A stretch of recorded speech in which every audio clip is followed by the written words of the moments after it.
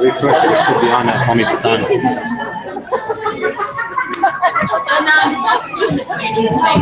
My sister asked me, I saw Beth.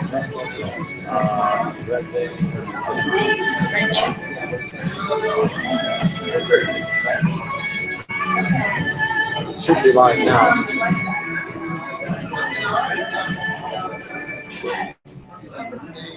Yep, I see you. What's on mine doing? I don't know.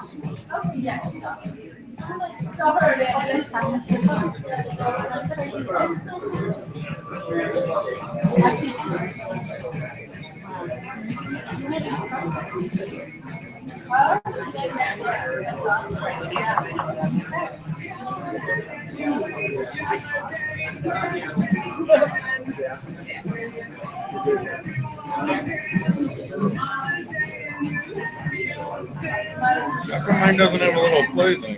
I don't know. Go back. Yeah. You have it on?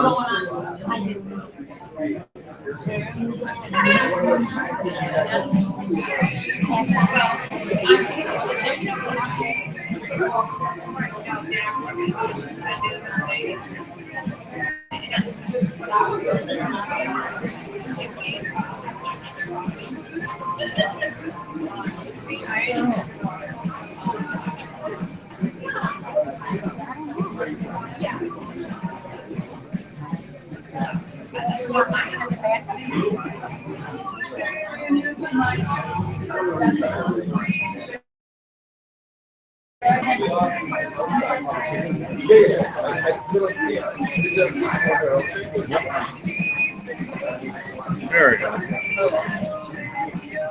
You have to hit subscribe. No, I didn't.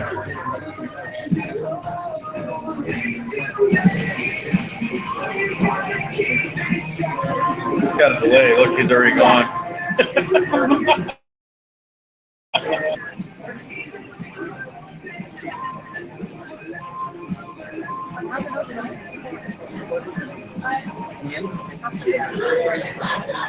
I was going to just record them talking. Because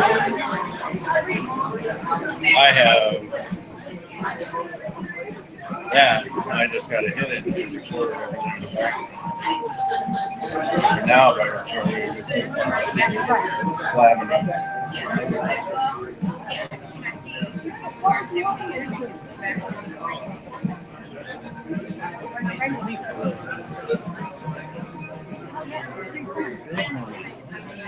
Money on my back.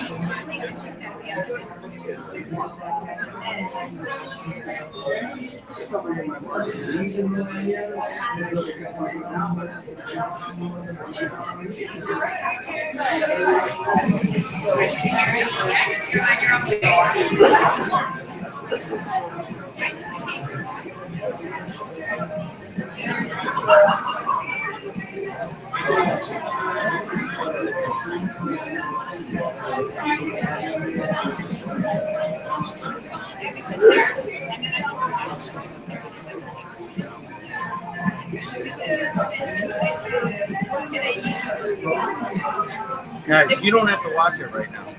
You're going to watch it here. Now that you know how to log into it, just do that when you get home.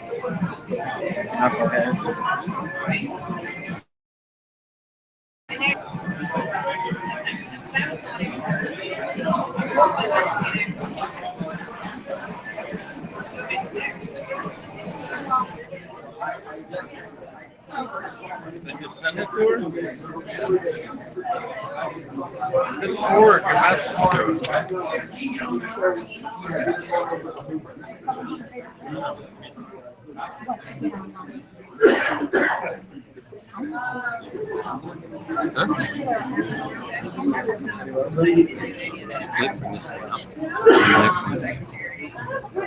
Oh, where's the clicker? Oh. Yeah. Am I bringing you up? Oh, they that.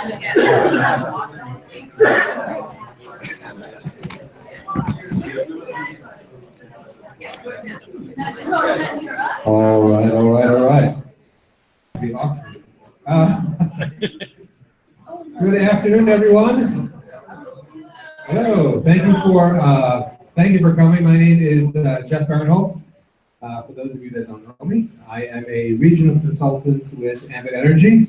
Very quickly, when I saw the opportunity, it made perfect sense to me, and so I jumped on board right away. I am an attorney by day, but I realized very quickly, I had lost my job in November, and I opened my own practice, but I don't get paid, and I was looking for a way to income, and it came along at the perfect time, and it's been a wonderful experience. I've been around since November. Couple of housekeeping rules. First of all, please make sure to silence your cell phones and any other electronic device. We will be having a break at, I think it's 4:45. There will be refreshments at the back of the room. There is water in the back on my right. If you need to use a restroom, the women's restroom is if you go out the door and make a quick left, is the women's room, and if you go out the door back towards the entrance, you make a right, the men's room. So just so you know, we have a packed afternoon today. A lot of information with some amazing trainers. I do want to take a moment to express my gratitude to all the trainers who are here, to my co-host, Yo-Yo Moore, who is a senior consultant with Ambit Energy. He has been my partner in helping us getting this meeting up and running, along with many of the people, Beth Corso, a lot of people from Erie, too many people to name, but we really appreciate them coming and helping us start this meeting and having our inaugural training event. We have a lot of information, a lot of great speakers. I'm really looking forward to it. I hope you are as well. So I hope you give your undivided attention to us. I'm going to bring up our first speaker. He is the person who brought me into the business, and he's a national consultant with Ambit Energy. He has won multiple awards, 5-star awards, trips. He wears the yellow jacket, which signifies that he has earned over $1 million in the business, and very fortunate to have him as my mentor in the business, and get to call him a friend, and I really appreciate that. So please help me welcome national consultant Hanan Oxenhammer.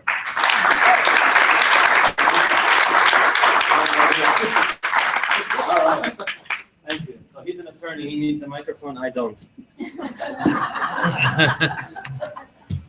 All right. I have a clicker. Oh, I do. Okay. Oh, that you need. Well,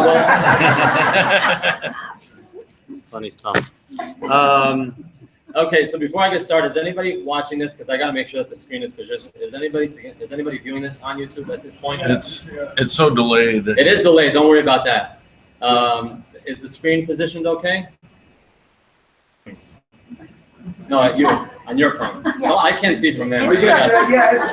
It's good. It could come up just a little bit. You want me to come up? No, the screen The back. screen come up. Back. That's the right there. Okay, but there's There? a little bit of a I gotta wait till little it bit gets of a there. delay. Okay, that's fine.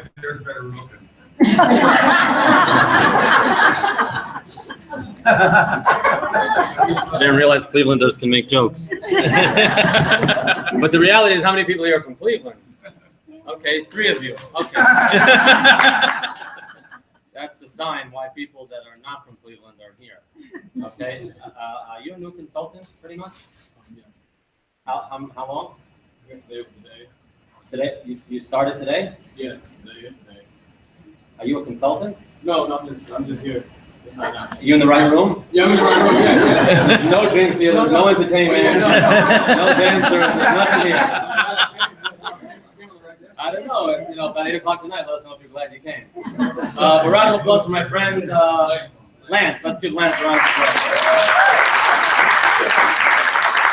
Lance Giants doesn't know that if you sit in the front row, you're going to get picked on a lot. So anyhow, welcome. Happy afternoon. I didn't realize it was going to be that hot. Is it hot in here? No, it's cool. Okay. So I did put up a link for those of you that are watching live on YouTube. It is a little bit of a delay. I apologize, but we're on the Wi-Fi from the hotel, so hopefully it comes through. If not, it's being recorded anyhow. If you don't have that link and you want to send it out to some folks from your team, just somebody next to you probably has that link, so just go ahead and send it out. So I'm excited to be here. I apologize for a little bit of a delay start, but we're going to get right into it. So very, very quick about my story. I've been with the company now for 9.5 years. I started this very, very much part-time back in November of 2007. I was introduced to this business by way of somebody handing me a flyer in New York, asking me if I want to pay less on my electric bill. I said, no, I don't do those kind of things. I don't want to have anything to do with electric. I don't save money. I like my company. I love them. I'm sure all of you have heard that before. And I came across this flyer a couple weeks later. I noticed the website address. I went online. I noticed a link to a website address, and I found myself taking a look at the business presentation, as all of you are familiar with. Maybe not Lance because he's here for the first time. And I watched it. I got excited, but I did not like that whole concept of network marketing. Obviously, fast forward, I decided that I do like that concept of network marketing, especially because it has to do with electric and gas in certain states. So I joined forces, worked this about 3 to 5 hours a week. And I want to tell you that what we're going to share with you here today with a couple of our great leaders who came literally from out of state. All of us are from out of state. Although, you know, Cleveland is becoming my second home. That's just because my aunt lives here. But anyhow, I'm gonna go through the very basic information of what we did and all the other leaders that are here today as to get to where we have gotten to, and obviously to where we can climb further up with the Ambit opportunity. This is not going to be a presentation or a training where you're going to be jumping up and down and stretching and, you know, a lot of motivation. I should not say that at the beginning, but I truly believe in giving you facts, bottom line, what you need to get you going. And you got to focus on the fundamentals. So test his goals and everything else, completely everything else is commentary. Now, understand that in order for you to succeed in any business, you have to have written goals. It says it right over here. I know some people like to take pictures or whatnot, but your success in Ambit will be largely determined by how clear you are about what you really want. Wanting to make a lot of money is not going to make you successful in Ambit. You got to know what you're going to do once you start having that money coming in and what the basic fundamentals are with you building up this business. When I started this business, I did not have the interest. Well, I shouldn't say I didn't have the interest. My goal was not to make $1 million or more. My goal certainly was not to walk around New York with a yellow jacket. Now I do. Okay, for those of you that have heard a little bit of that story, I'll go to the beach with my yellow jacket because it means something and it signifies. Fewer than 3% of adults have written goals that they work on in order to accomplish on a single day. Fewer than 3% of adults. If you take 100 adults, and adults I'm defining that by the age of 18 and above as what you want to accomplish in your life, about 3, maybe 4 of them are going to tell you exactly what it is that they want to accomplish, because people don't really know. Matter of fact, their 20s, 30s, 40s, and 50s, if they have any goals, and they're going to tell you what their goals are. The question is, why haven't you not been able to accomplish that up until now? My suggestion is for you to join the top 3%. Brian Tracy is a very known motivational speaker, personal coach, written a lot of books. He's one of the gurus up there together with Anthony Robbins. He says that there are 7 steps, 7-step process in order for you to be able to accomplish your goals. Let's go ahead and talk about them real quick. Number 1, you have to define what you want. I'm going to go through these. I'm not going to elaborate too much because we're going to talk about this as we go out throughout the day. By the way, we'll have you out by about 10 o'clock if that's okay. That's in the hotel. My flight's not till tomorrow, so I'm okay. If anybody is watching this, if I'm out of the screen, let me know. I don't know, but I'll go back and forth in between. You got to write it down. Okay, and this is in general. We're not talking about Ambit as of yet. Okay, these are for you to be able to accomplish what you want. You got to write it down. You got to set a deadline as to when you want to accomplish these goals. Well, I want to make $1 million. Okay, great. You want to make it in 5 years, or do you want to have it when you retire at the age of 65? Okay, make a list of actions, break it down step by step as to how you're going to be able to go out there and accomplish it. Number 5 is to prioritize your actions. What are you going to do in order to accomplish those goals? Number 6 is the first part of what's very difficult for most people, and that is to take action. At what point are you going to start working towards accomplishing your goals? And as far as I'm concerned, the last one on the chart over here is the hardest one, and this is where everybody fails, and that is to take action every day. Well, hey, the weather's nice, I'm going to go to the park, so I was going to go out there and talk to some people about what I want to do, but it's a nice day, I want to go relax. In Ambit, I'm just going to elaborate on this for a second. In Ambit, you cannot go a day without talking about what it is that you're doing. You have a business, you want to spread the word, you want to let people know what it is that you're doing. This is what we're going to emphasize on today. In Ambit, we have 7 steps. We're going to cover some of these. We're going to have some exciting tasks for you guys. I urge you to pay attention because there's going to be a quiz at the end of the training day. And those that fail will have to stay here for another full day. Not bad. Those who pass, some very unique gifts for you. Number 1 is your why. Remember, if you're putting that parallel to what you had before, what do you want to do and why do you want to go out there and accomplish that specific goal? In Ambit, what's your reason? Why do you want to go out there and build up your Ambit business?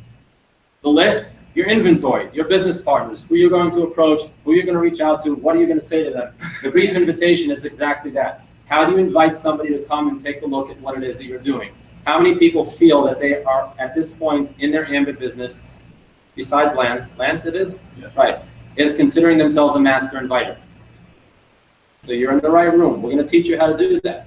And I'm not going to teach you something that was just made up yesterday. I'm going to teach you something that both myself and the other trainers that are here, the great leaders, that we've been doing all these years, ever since back in 2007.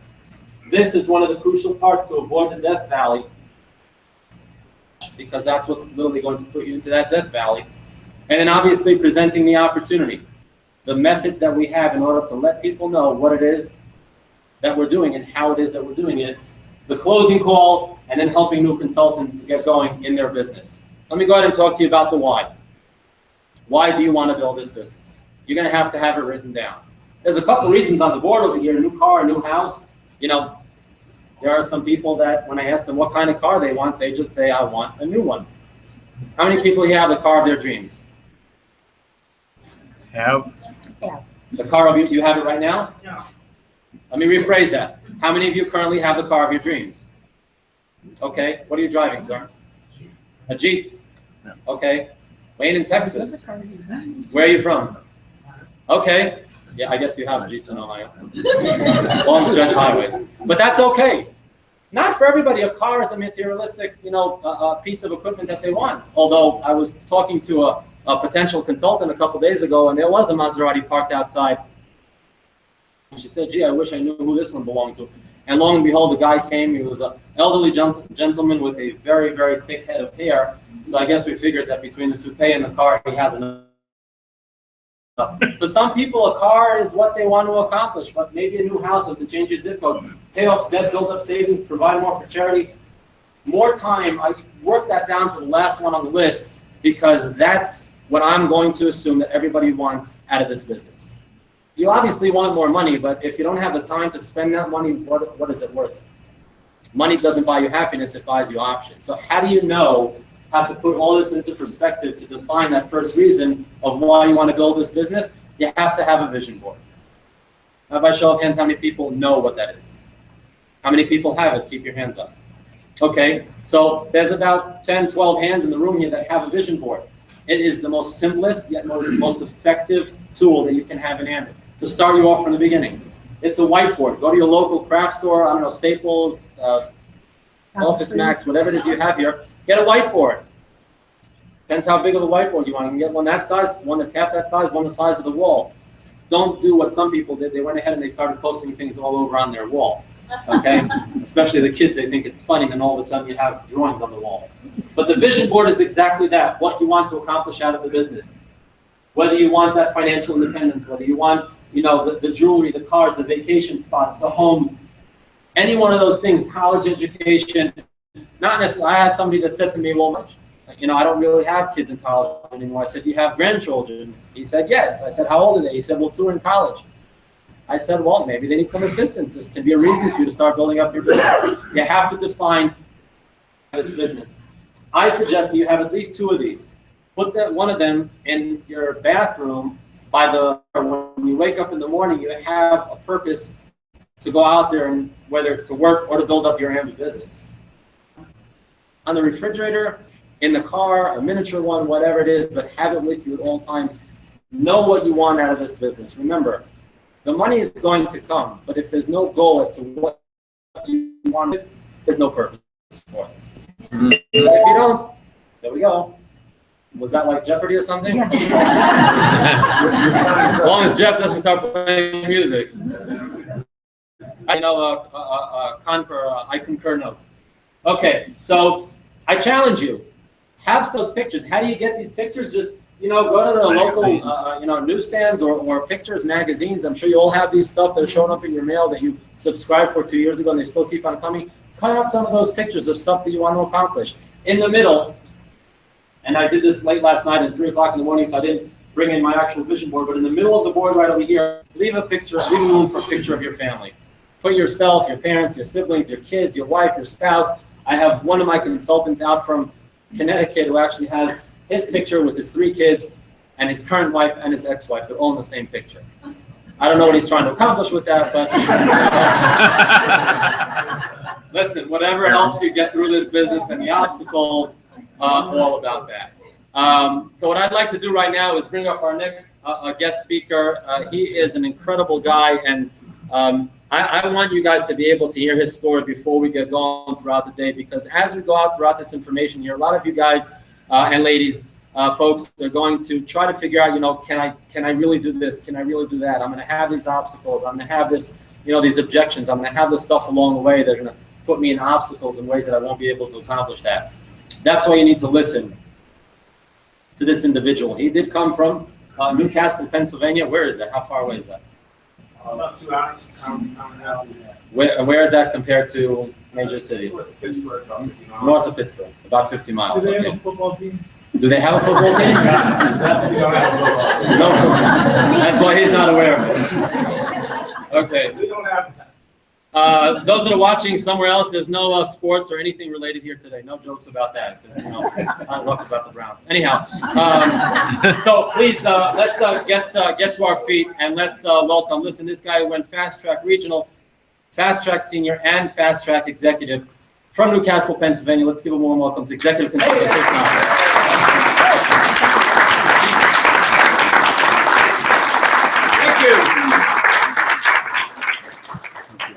Right here, and I won't even block anything. As you can see on board. Just being in this thing. Guys, thank you, Hanan, for that introduction. Thank you for being here today. So excited to learn from him today. It's actually the first time I met him. And first time us coming in this area, you guys ought to be super excited about what's going on in this Northern Ohio market. If you're not, I'll be for you. Let's give him a hand for that. Guys, my name is Chris Niles. I'm an executive consultant. I got this business started about 3 years ago, and I just want to tell you a little bit about my story, tell you a little bit about the obstacles I faced, started, and hopefully you can relate and get some value out of it. And understand we all have 24 hours in a day, and you know, guys, I always joke with everyone and say I have 12 hours in a day, because everything I got to do in my life takes me twice as long. You take for granted the little things. It just takes me some extra time to get up during the day, to get out and get working on this business. So a little bit about my story, guys. About a little bit over 6 years ago, it was March 3rd, 2011. I was in a tree cutting accident. I worked in a correctional facility for about 15 years of my life, and I woke up that morning. I took my kids to school, and guys, I was burned out of my job. Can anybody relate to that a little bit? Burned out of your job? How about if you worked at a jail? Would that burn you out a little bit more? Just thinking about it? Yeah, it does. Definitely burned you out. And guys, I honestly, I asked for a better path in life. I did that morning. I was tired. I built a new home for my family. You know, money was tight with that. And, you know, I pulled home, and I remember the exact spot in my driveway where I said, something got to give in my life, because I can't go any harder. I was so tired, guys. what you wish for in life. About a half hour later, I was working on a project in the house, and something led me astray into the backyard. I don't know what it was, but I had a storm damaged tree in the back of the property, and I have two young boys. At the time, they were young. They're getting older now. They're 17 and 14 now. But I was scared to death that they were going to be playing around that tree. So I went out back that morning, mindlessly cut down this tree like what I've done my whole life. It was just another day of just doing that stuff. I've always done that stuff. And guys, it slipped, twisted, turned away from me. It woke me up out of a sleep. I was like in a sleepwalking. And I turn around, and when I tell you I never ran so fast in my life, I never did. I was scared to death. And when I was running, the tree actually followed me right in step where I was going, hit me in my back, broke my back instantly, fell on me, and I was trapped. And guys, I was home alone, nobody there. We live out in the woods, 500 feet from the road, dead quiet. I just laid there and prayed somebody would find me. Didn't have my phone on me. I always have my phone on me. Come on, we all have our phones on us all the time. I didn't have it on me, and guys, I just laid there, and I'll tell you what, I'll never forget, the sun was shining that day, the ground was so cold from the frost, and I just lay there and survived. And I'm like, I'm gonna get out of this. I gotta get out of it. So about 4 hours passed, and I heard gravel come up the driveway, and my stepfather found me. As soon as I heard that gravel, I was like, thank God. They come back, and everything happened so fast. Guys, I was life flighted to Pittsburgh. I needed to be in Pittsburgh. You know, my family was in a room with me, and the doctors come in and said, doctors told me, you know, you're never going to walk again. And my family broke down and they cried. And I looked up at the doctor and I said, work tomorrow morning. That's the good thing. And these guys are like, look at this kid. That's my spirit. I've always been like that. I've always been, look for the silver lining. Nothing's going to stop me. And, you know, I got handed this. And, guys, I turned a tragedy into triumph. You know what I mean? And I'm just moving forward with it. So to tell you a little bit about, like, building this business and how I built it, you wouldn't believe the last few years of my life, the medical problems, the things you deal with when you overcome, when you have paralysis. I'm in and out of the hospitals constantly. I've had several surgeries that landed me in a hospital bed for months. Guys, I built this business all throughout that time. I had to do 60 days in a nursing home after a surgery. And guys, I had all my notes, all my lists. I laid there every day. I followed our system. Simply just putting names down on a piece of paper. Everybody I met, everybody's a prospect in this business. I had doctors coming in and out, nurses coming in and out, people cleaning the rooms when they transferred me from hospitals. So we had an amazing promotion during simulcast a few years ago. It was no cost to get in this business. And I was just about to go in for that surgery. And I was so sick to my stomach, I said, how am I going to build this? Well, I'm going to lose the promotion. From that bed, with the help of an 89-year-old consultant, who was one of my seniors that pushed me executive, we enrolled over 100 people in my senior code in 2 months. Okay? And I'm telling you that because every minute, every day, keep a good list. Keep people on that list. A brief, short invitation. Get people in front of the information. Okay? All day, every day of your life, you guys should be talking to everybody you roll into. So, you know, I hope you take from that just don't take for granted having all that time in your day, where there's so many hours, guys, that are just wasted for me, and I have to make it the best. I got to get on the phone where I'm at, like laying in my house. So I'm going to jump through this right here. 5 ways to overcome adversity. Guys, you got to have the right mindset in this business. A negative mind will lead to a negative life. You got to get around positive, light-minded people, because it will frame the triumphs or tragedies of your life. Also, please stop making excuses. Get to work. Get to work. Every excuses are the lies we tell ourselves when we're too afraid of the future. Have faith. Faith in God, faith in yourself. Trust yourself. Trust the leaders around you helping you guys build this business. Faith in Chris Chambliss and Jerry Thompson. These guys are incredible leaders with this company. And don't take no for an answer. Now, I'm not telling you to go to jail here and get PFAs put on you, okay? I'm not telling you that. But I don't take no for an answer, okay? Everyone can participate in this. No doesn't always mean no. It means not right now. There's always a time for this. And listen, we don't ask people and beg people to join the business. We ask them, we want to get them in front of the business. We fight for that invitation to show them what we got. People can get in where they fit in with that. And also, each success, anybody in this business, let each success energize you, whether it's enrolling a customer, enrolling a consultant, Every little victory, putting a name down on paper, booking an appointment. All right? Keep your mind in that world. Anybody here, who lives in the tomorrow world? Let's be honest. Come on. How about when we build the business, we're all like, I got to call them tomorrow. We all do that. Well, you know what tomorrow is? It's a mystical land where 99% productivity and all that, that's where all that's stored. You know what you guys got to do instead of saying tomorrow? Go do it today. You got to do it today. Because let me tell you what's going to happen every one in this room, and I promise you this. You're going to come into your local VP, someone you had on your list that you were going to get to tomorrow, you're going to see him in the room. And coming from someone that's built this business for a few years, it's going to make you sick. Because you said, man, he was on my list, and I could have gotten him with me and my business. So do what others won't today, so you can live like others can tomorrow.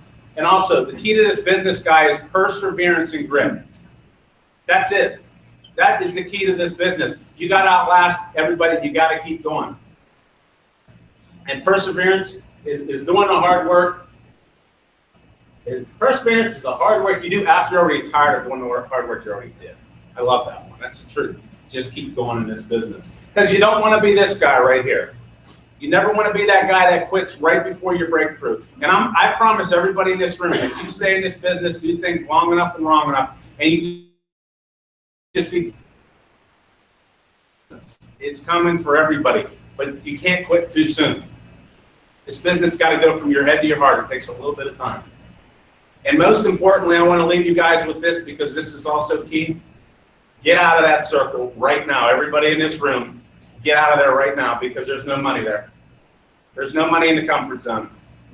You should be uncomfortable when you show this. If you're uncomfortable when you're showing this business and push and play on it, you're in the right place because you can't deposit excuses, right?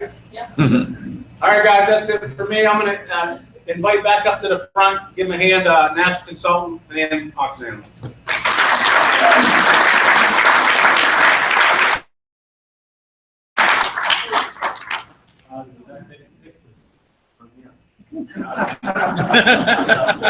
Let's give a round of applause for the first thing. Okay, so yeah, I have to take that picture. Make sure that this is done. Okay, good. All right, guys, I think that, hearing Chris's story and realizing determination, it's all about perseverance. It's all about sticking to, positive-minded people. I mean, people that have the same goal in mind. You're not going to be successful if you're going to hang out with the people that are not positive, with the people that are negative, with the people that are always complaining and moaning. Okay? So to hear from Chris and understand that this is a business that will allow you to just, have those barriers broken to be able to accomplish what you want to.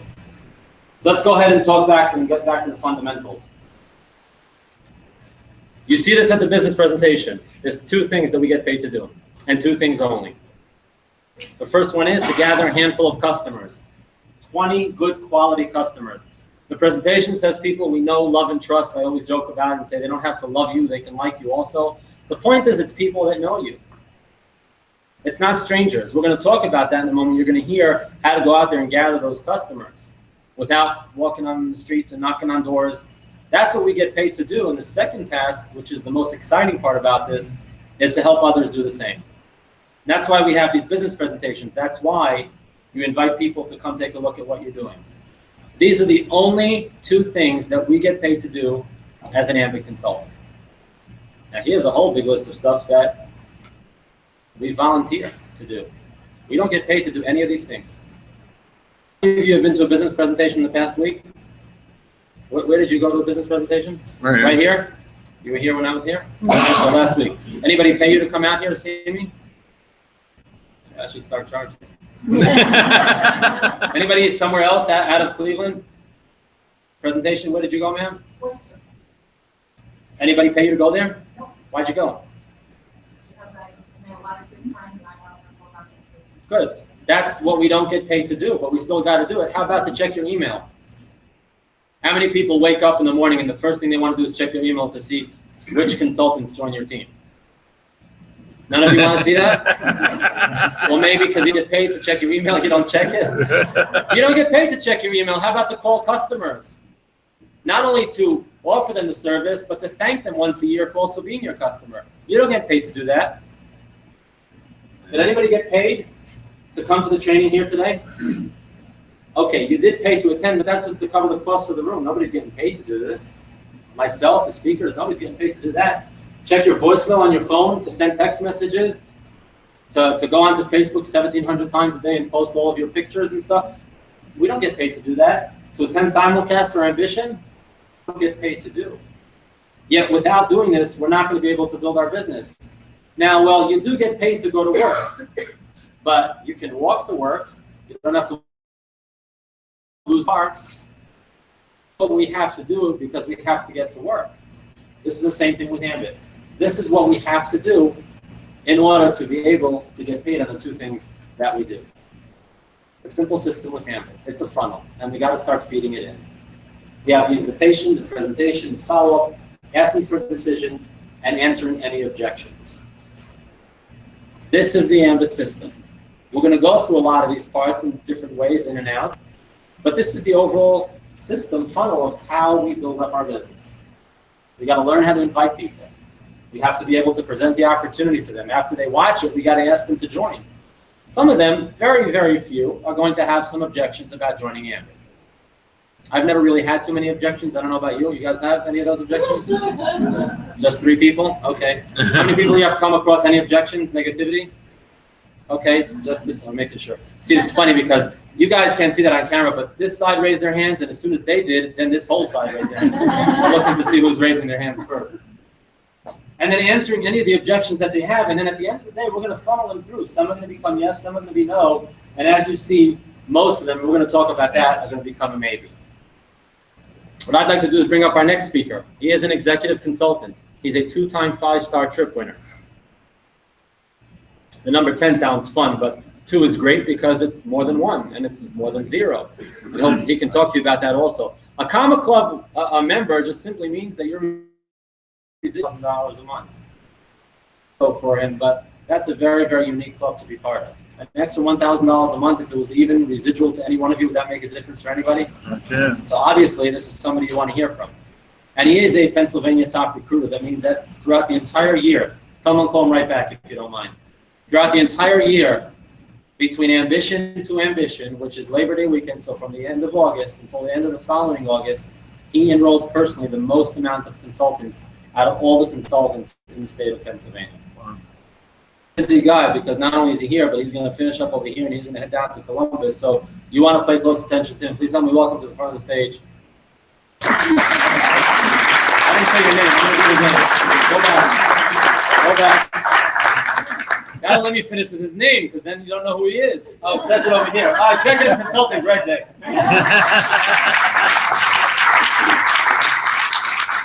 Hey guys, how are you? I wish I could say, I saw this and I just jumped right on board. It didn't happen that way for me. It was actually one of those ones where you hear right there that really was my home phone number. I was sitting at home one afternoon and Comcast, thank God we have Comcast, because I was a small business owner. I don't answer my home phone. 2 people call me. 1, I owe money. 2, it's a telemarketer. They want to sell me something I don't need, so I never answer it. I love my phone. If your picture is not to. So anyway, up there in the corner, so I have a little farm that sits in Western New York, and it's 716, and I said, well, somebody could be running down the street with my TV, or there could be smoke coming out the window. So I grabbed the phone and I said, hello. And the guy on the other end there says, Richard there. And I said, there is a God. It's a wrong number. I said, buddy, you have the wrong number. He says, no, I don't. I looked at the phone. I knew it was going to be a weird wrong number. I said, you most certainly do. He said, no, Richard Day has been my customer for 20 years. I realize it's my landscaper, the guy who plows my driveway. I said, Jim Mason, what do you want? He goes, I'm looking for your, he said, who's this? I said, it's Greg. He said, I'm looking for your dad. I said, really? He said, yeah, he's super successful, small business, retired. He's always talking about opening a bar or a restaurant. Kim and I have found something we want to run by him, but since you're on the phone, why don't you go ahead and take a look? Second choice.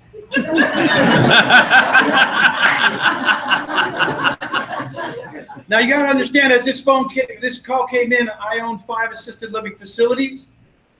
I'm a national college soccer official.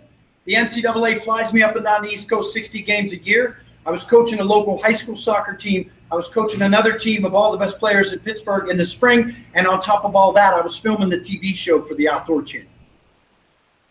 I had no time, so I walked in the kitchen. My wife was conveniently working on the laptop. I said, "You hear the phone ring?" She said, "Yeah." I said, "You're not going to believe who it was. It's Jim Mason. He wants you to look at a video." See, because I'm a typical guy. I don't want to watch the whole thing. Just give me Sports Center.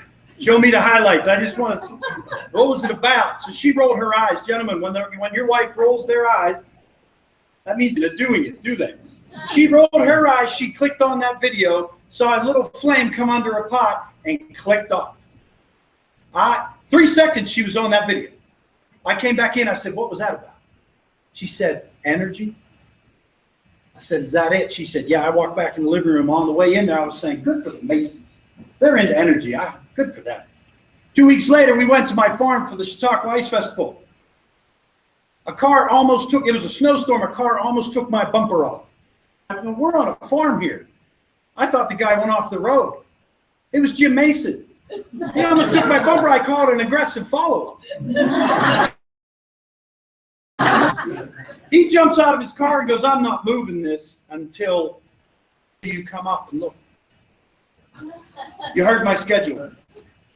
My landscaper wants me to come up to his house when I got 3 days off with my family after a schedule like that. I sat in that kitchen like this. "Hurry up, get done.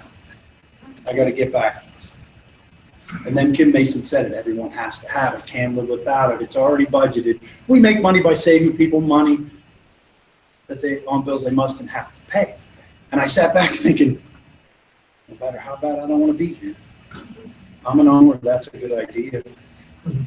I'm not having to sell a pill or a potion or a lotion. I don't have to buy anything. We're just saving people money.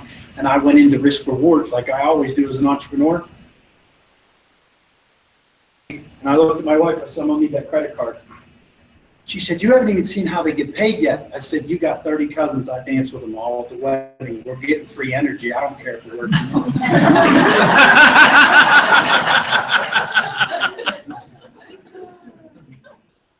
Started in Ambit Energy. Now, as I've been in Ambit Energy, I've come across some objections in being bold with the opportunity, and that's what I'm here for today. Now, what do we do? What do we do? Keep calm, follow the system, right? We make a list. Hanan has gone through this a little bit, but I'm going to boil it down to 4 things we do. We do a list, we do an invite, we do a present, and we do a 3-way call. What do you do out of those 4? No, you don't. No. You make your list and you do the invite. A tool does present and someone else does a 3-way call. So why would you put any energy or worry about concerning? Can you change what someone thinks when they watch it? You can't. So I'm a big believer in keeping things simple. Control what you can control. Can you sit down with a piece of paper and don't give me Facebook? Well, I've got 1,000 friends on Facebook. No. I've got 2,000 contacts in my phone. No. Sit down with a piece of paper and a pen and build a list. Do we buy anything in this? I was doing a training in Binghamton. I said, the first thing we do is we call Eric Johnstone and we order 150,000 kilowatts and we have that delivered to our garage in Ambit Energy. And then we get a generator, we drag it to our 20 customers every month. We don't do that, do we? What's your inventory? Your list. Everyone goes on my list and nobody comes off. How many in here are working a list and when someone says no, they draw a line through it? Or if someone comes on as a customer and you draw a line through it. No lines on my list. The only way you get a line through your name on my list is if you're in my back office as a consultant. See, I've had customers come on board and they've noticed the card change and the zip code change. I'm like, what? How come you sold? Well, you know that thing? Really, I'm coming on board. And then the other ones that have said no, so many people in direct sales. How many of you have heard this? Some will, some won't, so what next? Yeah. Let's change that with Ambit. Some will, some won't. Hey, can I stay going for me? Guess what? 98% of them will say, yeah, sure. Gave you permission to drip on them. All right, 2 stories about the list. I had a gentleman work for Johnson & Johnson. I joined Ambit Energy. He was my partner in the outdoor video for the outdoor channel. We flew out of Pittsburgh Airport on the same day in September every year, first year. I said, Ambit Energy, you got to see this. You got to sit down with me and take a look. Look right down. He's a worldwide manager from Johnson & Johnson. He looked down his nose. He says, good for you. But that's nothing I would be interested in. Fine. The next year, same airport. I said, look, I'm in the top 3% of the. Good for you. His wife played around with the idea of maybe doing it. Was he off my list after he said no too? The next year, I slid the magazine across the table. My picture was on it. I said, here's what's changed in 3 years. I said, I'm making thousands and thousands of dollars of residual income. You're losing your job with J&J on Wednesday, and they're suing you for your severance. You know what he said? I'm in. And he apologized for being an idiot because he should have plan A, B, and C going at the same time. He apologized. See, if I had taken him off my list, would he be? And oh, by the way, when he said no the first time, it was my MC code. The second time he said no in my SC code, guess where he said yes? Easy. EC code, baby. I said, thanks for making me more money than you would have. So, important, and it's ever growing. People go on my list every day. My list is bigger now. That's my inventory. It doesn't cost me anything. I can control how big I make that list. But for me, the wheelhouse in this business is the invite. Period. End of story. All right? If you have that list, and let me tell you something, I stand here as an executive consultant, top recruiter, and tell you I was the worst inviter on the planet. The first 10 people I invited are still running. If they see me at the supermarket, it's down 2, they're flanking and trying to get out the door behind me. Because my invite in the beginning is this. It's Ambit Energy. It's saving people on money. It's free energy. It's Jerry Thompson. It's Chris Jennings. It's Slurpees. It's 7-Eleven. They didn't want to do it for some reason. I don't know why. And I called the little guy from Texas and said, this won't work. And he said, what are you doing? I said, well, tell them all about it. They don't even want to look at it. He goes, stop talking and start showing the plan. Right? And I realized I became a militant inviter on that day. Right? So we talk about the invite a little bit. Oh, we're going to go back. We talk about the invite a little bit, right? My keys to my invite, and I say that it is the whole thing, and you'll be horrible at it. But you have to say to yourself, do you want your success? Do you want to become financially free from this business? I tell you, perfect the invite. Perfect the invite. Okay? You're not going to be good at it. It's just like anything else in life. Everywhere you guys work right now, you could walk in that place, you know it, inside and out, don't you? If you've been there for a long time, you know where every paperclip, every form, you know exactly what's going to happen in every step you take during the day. In Ambit Energy, this is new. That comfort zone is the invite. In the beginning, Jim Mason was telling me how he was able to glasses of wine to invite people he was afraid to invite. I'm an alcoholic. I've been sober for 14 years. Let me tell you something. When I was bad at the invite, I'm looking at going, if I could just drink one beer, I know I could call somebody. See, that's that comfort zone thing. And you got to say to yourself, can I get good at an invite? Can I get good at an invite? Right? And I say, my simple invite, and I teach my team 3 things in the invite. Favor, and it may or may not be for you. 3 things that compliments. The compliments is why you're calling them. You know, if you're saying somebody, I call Bob, hey Bob, the reason I'm calling, you're a super successful businessman. I am not even able to see Bob, but Bob's chest is going. Darn right I am. That's why you're calling me. So I'm giving him that compliment, right? That's why I'm calling. I need a huge favor, Bob. Bob's a friend of mine. He's going to do me a favor. This is something you may or may not be interested in, Bob. But you may know some people I need to talk to. Can you give me 15 minutes of your time, Bob? Rock solid. Right? And if someone gives me that, what is it, what is it, what is it, what is it? My go-to question is this.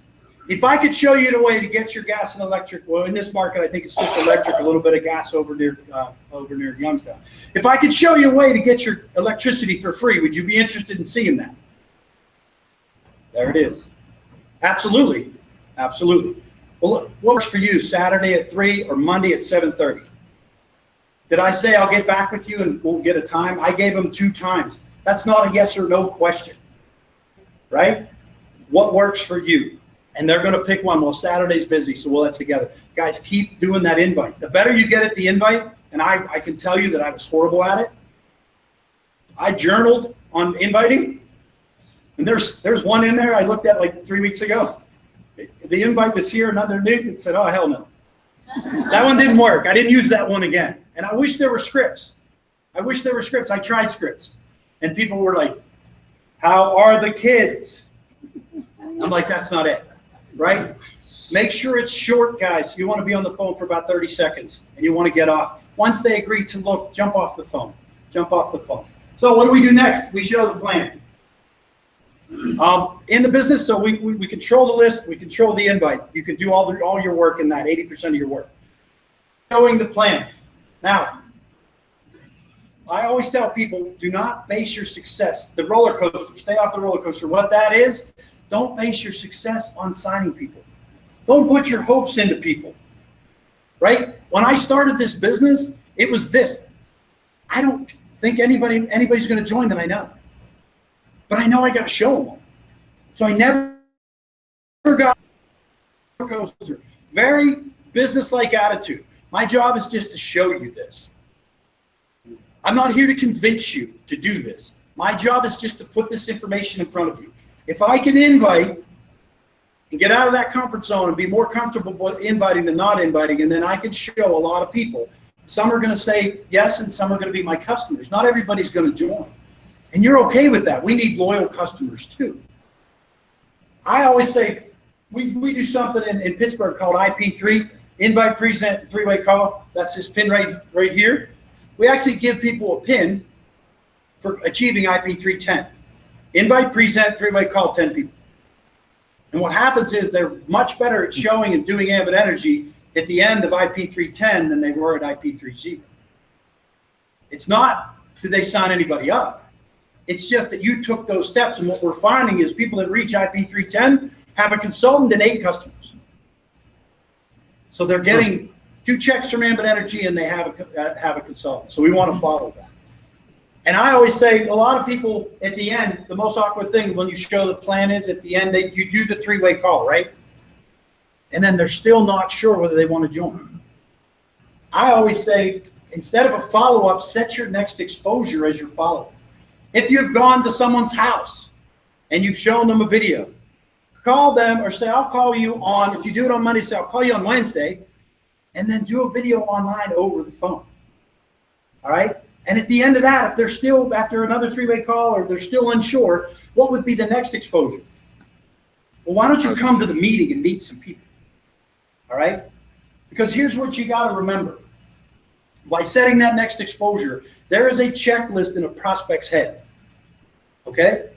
All right? Everything you do from the time you call your prospect, that's a checklist in their head. So think about it. You call, you get to the phone, and someone gives you a short invite. I could do that. And then you proceed to show them a video. Your prospect goes, I can do that. And then a 3-way call comes on and handles the objections. And your prospect is saying, if he did it for Beth, he's going to do it for me, or she's going to do it for me. Check. And then they walk into a local business presentation, and I've had multiple people say, is this here? Uh-huh. I mean, all I got to do is drag a few of my friends, and you all explain it for them? Uh-huh. Guess what in their checklist? Check. See, the process of duplication is this. Everything we do, the person can do. The prospect checks off their checklist. Very important to maintain that simplicity, because I know I in the beginning, I taught people in the business. I'm a college referee. I had a game, I live in Pittsburgh. I had a game in Buchanan, West Virginia. That's 2 hours and 15 minutes from my house. Got in a car with the referee, and I talked about Ambit for 2 hours and 15 minutes. We finished reffing the game. I got in the car, and I started talking about Ambit Energy again. And 10 minutes into the drive, he said, listen, I'll sign up if you don't say another word about it. And then he did. He signed up, but he didn't do very well. Why? In order for him to sign somebody, he had to get somebody in the car for a 2-hour ride. See, it doesn't duplicate. So the next thing we want to talk about is the objections. These are my favorite. As you build this business, there are so many positives. You meet positive people, you get positive responses. To me, the fun part is dealing with the objections. I enjoy it. Now, we're all going to start with the objections. Three-way call are going to handle most of them. Three-way calls over, and maybe your second exposure with someone, and they're giving you this back. Money, time, and it's a scam. Those are the three most popular ones. Thanks to Ambit, at $100, money is not an option. And if money is an option for someone, the quick response is, how does that feel? How does that feel? You're 45, you're 50, you're 60 years old, you're 27 years old, you don't have $100 to start a business. How does that feel, and how does that change? For me, anyway. I don't have that as an issue very often. Time. Everyone's like, I don't have time. I had a gentleman for someone, and he told me, I said, well, let's get this out front. You want to make more money? He said, yes. I said, you don't have any time. He said, I do this, I do this, I do this. He had almost every minute of every hour mapped out. I said, well, this is it then. He said, what do you mean? I said, it's all you can do. He said, what are you talking about? I said, would you agree that you could scratch out 15 minutes a week? He said, yeah. I said, I'm going to help you sponsor a few people. I said, and they're going to put 15 minutes a day in. I said, now you're going to have an extra hour a week. This is the only thing you can do to make more money. You see where you're at here? And he goes, you're right. That's the only thing I can do is get something started with you. And he consultants, and they're all doing 15 minutes. How much time did that guy do? His schedule. And he's making money even though his schedule didn't change. So there's ways to handle the time issue. That's how I usually handle it. And then my favorite, in the ending, and I always end with this, I learned this from a girl who chewed her boyfriend up at a business presentation. She wasn't even in the business yet. All right?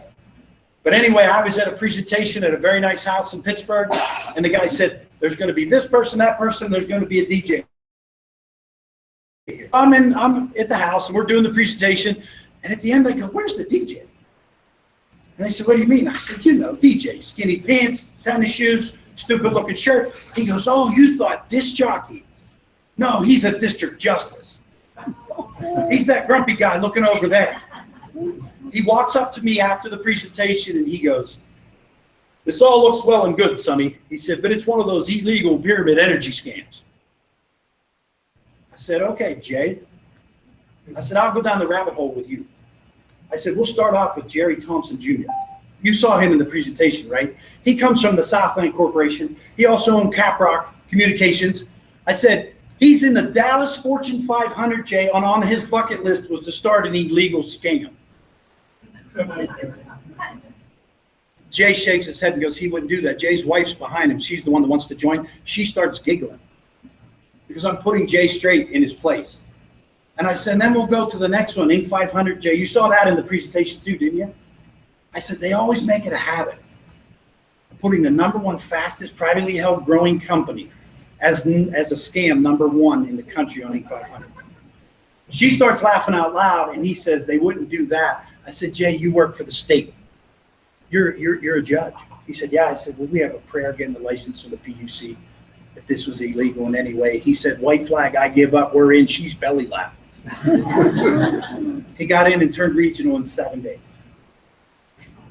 So guys, what I tell you is be very confident in this business.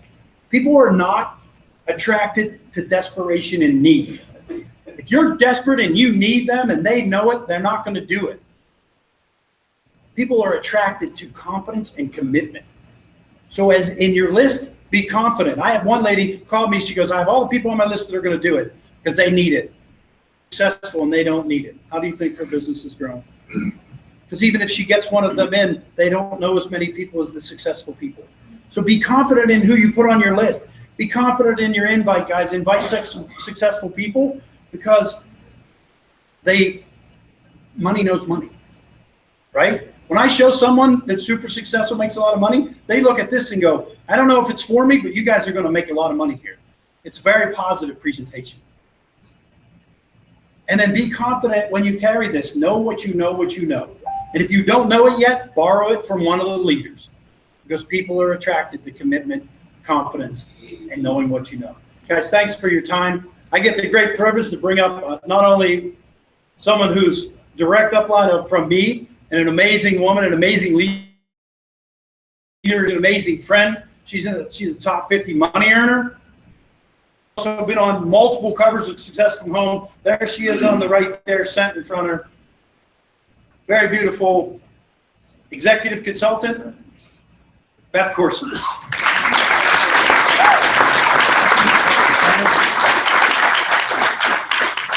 Oh, and Greg, the check with you. Those introductions, right? Welcome. I want to first of all commend all of you for taking time out of your Sunday to be here. Give yourselves a hand. It takes commitment, all right? And you're going to hear a lot more about commitment today. You know, Greg was talking a little bit about this. Just to give you a little brief overview of myself, as many of you don't know me, I don't know many of the faces here. Oops, I need to slide over. Where do you want me? Right here. Okay, great. So background of myself is I own a business. I own a consulting brokerage firm and have done very well for myself. Never thought in a million years I could ever find anything that would replace my income. We're talking that I made. By the way, it was a residual income also. I did something once and I got paid. When I saw this, it made sense for multiple reasons. But I understood money. I understood that residual was huge. And guys, we got started. But I'm going to share something with you on how you want to think about building a business, all right? A lot of people come in and they say, man, this is going to be so easy. I know hundreds of people. I can go grab 100 customers right now. Really? See, our job isn't to be customer gathering machines. It's a combination of consultants and customers. Would you not agree? Yeah. Okay. A lot of times the question is out there, which is more important, customers or consultants? Both. Absolutely both. All right. So let's walk through this here. The most important thing that you can do when you get someone signed up is to what? Get that initial investment back, right? Mm-hmm. All right. They invested $100. Let's get it back. You can do it in your first 48 hours, guys. Who's going to be your first customer? Yourself. Yeah. If you're possibly in an area where you can be, you want to be your own first customer. All right. All we're doing are two simple things.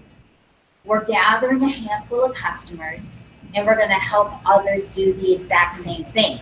So 48 hours, you're going to put yourself in. You're going to go to a couple of people.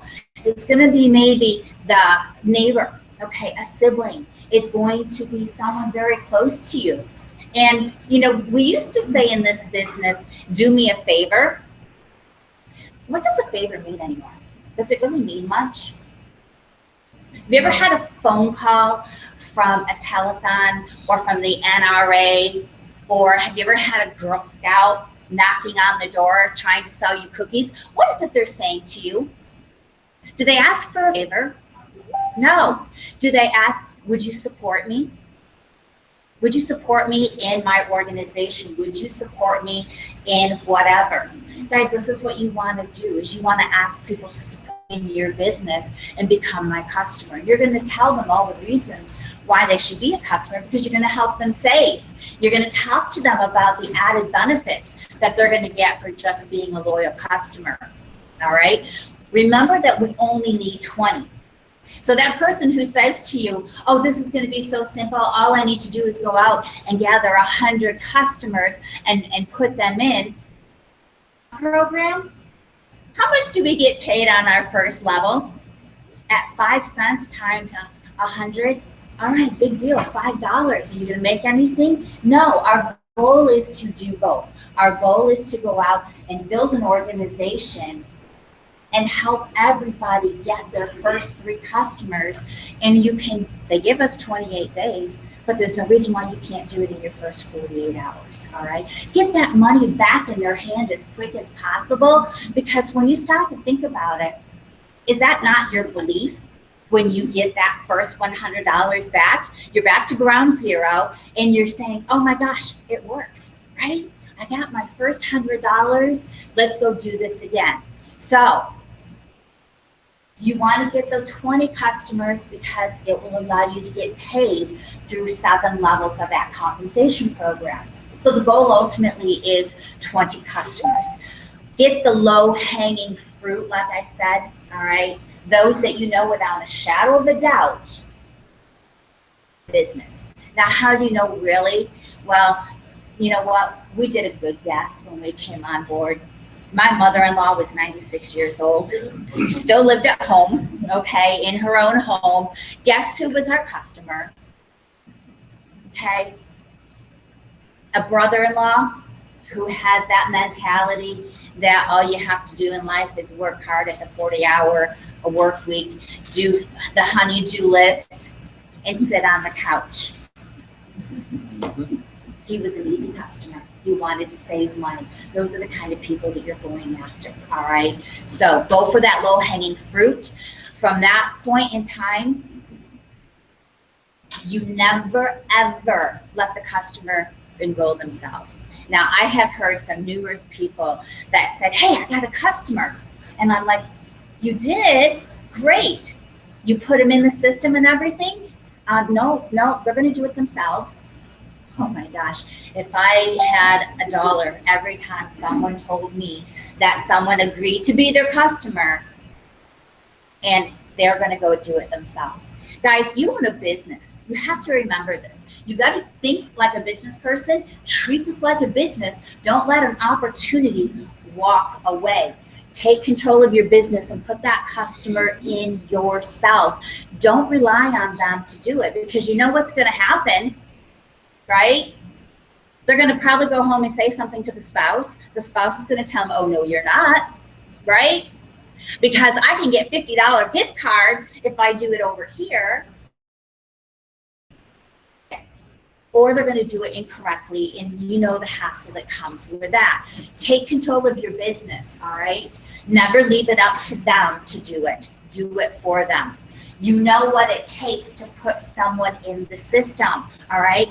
Follow that bill. Get a copy of the bill, guys, because if someone's name you know as John, but maybe their real name is Jonathan, and on the bill it says Jonathan, and you put John in, guess what happens? It's going to get kicked out.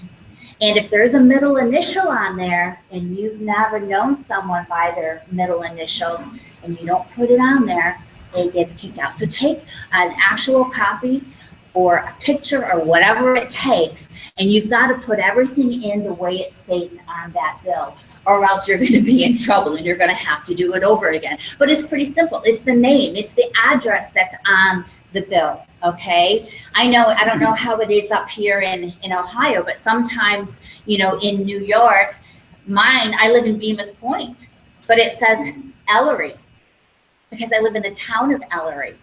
I would have crossed it out and put Bemis Point. You can't do that. You have to put exactly what's on the bill, all right? In Texas, it's a little bit different. So if you are gathering those Texas customers, remember that they do things a little different in Texas, okay? Yes, things are bigger and better in Texas because it's a little bit harder to get a customer in Texas because they do have contracts. They do have to go through that little credit check, and they're going to ask for the social security number, and they're going to ask for the date of birth. And if the credit doesn't come back so good, then they have to put down a security deposit, all right? So that's what's different in Texas. Other than that, everything is pretty much the same. So when we get that customer put in, the next thing is you want to do is you want to make sure everything goes smoothly.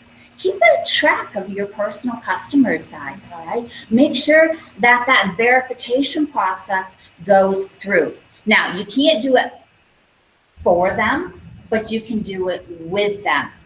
Don't put a customer in and say, okay, now here's the number that you need to call.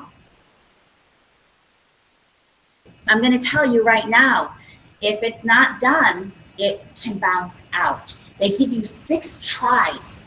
They're going to call once in the morning afternoon, in the morning on the second day, once in the evening, okay?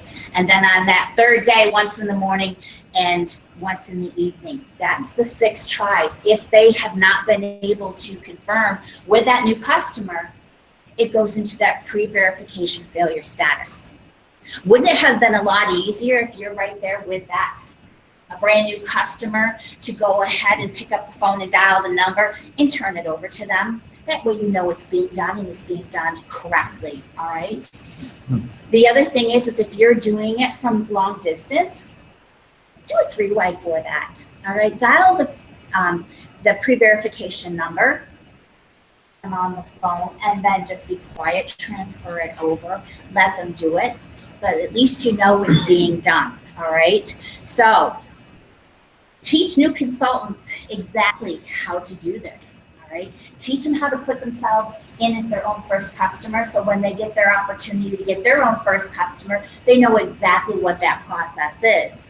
Watch the color coding, all right? Make sure things are progressing as they should be. If for some reason it goes into that failure status, a lot of times I'm checking what's happening in my CLB page to make sure everybody's getting paid, and if I see that, I pick up the phone and I call that consultant and I say, hey, Catrice, I noticed that one of your customers just went through a failed status.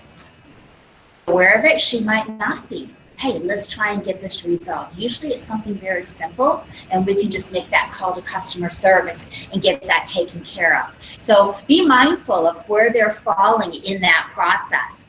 And then remind customers on an annual basis, or depending on where they're at, you have a 3, 6, and 12-month opportunity here for electricity, correct? Okay, you want to be mindful of how your customers are coming up for that renewal. Ultimately, that renewal, who does that fall on? No, the customer, okay? They're going to get notified numerous times. They're going to get notified 90 days out, 60 days out, and 30 days out that their renewal is coming up. If they don't, they are going to fall to a variable rate. They have the ability to lock it back in, all right? But they're going to go to a variable rate for a month. And you don't want that to happen. You can go into your power zone and set an activity to say, notify me when my personal customers are coming up for renewal. All right? I encourage each and every one of you to do that. You can only do that on your personal, guys, all right? But you do want to make sure that those customers are getting through the system for that renewal, or they're not going to be very happy when they fall off their rate and go to a higher rate, okay? So make sure you follow that through. In Pennsylvania, all right, it's a 12-month. So if you have customers, and I know we've got people from Pennsylvania here, it's a guarantee, all right? So they're locked in for a year. And after that year, yes, you're going to want to make sure you get them. And if you're from New York, yay, we got it easy. Okay, we have no renewal process. All right, we've got a guaranteed savings. We don't have to renew anybody, so it makes it really, really nice. But just be mindful that ultimately it falls on the customer. They're going to get that notification. But remember, this is your business. Yes, you have to renew them in Ohio. They have 3, and a 6, and a 12-month rate. So you'll have to renew them as they come up. And when I say you, not you personally, but following. It's your business, remember. Think like a business person. You want that customer retention, so make sure you help them go through that process. Now here's something. Has anybody ever received a thank you card, a handwritten thank you card in the mail? How does it make you feel? It does, doesn't it? If you see one come through that's computerized, it's not so special, especially when you see that address label, on it. It's like, oh, big deal. I get them all the time, and my husband hates to hear this. I get them all the time because I shop really, really well at this specific store. And I'll get one when on this coming week, because I just did some damage there when I was in Ohio, okay? So I get a handwritten thank you card, and it does. It makes me feel special. Hey, they appreciate my business. How about doing that for your customers? As soon as you get that customer, send a thank you. send a handwritten thank you card. I order mine right from the Ambit store. It has the Ambit logo on it and they're blank in the center. And just put how much you value them, you know, for being your customer, that you truly appreciate, you know, their support. Keep it plain, keep it simple, but do that handwritten thank you. All right. You also want to do some additional ones throughout the year. How about a nice one at Thanksgiving time? Okay. And I say Thanksgiving because at Thanksgiving time, nobody's expecting a card, but they are at Christmas, right? And it just gets lost in the pile of Christmas cards. So I like to do one at Thanksgiving because I'm truly thankful for my customers. And what I'll do is at renewal time, I send another one. And what I do in renewal is a little bit different. I thank them for their loyalty, for being a customer for the last, you know, however many years that they will process. I also will put a little flyer in there that says, hey, remember, you have the opportunity to earn free energy. It just takes 15 referrals. Give me a call or let me know if you can think of someone that would like to save money like you have. The other thing I do is in my little letter that I send to them, I show them exactly how to go in and check how many points they've earned over the last year. They forget about that piece, guys. They forget about all these points that they've earned using kilowatts or therms of gas that they can use for a trip. So I remind them how they can go in and check into their back office, per se, to see how many points they've earned. And in that little, I print out all the different locations that they can go to and how many points it takes. So it's a reminder to them, wow, I really am getting something out of being their customer. Does that make sense? Okay, so remind them all of that. And then always ask for referrals. You can ask for referrals right in that, and that's a great way, you know, to get another opportunity to show the plan. If someone gives me a referral though and they turn out to be a customer, guess what I do? It goes under that person, okay, who gave me that referral. I don't take him as my own customer. I put him under them so I can help them get that free energy. But guess what happens if someone sees this as an opportunity for themselves? Show them the plan. I'm not going to just go ask them if they want to save money on their energy bill. If I hear someone sees this the way that we did, I'm going to pick up the phone, thank that person for sending me that referral, and say, oh, by the way, you know, they looked at this as an opportunity to make money like we're doing, and they saw it. They want to join me in business. But I'm going to ask you first. This could be your first consultant in your business. Would you like to get started and already have something going? Give them that option. If they say no, then guess what? It's fair game. They're yours, all right? So don't let an opportunity pass you by. The biggest thing is, I remember, we just want to get those first few customers in the first 48 hours.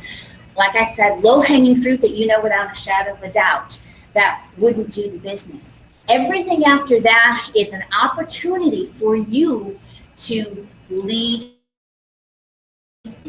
99% of your time showing the plan.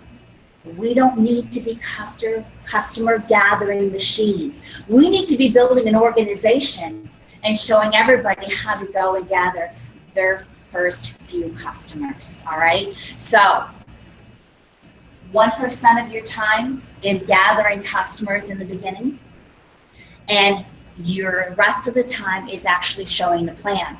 So guess what happens? This is why your why is important. You're out showing the plan to somebody.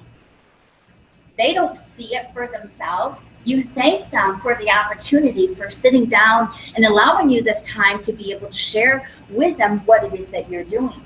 You're going to ask them to support you in your business and become your customer. You just saw some great reasons on why you might want to be a customer. So would you be willing to support me in my business and become my customer? Do you see how simple that worked? You just turned an opportunity from someone who said no to becoming a customer now. And that's how you focus on customers from that point on. Get those first few, all right, and go out, and everyone from that point needs to see and should be seeing. And those who know me know that if I hear that you got a customer, because I get texts all the time, hey, I just got a new customer, I just got a new customer. Great, what did they think about the opportunity? Do you know how many times people will say, oh, I didn't show them? Why not? You just lost an opportunity. But remember, when we mess up, there's no such thing as a missed opportunity. We can always go back to someone and say, you know what? I did you a disservice, all right? I should have shown you how to make money at this just like I am making. Let me at least show you the opportunity. If it's not for you, that's okay. You're already, a customer in this. You can go back to someone and undo what you've already done, all right? But lead, lead. There's been numerous times I've heard stories where consultants have gone out and just became customer gathering machines, never showed the opportunity. Someone had someone on their list and showed them the opportunity, and guess what they say? Oh, I've heard of Ambit. I'm an Ambit customer. About the opportunity. Nobody showed you how you could make money? No. So guess what happens? And leave me. They go and they sign up under somebody else, okay? Because someone didn't think enough of them to show them the opportunity, all right? So guys, what I want you to just remember is always lead with the opportunity, and your earnings is in direct proportion how many times you are showing the plan. So show the plan, show the plan, show the plan, show the plan, those customers will come, all right? Now, I get the pleasure of bringing back up our national consultant, Hanan Axenhandler, to continue on with the next part of the business training. So thank you.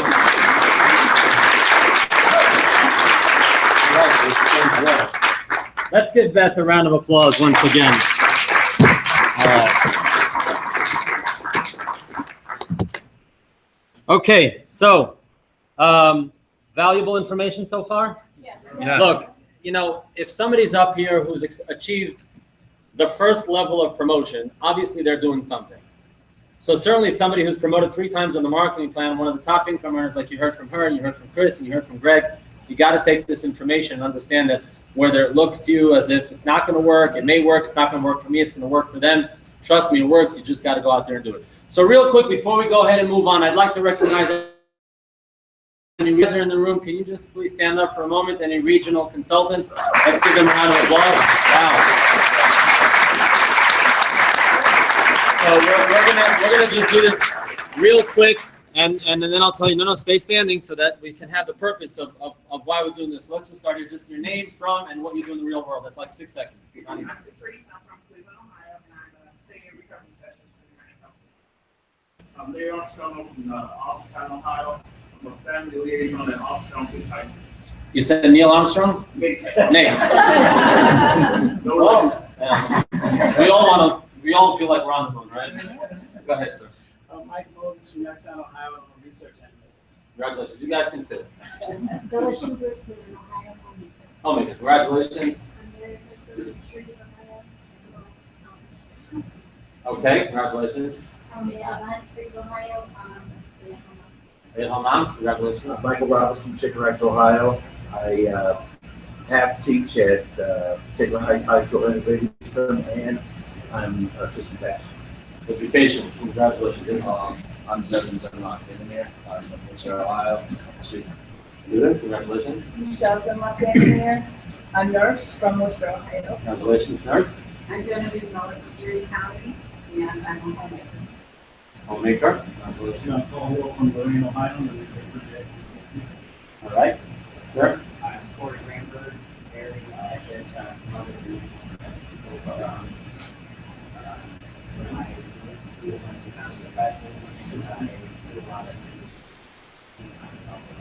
All right. You're not just a student. I mean, you're getting a degree, which you'll probably never use because you'll be in it full time. Yes, sir. From Garrettsville, Ohio, and I deliver motorhomes all over the country. You deliver. How do you deliver the motorhomes? Drive them. On a motorhome. Drive them. Oh, you drive them. That's why there's miles on them when you get them at the dealership. Congratulations. Tom Stack from Van Ohio, customer service manager. Congratulations. John Dasher, 5 minutes down the road, semi-retired general contractor. Contractor, yes, ma'am. Patty Germany from Naval Heights. I'm a graphic designer. Business Matters, University of Pennsylvania, and And you want to retire as well? Congratulations, yes, sir. Keep dressing, we'll put no miles retired. Retired, congratulations, last one? No, last one? Yeah. Save the best for last. Jeff Arnold from Beechwood, Ohio, and I am retired. Let's give all of our regionals a round of applause. Let's get right into the funnel. Fundamental number one, written list. If you do have, anybody here not have a pad of paper or a pen with them? Delia, is there a few more over there? Anybody want it? Because you're going to need it now. No, everybody has it? Here, we have the hand up. Just give out a pen and paper. Okay, written list, fundamental number one. Diversity. I like that. Okay, written list of names of people. This is how you're going to go out there and start building up your inventory. Understand that the single most important factor in your initial success is your written list. After you've determined why you're doing this business, after you've understood the basics of gathering those customers, which is going to be later on, but we'll talk about that, you got to go out there and start building up your list. The single biggest factor, most important and biggest factor in your growing success is the written list of your new potential marketing consultants. It's not a one-time list and you're done. It's an ongoing written list of names. It's going to be family. It's going to be friends. It's going to be acquaintances, people you do business with, coworkers, everybody and anybody that you have ever known. Your personal written list of names is your source of working capital. Any business that you're in, even if you're an employee and you're doing some office work, there is something out there called a written list. It's your working capital. It's the people that you're going to follow up because your boss told you to. It's people that you're calling up to follow up because of inventory, shipping, mailing, appointments, whatever it is. Everything has to do with people. We're in the people business. You can't be a secret agent with this business. The talent pool that's going to grow your business. You're looking for talent. That doesn't mean that you're prejudging. This one looks like he can't even walk 2 steps without falling over. I'm not going to call him, but I'm going to call this one because she's jogging down the street. Or anybody we've seen this, people that are mute and deaf from birth, and they're Ambit consultants. Old, young, students, retirees, it doesn't really matter. It's not the word talent, okay? It's the quality of the people, but you're not going to know who they are unless you don't present it to them. That's not prejudging. That's everybody. Everybody has this talent. The inventory that drives your profit. You can't make that first $100 on a consultant if you don't find that consultant. You can keep on gathering customers. You get 5 cents per customer. I mean, how long is it going to take you to make $100?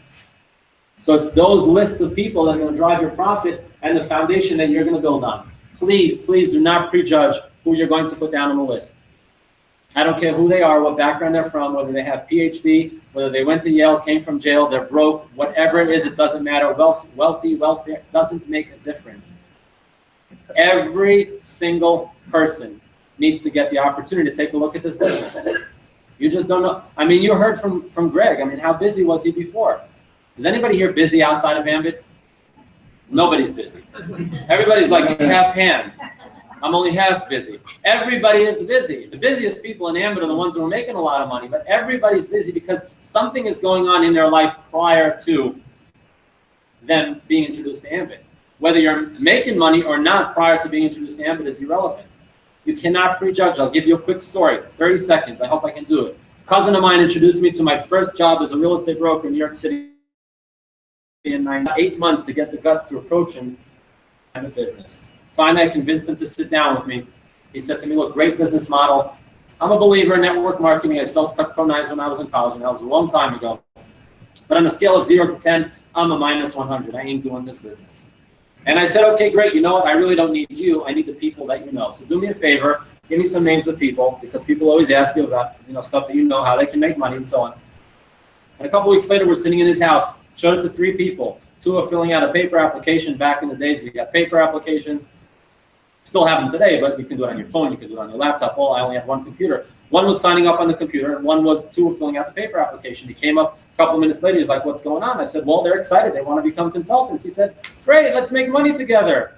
I said, it ain't us making money together. You can go back to your office. I'm signing up there, joining my business. He said, well, what does that mean? I said, well, you said you're not interested. Yeah, but if they're interested, why shouldn't I profit and benefit? And that's how everything happened. He joined the business, worked it part-time.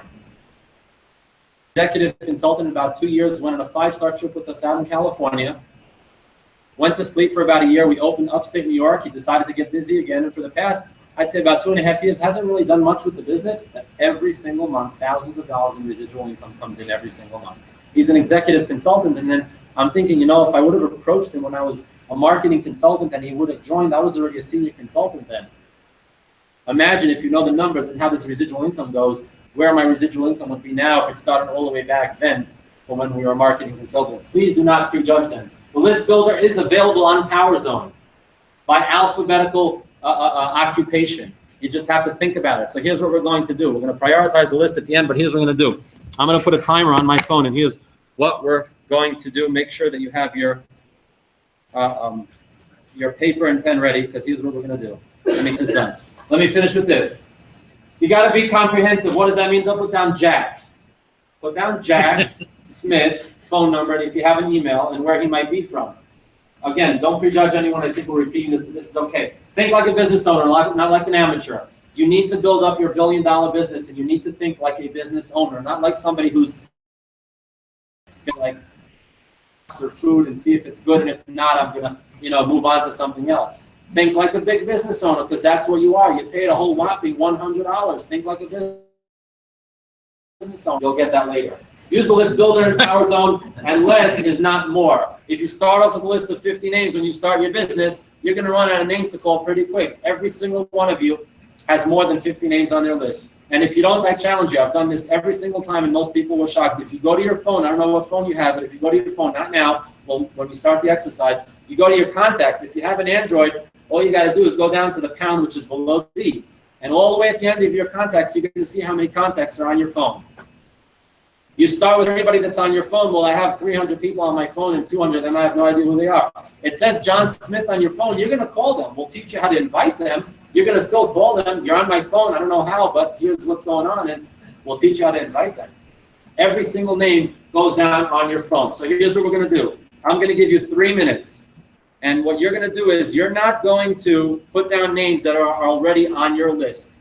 You're going to think of new names of people. Everybody's going to do it. If you're not doing it, I'm going to show you the exit. Stopwatch. I'm giving you 3 minutes. And you're going to start putting down lists of names of people. Put 1, 2, 3, 4, because that's going to be hard to count. And then we're going to see what's going to happen at the end of this. Here we go. I'm starting 3 minutes right now. Dun, dun, dun, dun. Do we have any Jeopardy music or something? Nothing? Anybody want to sing? First and last is 10 different. First and last. First and last for now. Just get names down on your list. Put names down. We have anything? Just put something up. Not on your contacts. Come on, you're an attorney. You do things quick.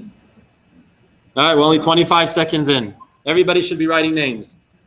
Look at your phone if you have to, but not names that you think that are already on your list. 30 seconds in.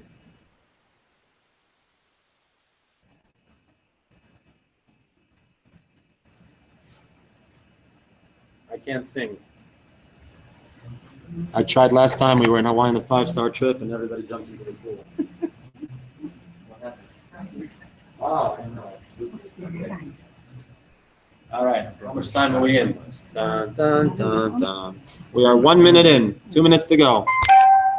Oh, there we go. Okay, so let's do this. Who's A? Who's a architect? Who's a barber? C? Who's a carpenter? D, who's a delivery? I guess that's postal, that's UPS, that's FedEx. Do you know them by their first name? If not, just write down their name. Going alphabetical. D. E, who's an electrician? F, who is a farmer? Who's a farmer? G, gardener. H. One, you see that? H, what's a H? Who's that fixes pants? What are they called? A hairdresser. Thank you, John. Taylor. And look at the guy who said hairdresser. Okay. H, I. Igloo, I. Who wants to deny? Insurance agent, there you go. 2 minutes and 5 seconds. Oh, you really did put Jeopardy. Oh, this is nerving. 40 seconds left. Your kids' parents' friends, your grandchildren's parents' friends.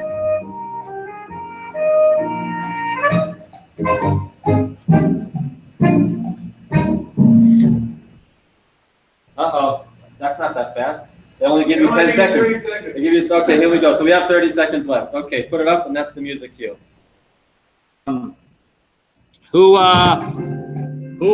yeah, what do we say? Hairdresser, school teacher, principal, architect, attorney, high school friends. I have 17 seconds left. Is this a 30-second pitch? 10 seconds left. Shows how much I watch Jeopardy.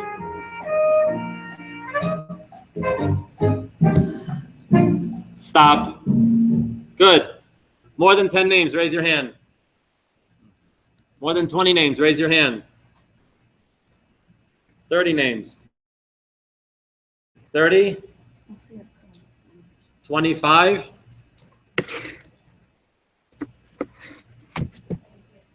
27? Well, just tell me how many you have. 28? 29? Anybody 29? No, can't add more. 28 names? Okay, so give me one name that's on your list. Dina? Dina. Why Dina? Who is she? What does she do? I worked with her a bunch of years ago. Have you spoken to her recently? Okay, good. What's your name? Doreen. Can we get a pack of Success from Home magazines, and let's give Doreen that as a prize. Congratulations, Doreen. Now, a lot of people are going to say, well, I haven't spoken to this person in a while. Let me first call the people that I've spoken to in the past year. Why should I go back 3 or 4 years ago? What's going to keep on building your inventory? Here's Doreen right over here. Congratulations. I only signed one. I won't sign all 10. And that's the key, because you just never know where these people are going to come from in the past. So what I want to started his business back in New Jersey a couple years ago, and then ended up meeting a lovely woman, got married, and he relocated to Cleveland. When he relocated to Cleveland, he found out that, hey, Ohio's not open. We're not doing business in Ohio. Well, we're doing business in Columbus, but we're not doing business in Cleveland. He was going from being a single dad to now having a wife and 3 kids all in one shot. So talking about going from not being busy, although he was busy before, to now being super busy. So Cleveland was not on the map yet, but then Ambition last year, we announced that we're opening up the greater Cleveland area.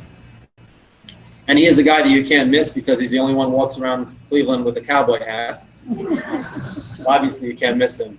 But the key with him is that he's gotten accustomed to just talking to strangers and building up relationships in order to teach them business. Come up here for about 10 minutes and share with you how to talk to a stranger, not immediately attack them by showing them the business presentation, but rather how to build up that relationship. So let's give a warm welcome and invite Senior Consultant Yo-Yo Moore. There you go. Say even the cowboy hat. Thank you very much, Con. I appreciate it. Again, as he said, I'm Yo-Yo Moore. I'm originally from Texas. I moved here just a little bit over a year ago. It's my beautiful bride in the back corner over here. At the table. Baby in 45 days. And 45 days, God willing, and new additions to the family. But maybe, you know. For those of you that do know me, that you know that I reach out to people and I greet people when I come in. But what I want to talk to you about more is a simple aspect of meeting people that you don't know. Gas stations, Dunkin' Donuts, wherever you might go. Strangers is something we've been told our entire lives growing up. But we have to understand something as we grow older, as we become adults. We have to understand that our parents was not talking to strangers as adults.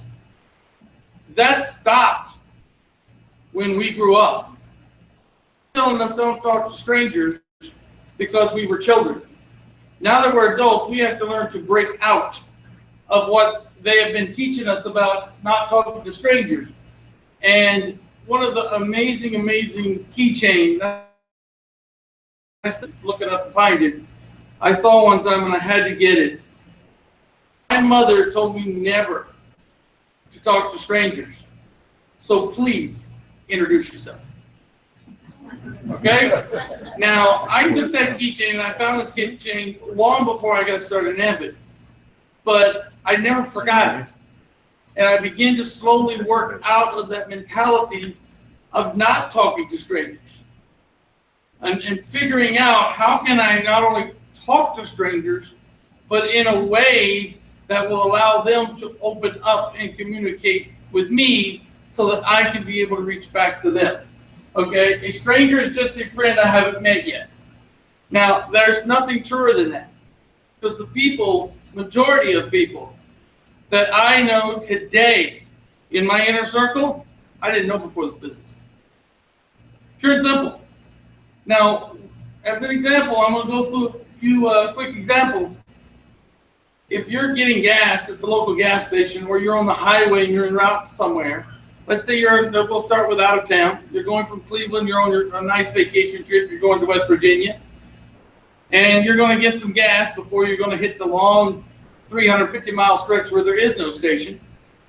Okay, what do you do when you stop at the gas station and a car pulls in on the other side of the pump and you get out, they get out, you start pumping gas?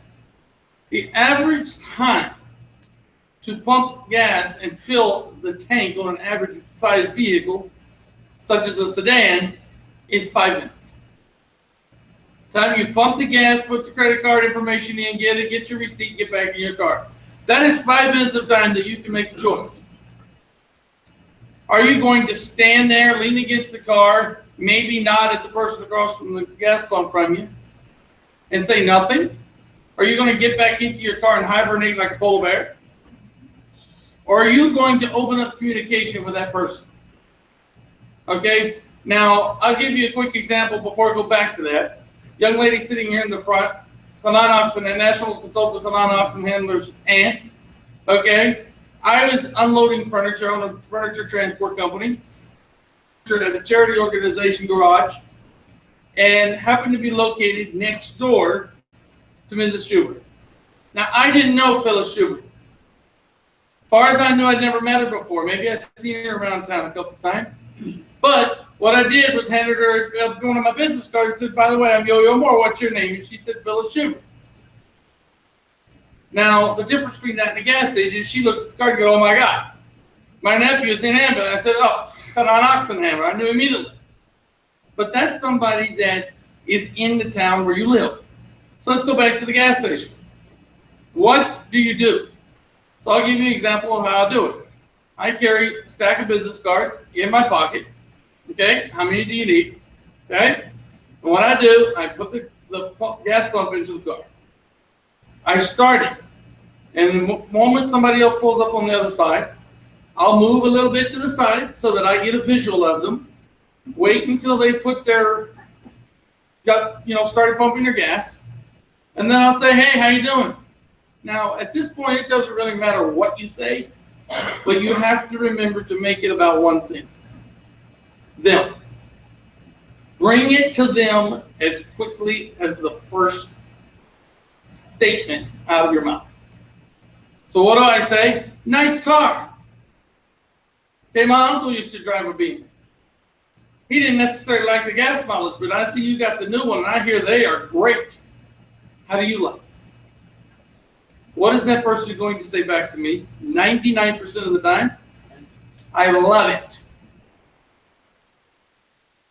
Cool.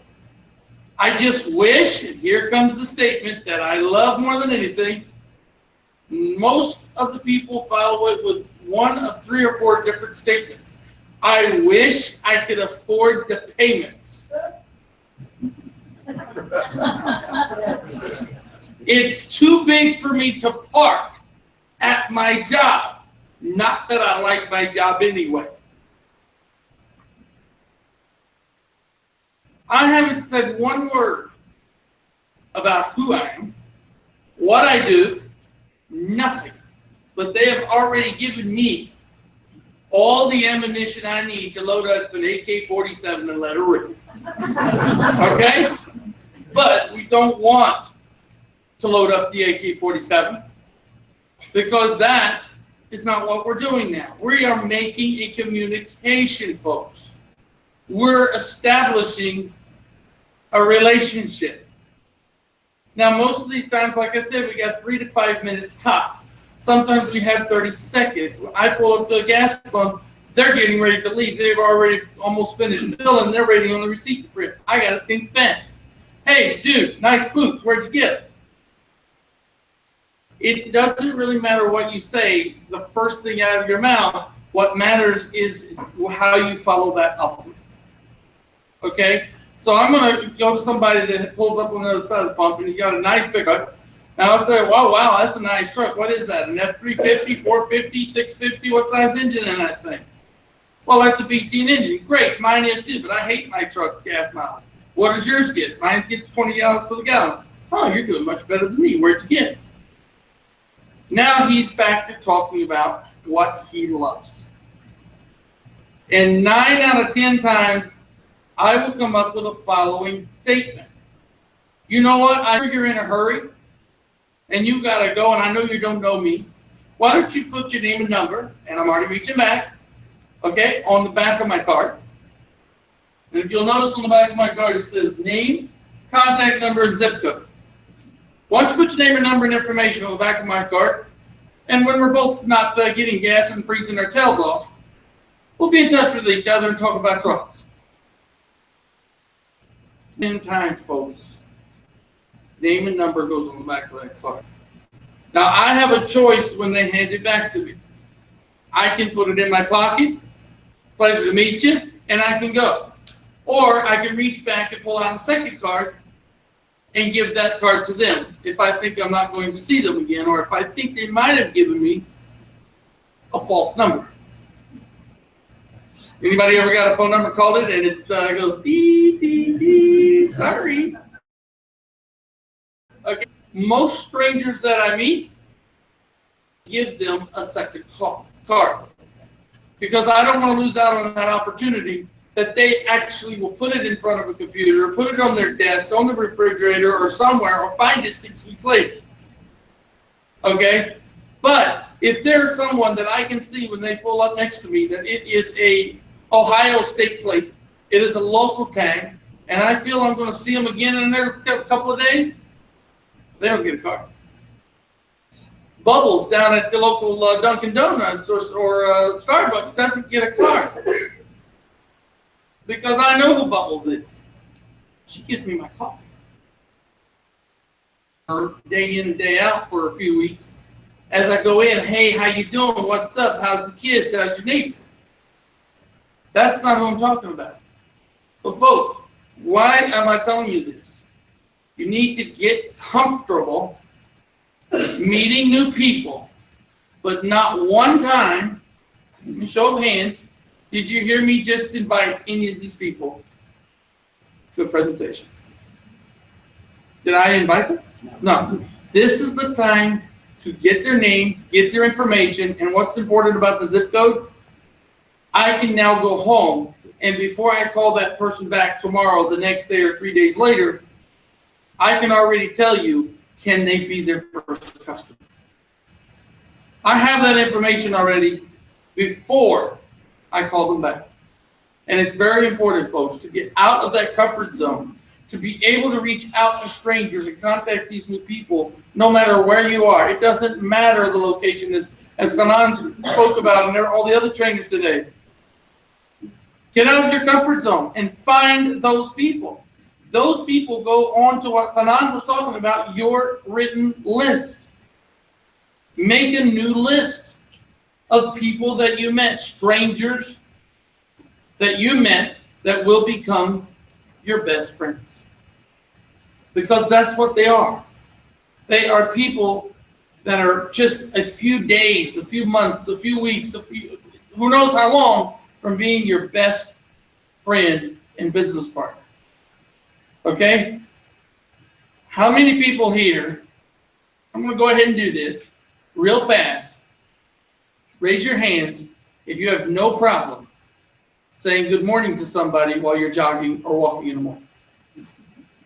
Why is that? How many of you now, go ahead and raise your hands again, have no problem asking that same person for the name and phone number? Look around the room. Only about 9 or 10 hands stayed up, where before it was almost the entire room. You see what I'm getting at, folks? Learn to overcome your own feelings towards other people and get out of that comfort zone and meet strangers, folks, and add them to your list. Okay? Let's rock and roll this thing. Get out of your comfort zone and get it done. Folks, we're going to take a break for 15 minutes. 10 to 15 minutes. Give yourself a chance to stretch your legs. There's some snacks in the back of the room here on the table. And hopefully you'll find something you like. Be back here 15 minutes sharp.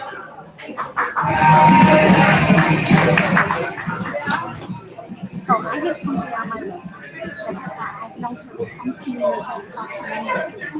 When I call this, what am I saying? Hey, it's been a long time since we've spoken, and now's not the time. We really seriously need to catch up, but now's not the time. I got something I need to run past you. When do you have 15?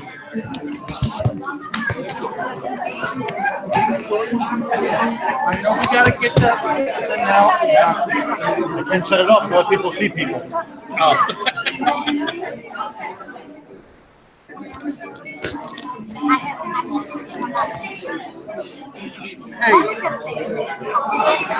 Hey, John, I don't know if you remember me. You know, like I was like, hey, Debbie, this is Yo-Yo. I don't know if you remember me. But we met 3 years ago at Starbucks. I just came up with something that I need to talk to you because I was really doing it in the public. Or, hey, John, I know you may not remember me, but please call me back because I remember you. And I want to ask you a question. Don't say nothing about it. Don't everybody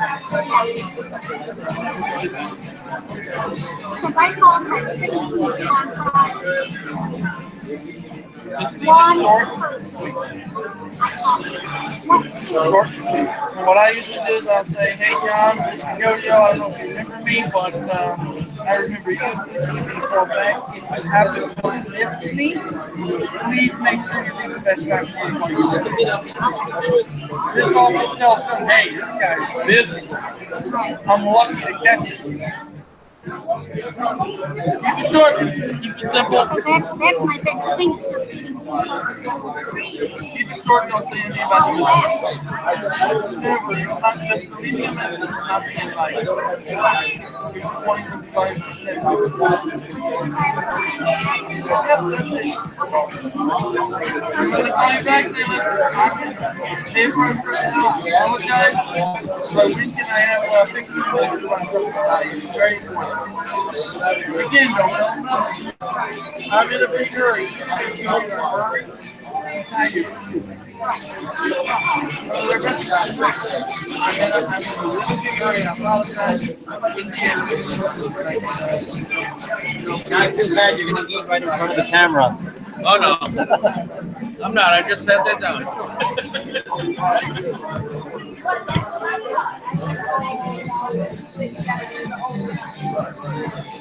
We're good?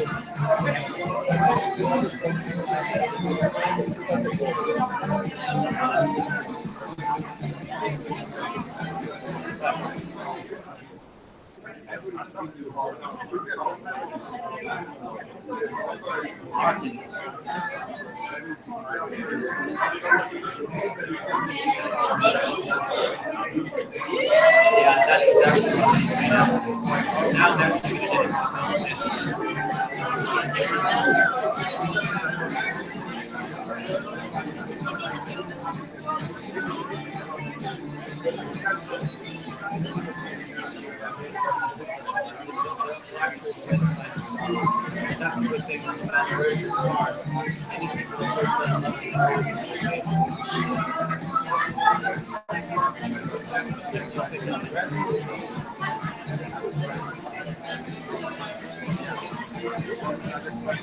I don't know.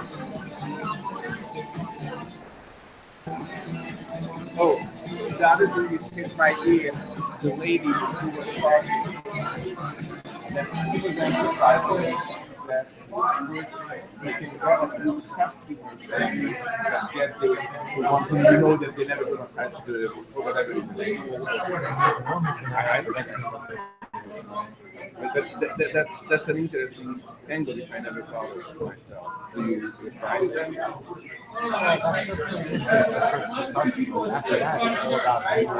he did tell me that I have to get 20 customers. Not tomorrow. Not tomorrow, but she says. But how do you even turn them into customers? Right. And if I had a whole bunch of this, by the way, I was able to come up only 8, which I feel embarrassed, but you told me not to have anyone who I have already on the list. I showed you at home that I have 800 people, so it's very hard at that point. The other point is that how do you call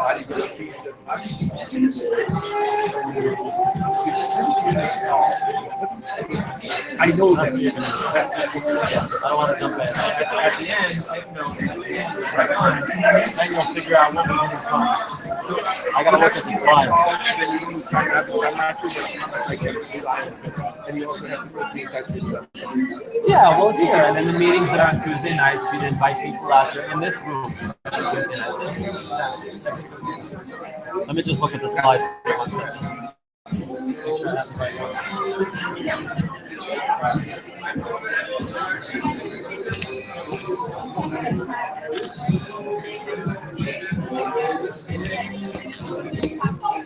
Quick question for you. Yes, sir. I got a person invited me over to do a marketing presentation. Okay. At a dinner party. And this is my first one. What day of the week? Saturday night. Okay. Any suggestions? Make sure that you have somebody on standby to do somebody online to do either a video conference 3-way, or make sure somebody's on a 3-way standby to do a 3-way call follow-up afterwards. Even though it's a house party, usually if it's house parties, I arrange either Skype or Facebook video, whatever it is, to be on the screen in front of them, connected laptop to the TV, whatever it is. That's the best way to close it off. My third time seeing you. Hopefully you'll see me 4th and 5th and many more. Okay. All right. Don't go away. Don't go away. Wait. No, I'm not going to go away.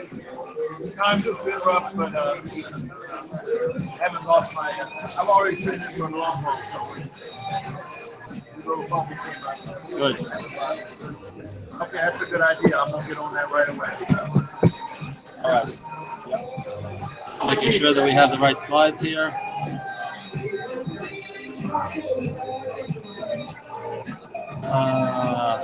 Yes, sir. Just trying to figure out the slides. Have the what? For YouTube. It's on broadcasting here. Did you take a picture of the YouTube link? Yeah, I can find it. That's not right. Can't you search it under Ambit? It's under Ambit. Go to YouTube under Ambit Masters. You should find it there.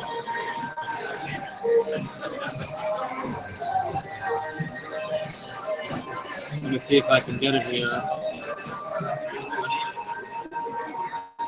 We're almost getting started. Here.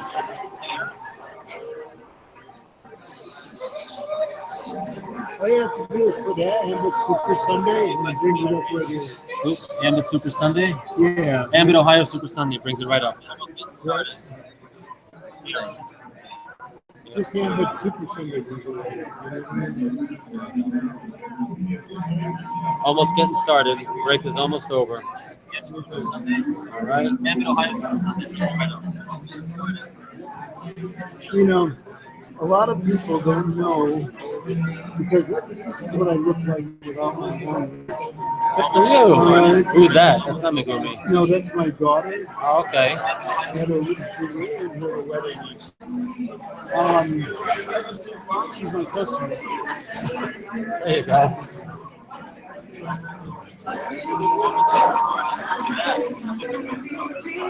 I'm growing my hair so I can cut it off in July.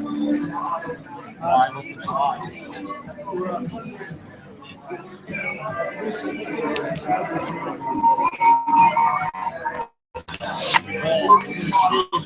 You go completely bald? Yeah. You sure? I'm 44. Yeah. $20,000 left.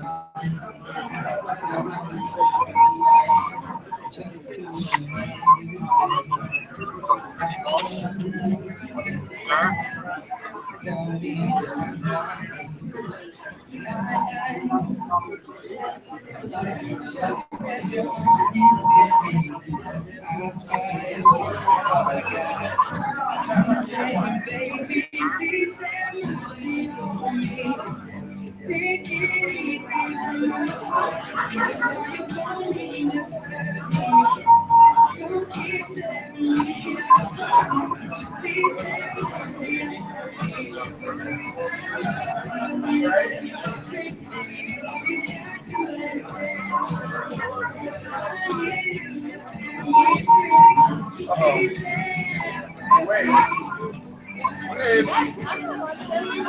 Why? You better back out. Yeah, I can pronounce your last name.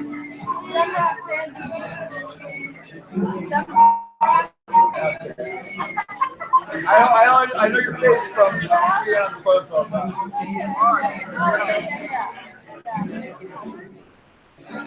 WhatsApp. You guys are growing pretty quick.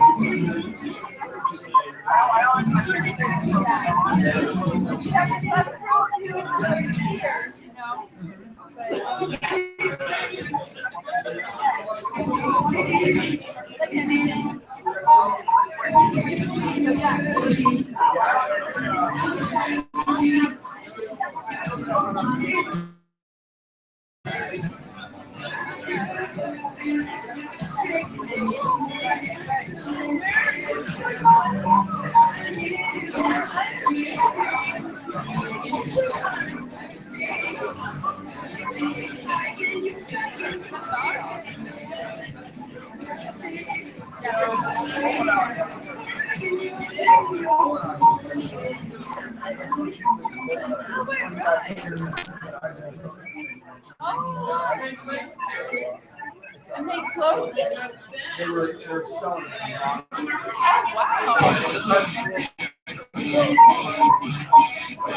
They sell it?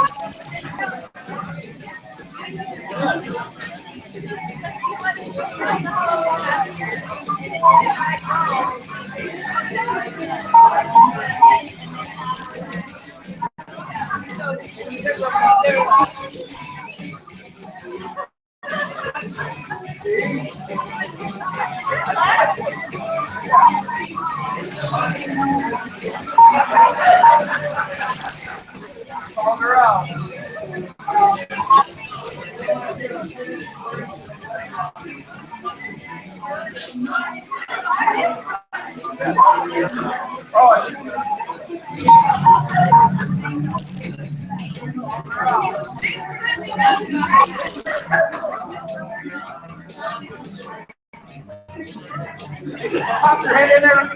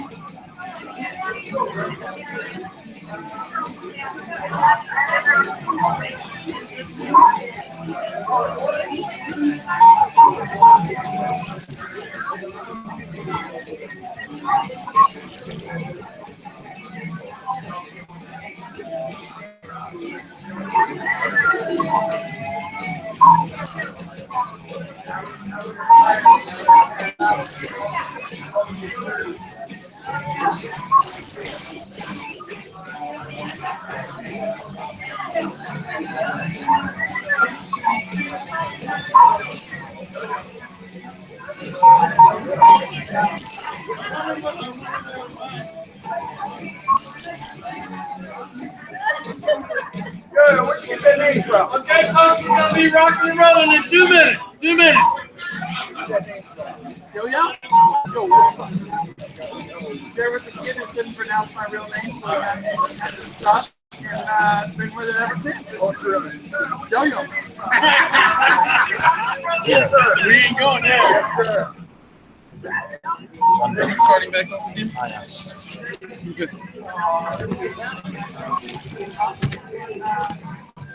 Folks, if you guys just go ahead and make your way back in, find your seats, please. We're going to get started in just a moment.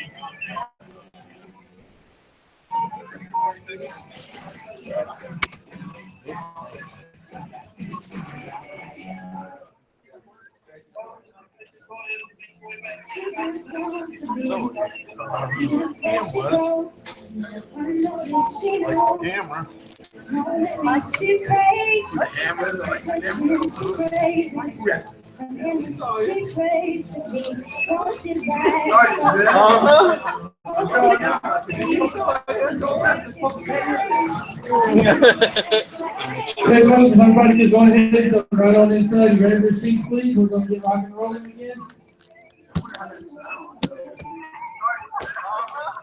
Just a quick reminder, on YouTube? people No, you're may here. have, I was all the way outside.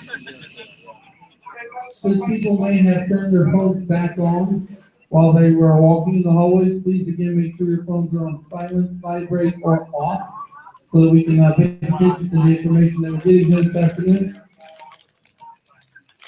I mean, just if anybody again asked for it during the break, if you want this link, does anybody still need that link for YouTube? No? As a reminder, we are broadcasting live. Who said I need it? Through YouTube. Anybody needs the link? Raise your hand. Who has it next to you? Write it down, this one right over there. Does anybody still need that link for YouTube? That link right over there. As a reminder, we are broadcasting live. Okay. Through YouTube. Anybody needs the link? Who has it next to How cool is this? I'm on the same screen together with Barbara Crocker and with all those Shark Tanks. All those Shark Tanks. Okay, folks, once again, silence your cell phones, please. Go rolling, and let me bring back up National Consultant Hanan Akuman. Oh, from the beginning? Okay. Oops. Let's get back to that.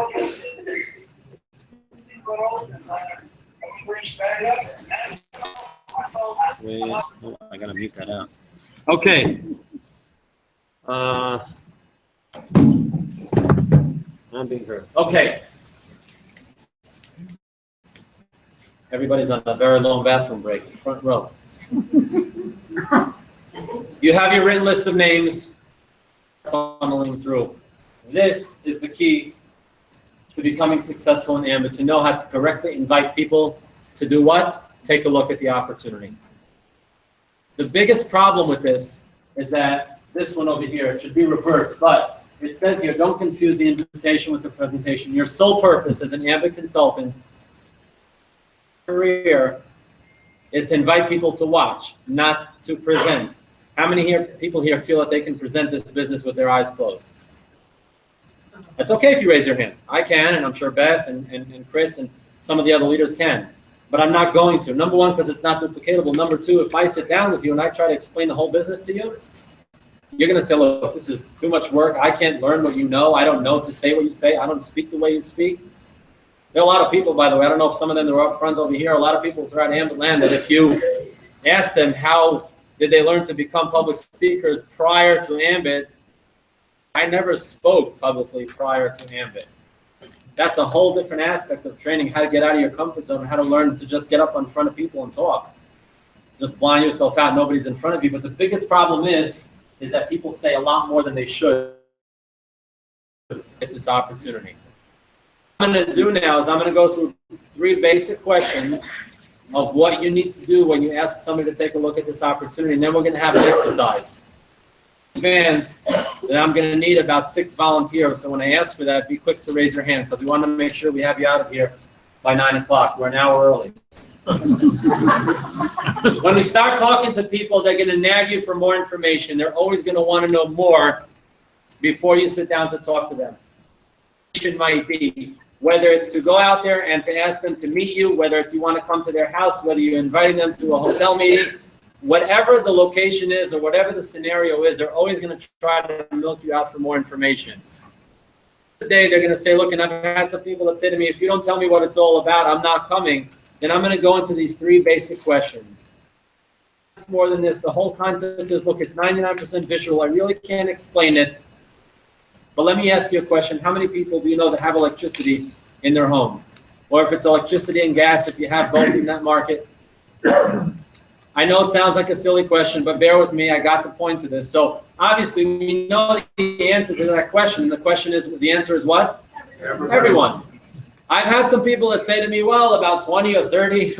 And the reason they say that is because you ask them, how many people do you know? So they say, well, I you know, all my neighbors and my friends. So that's about 20 or 30 people. Obviously, everybody does. So if somebody says, well, about 20 or 30, say, well, that's okay. We can start with those. That's enough for now. And if he says, okay, everybody does, well, let me ask you a question. How many of them do you think would rather pay less or possibly get it for free? I've had a question that follows that to say, is that legal to get it for free? What does that mean, legal? Well, you got my point. Now, the third question, it around a little bit based on maybe the location, the state, the person that I'm talking to. How would you like to earn bonuses and potentially thousands of dollars in residual income by referring people to that program? Or what I like to use, and that's my personal preference, you can use it or just go with the basic system. I ask somebody, so if we're talking about the market here, the illuminating market, I'm going to say, well, let me ask you a question. When you pay the bill every single month, who makes money? The company does, right? First Energy. Well, how about we share the profits? Bless you. How about we share the profits with that company? Well, how do we do that? I really can't 100% visual. At your house tonight about 9 o'clock. I can't really give you more information. I can't, you know, I come from the real estate background, so I got a house through the phone. I can tell you, bless you, I can tell you more or less what it's what the house looks like, but I can't explain to you the full details. So let me come by. I want to show you what this is all about. Not asking for your money. I'm not asking you to join a business. I'll say this in any scenario, whether I'm trying to invite them to a live meeting, whether I'm trying to invite them to come to their house. In any scenario, I'm going to tell them, look, I'm not asking you to join a business. Some might go to the point of saying, look, I don't really care if you join or not. I just want to let you know what I'm doing, because in a year from now, when I'm making all this money, I don't want you to come back to me and say, hey, what's all this going on? Why didn't you talk to me about this when you're being fair to you? I want to come by and show you what it is that I'm doing. Okay? Now I need my volunteers. I need a male and a female, preferably, who volunteer, who can read off of the board English. I got number 1. What's your name? Amante? Okay, come on up on board, Amante. Where are you from? Cleveland, Ohio. Welcome, Browns. Okay, Phyllis, you volunteering? Okay, let's give a round of applause to Phyllis. Working? Working. Okay, now here's what you need to do. You're going to stand on that, watching this and not going to be able to see it. And we're going to have, oh, I got to put up the scenarios. So what we're going to do is this. We're going to have over here of invitation. The first one is a stranger standing in line at Starbucks behind the prospect. So if you can't really see the screen, because what you're going to have to do is when I click on it, one of you is going to be the stranger, one of you is going to be the consultant. Who wants to be the stranger? Who wants to be the consultant? You're going to be the stranger. You have a lot of reading to do. You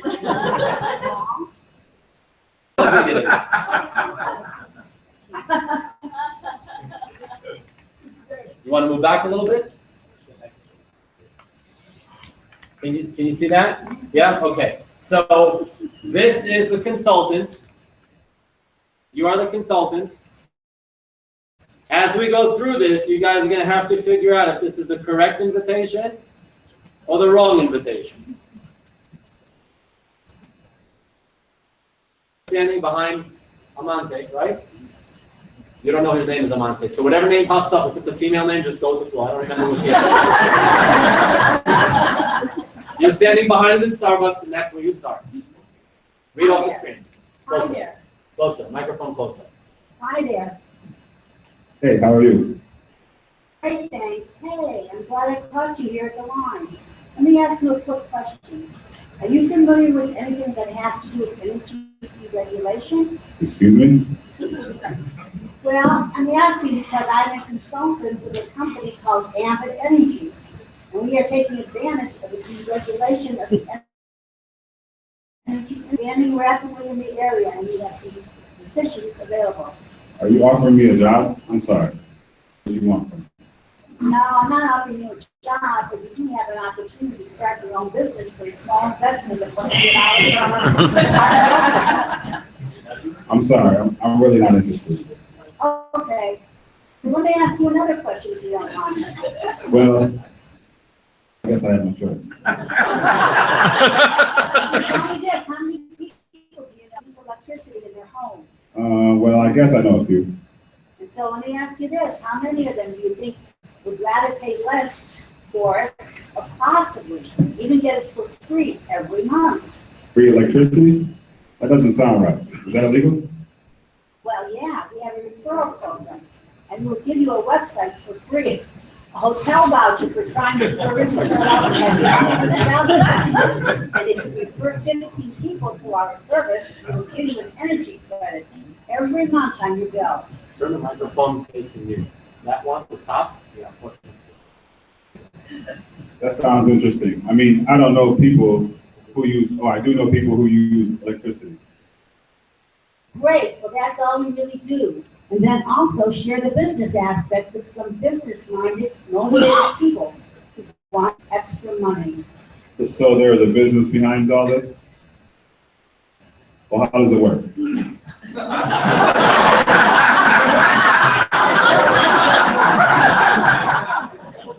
Well, let me tell you, our co-founder, Jerry Thompson Jr., is the grandson of the founder of the 7-Eleven stores. We partnered up with Chris Chambliss, and they started the company in 2006. We are now operating in 9 states, and we are growing fast. When you become a consultant for a small investment of $100, you will have a position to go sell the service. Oh, you also get a website that costs you $25 per month, and Ambit will give you 2 points as a bonus for them. Are you interested? Wow, that's a lot of information. Yeah, but the great thing about this is that you don't have to know much. You just have to be plugged into the system, and I will devote my time to help you grow your business. Are you interested? Well, I don't really know much about it. A lot of work. Well, it depends what you mean by work. This is an easy business with tremendous potential for income. I need to think about it. Okay. We have a live business Hilton Hotel in Mayfield. And we will be talking about all the rest of the information and how the business works. Can you make it at 7:30 p.m.? I'm still very unsure what this is all about. I have a business card I can touch with. Okay, sure. Do you have the number I can call you at? It's okay, I'll call you. Gotta go now. Bye. Let's give him a round of applause.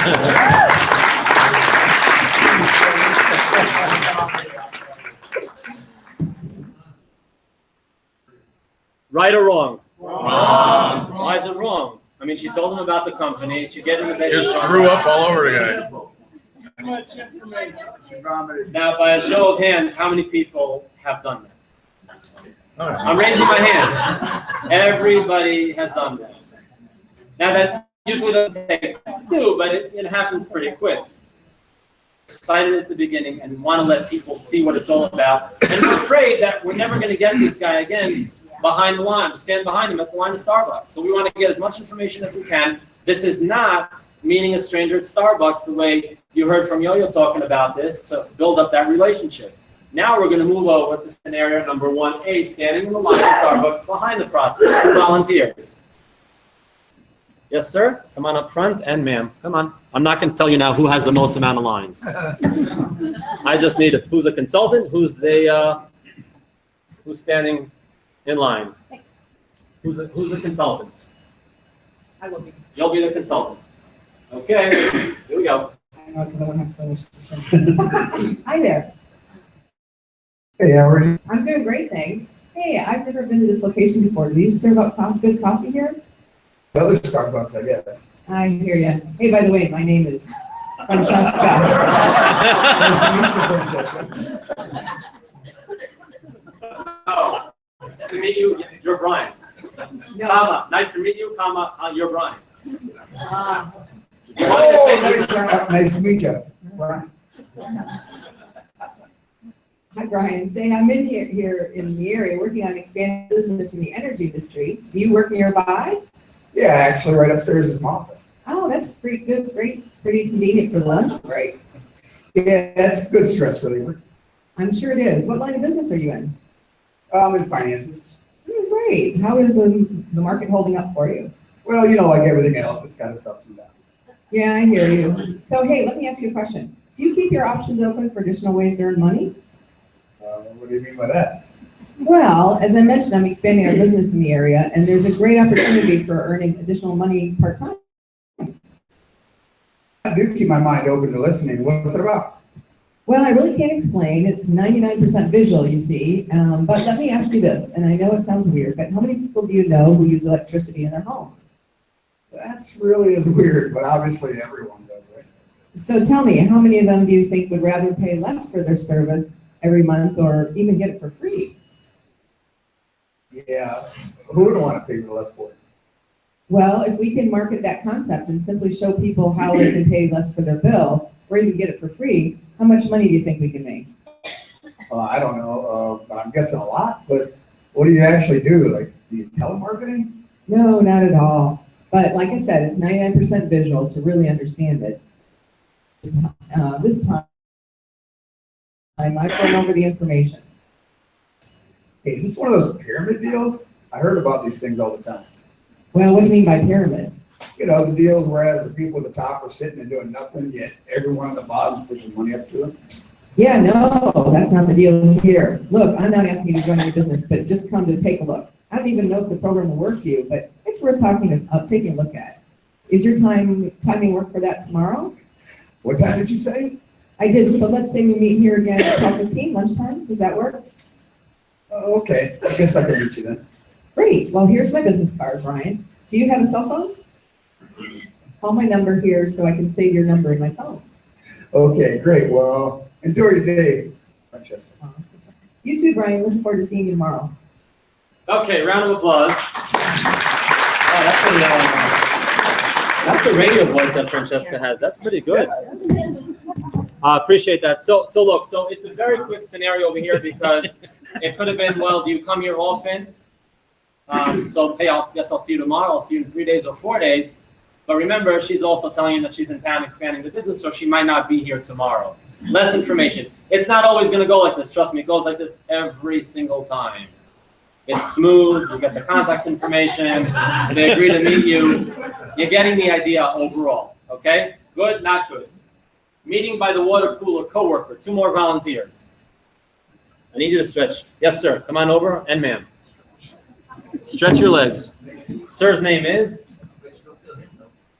So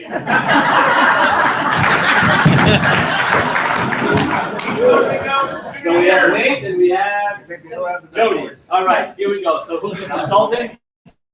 Who's the consultant? You're the consultant? Okay, and you're by the water cooler. All right, I'm by the water cooler. You're standing in line to drink. Okay. Here we go. Oh, okay. Hey, Jody.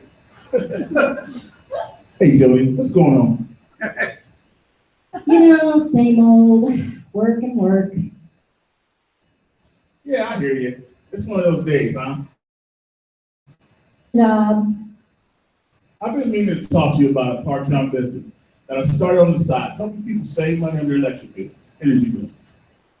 What do you mean by saving money on bills? Well, the opportunity was brought to me by my brother-in-law, and it cost me about $100 to start in the business, and I'm getting paid as people pay the electric bills.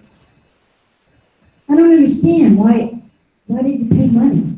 Well, like I said, it's a part-time business, and that's what it costs to start. Who do you work for? Well, I really work for myself, but it's a franchise opportunity for you to own your own business. I'm confused. Well, let me ask you this. Do you pay illuminated. How Edison bill where you live? Yeah, of course. Who doesn't? Well, do you want to pay less for it every month or maybe even get it for free? What do you mean by free? We have a referral program.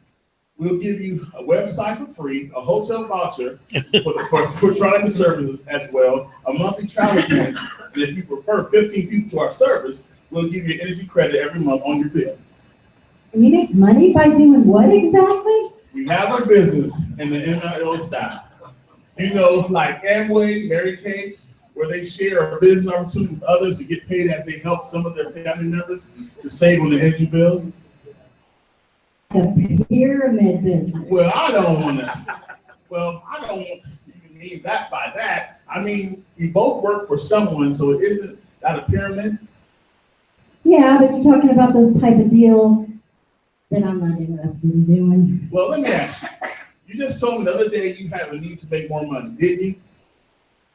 Yeah, okay, but not that way. Anyhow, are you making money with this? I definitely am. Several $1,000s a month. So how does it work? What do you do?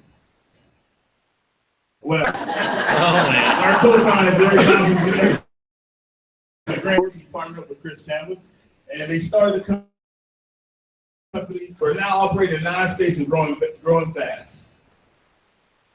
When you become a small investment of $100, you have a position to go sell the service. Oh, you also get a website that costs you $25 a month, and Ambit will give you 2 points as a bonus for them. Are you interested? I still don't understand what you do. Like I said, we help people pay 50% less for their energy bill and then enroll others that's consultant that they will do the same. It's that simple.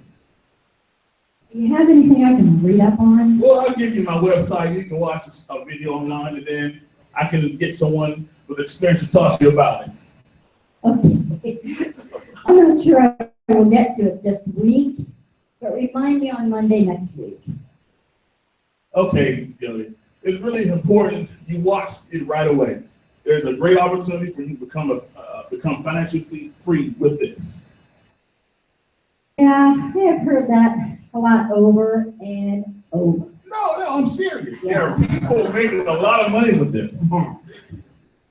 Okay, I'll check it out and I'll let you know. Okay, don't forget. Thank you so much.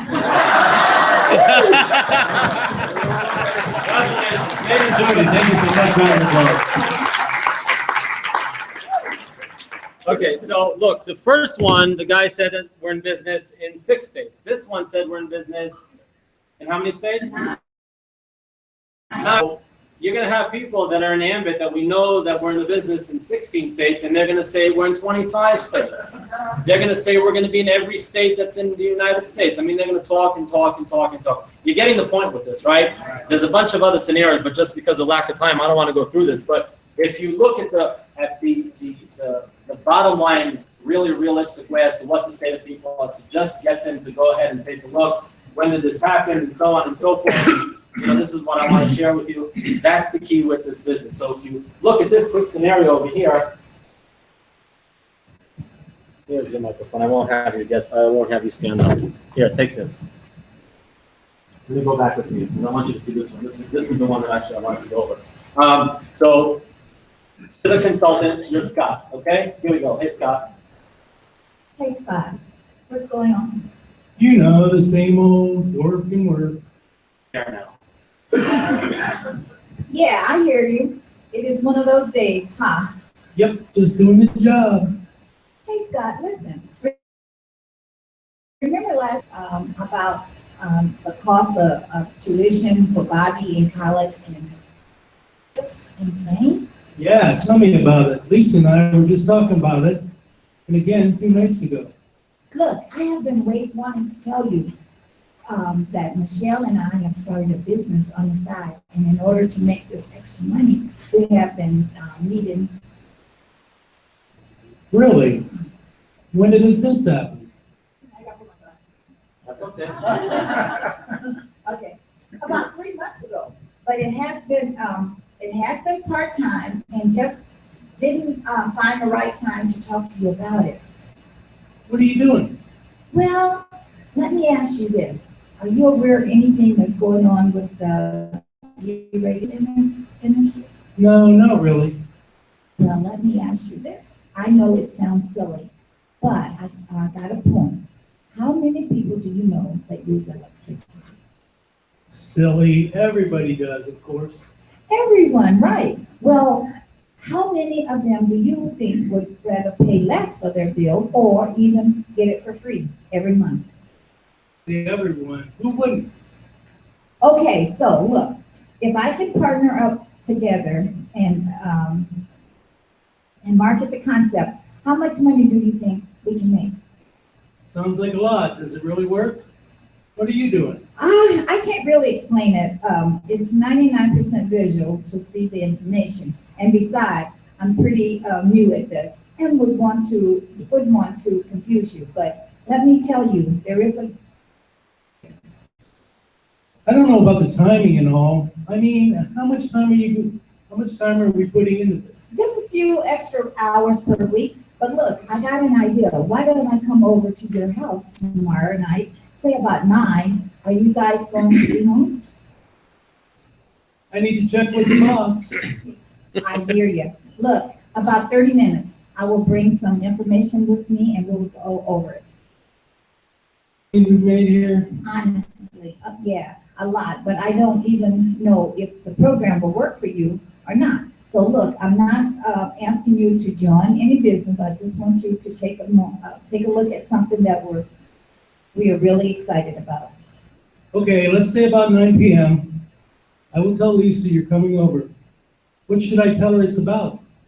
Don't say anything other than that I'm just coming over to say hi. She will ask why you're coming by.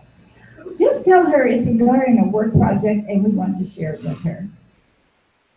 Hey, is this one of these pyramid deals we hear all about all the time? Scott, listen, buddy. I'm not sure what you're referring to, but I don't do them types of stuff. All I'm going to do is show you a short video and we'll whatever. That's usually the attitude after that. Yeah, whatever. Almost done. Okay, let me make sure Lisa's going to stick around for this deal. Great, I'll be there by 9. Okay, I'm trusting you on this. Scott, relax, chill out, buddy. It's all good. See you tomorrow, and let's get back to the KOB. Yay, the highlight of my day. All right, round of applause, guys. So I hope when you do go out there, people, you're not doing it in that type of slow motion. But that's okay. No, I'm just kidding. No, that's okay. Don't worry about that. So the deal is very simple. You saw this, and some of the stuff you're going to say, well, but we said not to talk about this, and we said not to talk about that, but here it's showing this, and you know, you're going to get these questions, you're going to get these objections, you're going to get all these requests. What's it about? I just want to come by. Same scenario will work for whether you're trying to invite somebody to a live business presentation or whatnot. You just got to practice. Spouse, boyfriend, girlfriend, husband, wife, look in the mirror, talk to yourself, watch the invitation videos on Ambit University, and just watch it over and over and over. That's how I'm a master inviter. There's no way around it. Okay, let's move right into the presentation aspect. Folks, take a look at the information. There are several ways you can present the opportunity to them. You heard this from both from Chris, you heard this from Greg. You're here not to present the opportunity. That's why the system is here. Now let me ask you, any of you people can explain any of these verbally to anybody? I mean, you can tell them it's, you know, it's a hamburger joint, but they can say, well, but I have one down the block. What's so special about McDonald's? What are you going to say? Okay, Walmart, Microsoft, any of these companies, you really can't explain it. You can say what they do, but the magnitude of the company and how it all started, I mean, you don't want to go out there. Now it's a household name. Okay, go to McDonald's. By the way, how many people here can make better hamburgers than McDonald's? But yet every single one of you, I guarantee you, at least once in your lifetime has been in there, maybe even more than that. It's convenient, you go in, but how are you going to explain it? Whatever it is, any of these convenience stores over there. So the question is, why would you try to explain Ambit? The system is there for you. Whether it's the local meetings,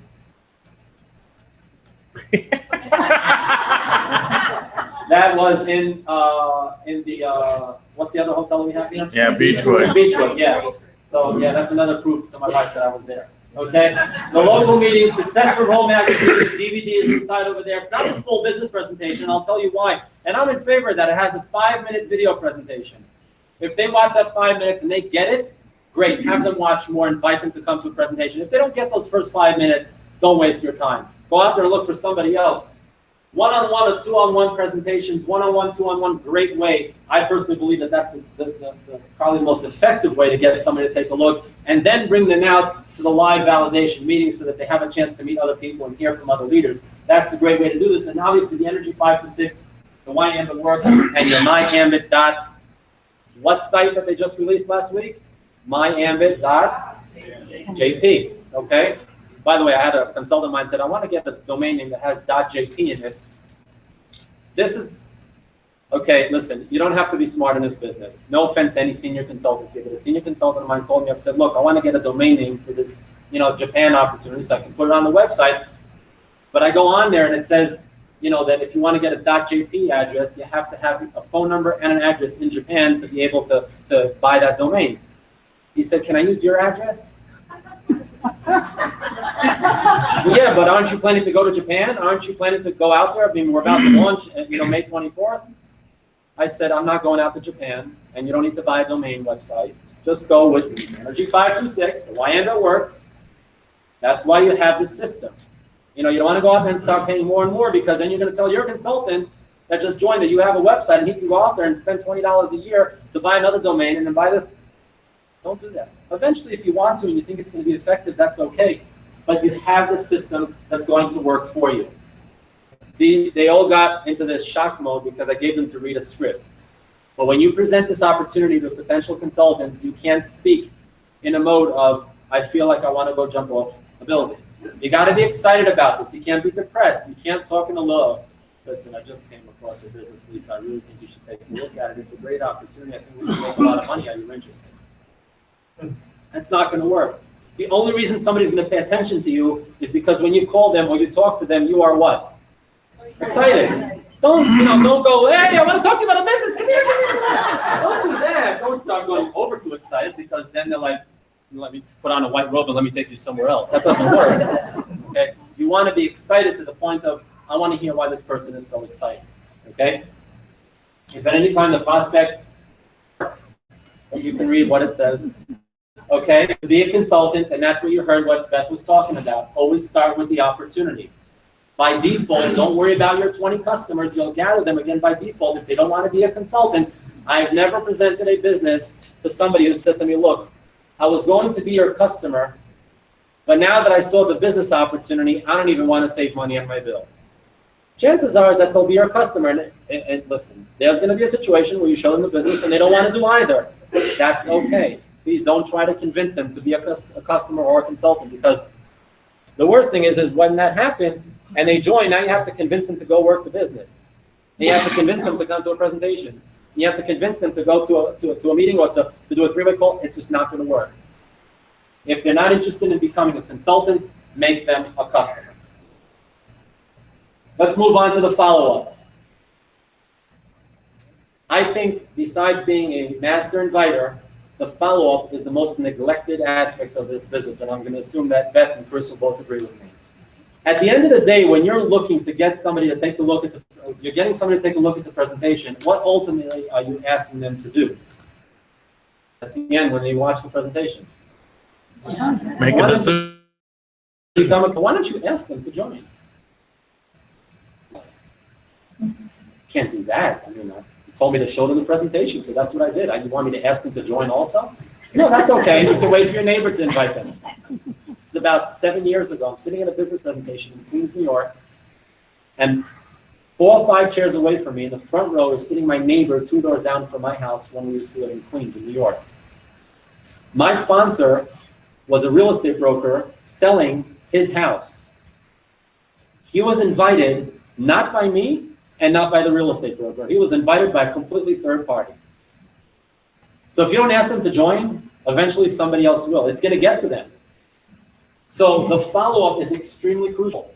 You have to ask them for a decision. Do you want to join or not? And then we'll handle all the other stuff along the way, but you have to follow up. So whether you're inviting them to watch a business presentation online, set a time to follow up with them and call them. I don't know, is it fair to say we give them 8 hours, Beth? Is that fair? I sometimes say to them, listen, it's 12 o'clock in the afternoon. Can you watch it by 8 o'clock? I'm going to call you at 9. Some people will push it off, but 48 hours is okay. Sometimes people, get caught up. I'm not going to say that they're going to watch it within that 2-day period, but set a time so that they know, listen, he's going to be calling me at, 8 o'clock on Wednesday night. And they're probably not going to watch it. Maybe they will. You remind them maybe that same day, hey, I'm calling you about 8 o'clock tonight. Don't forget, I'm going to follow up with you. It's a 5-minute video. That's all I asked you to watch. If you're inviting them to a live business presentation and they're leaving, they need to think about it. Make sure you have a time set to follow up with them. Don't just, okay, bye, I'll talk to you later. You've all done that. And I guarantee you after today, you'll still all do that. That's okay. You got to practice. Set a time to follow up with them. Here's what's going to happen. Once you follow up with them, and we're going to get into that in a moment, you're going to ask them for a decision. 80% of people that see this business are going to say maybe. That doesn't mean no. That doesn't mean yes. The 10% that say no, obviously you're going to ask them to be a customer. And it doesn't mean that later on they're not going to become a consultant. Is there anybody here that started off as a customer and later on became a consultant? Anybody? Sometimes there are a few of those. You did? Oh, that's right, you did. Your sister signed you up as a customer and then she became a consultant. Now, I'm not going to say that her sister was wrong by not approaching her with the opportunity first. Start with the opportunity. But it doesn't matter. Eventually, she showed her the business and she became a consultant. And no doesn't mean no. It just means what? Not yet. You're not going to not call them about this opportunity in 2 or 3 months from now. Just drip on them slowly. As a consultant, as a consultant. If they say, I'm not really sure, and all the other objections, written list of names is what we're going to start with. We'll talk to you about that. Here's the closing call. What's going to happen after you get somebody to take a look at the business presentation? In a very simple way. What was the name again? I apologize. Amante. So I called you up to have you take a look at the business presentation online. I'm going to set a time with you that at 3 o'clock on Tuesday afternoon, I'm calling you to follow up. Let me go up to here. I'm going to go in reverse. I'm going to reach out to Beth. Beth is my upline assistant, helping make money person. Whatever it is, she's in my upline. She's going to help me make money, and she's going to help me with Amante to be able to ask him to join the business. So what's going to happen is I'm going to reach out and text out to her whatever other agreements or whatever other scenarios you have with the folks that are in your upline. I'm going to send her a text, usually in that case by me, and I say, listen, I'm going to need you for a 3-way call about 3:15, 3:30. Acknowledge. If she doesn't acknowledge within an hour or so, I'm going to text again and just remind. I'm not going to, keep on quick. Question mark, question mark, question mark, question mark. We always get that 17 times in one text. Question mark, question mark. If you didn't respond right away, then, give us some time. Might have not been any reception, or we were in a meeting, couldn't pay attention. I need to have her confirm with me that between 3 and 3:30, she'll be able to be available for me. Why? Because when I call Beth on the phone and my number shows up over there, she's going to know that I'm calling her with a potential consultant on the other line. Because if I don't set this up in advance, she might not pick up, and I might get stuck not being able to answer questions for this potential consultant. We understand that, right? Okay? You're going to build a leader up to the prospect. We're going to go back to this in a moment. Now what's going to happen is I'm going to call back Amante. I'm going to call back Amante, and I'm going to reach out to him. He watched the business presentation. This first question was changed around. It used to be, what did you think about it? And that's what most people ask. Erase that question. That's the question you got to ask. What I shared with you, okay, did you watch it? Did you have a chance to watch it? Assuming he did. If he didn't watch it, we're going to set a time to follow up with him. Did it make sense to you? Very rarely is somebody going to turn around to me and say, no, it didn't make sense. I didn't understand anything. That's something completely. And Do you understand what we're doing? And then if he says, yeah, I kind of understand, or yeah, I saw it, ask these two questions. What did you like most about what you saw? And here's what I'm going to tell you. And I'm going to assume that the other leaders will agree with me, but if not, feel free to holler out, Chris or Beth. I'm going to say to them, whatever it is that Amante told me that he liked on what he saw in that video, whether it's the color, the tie that the guy was presenting was wearing, whether it's the beach scenery, whether it's an image on the screen, whatever it is that he says that he liked, I'm going to agree with him. Because if I'm a consultant, everything about what's on that video, I liked. I don't care what he says. I've had people say, look, that girl in the video looks pretty cute. Yeah, man, doesn't she? Well, but did you understand what she said? What else do you like about it? And that's why I have this second question in over here, because sometimes I have the most answers that I get when I ask people the first time, what did you like about it? They're going to tell me, well, I like that it's one of those pyramid things. They're going to say, well, isn't it one of those pyramid things? Well, not really, but what else did you like about it? I got to immediately go right into that next scenario. So he'll say, look, I love the fact that, we're helping people save money on your bill. You know what, that's on their bill. You know, that's exactly what I like about this business. We're doing justice. I mean, we're helping people keep more money in their pocket. What else did you like about it? Well, listen, the fact that people are making money and I can get paid every single month, or some people said like that unlimited, money that you get paid every single month, that's one of the key reasons I'm in this business. Early retirement and the opportunity to get paid every single month. Agree with them, reinforce it. And you're going to ask them this. Nobody does this. And I guarantee you both Chris and Beth also did not do this at the beginning. Some people, they just, okay, oh, I love this and I love this, and now there's silence on the phone. You got to say something. And I will tell you, I've done some invitations and follow-ups with my consultants, phone with them just to be able to coach them a little bit. And you don't know how many times this question is not asked. And after that second question of what did you like, what else did you like about it? Oh, okay. So call me if you're interested. Okay. Do you have any other questions for me? Stuff like that. Without just getting to the bottom line, does that mean you're ready to get started? Pause for a moment and then say, or do you have any other questions? Because when you pause for a moment, there's always going to be that person in the background, or whether it's even here in person in front of you at a live presentation. Or do you have any other questions? Because they're always going to have any other questions.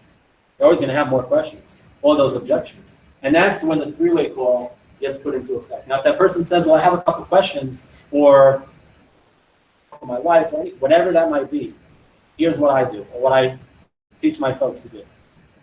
Don't ask them if you can get somebody on the phone.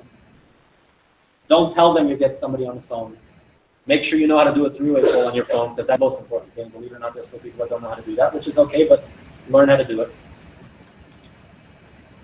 I'm going to tell them, and I apologize. Can I put you on hold 1 second? Thanks. And put them on click.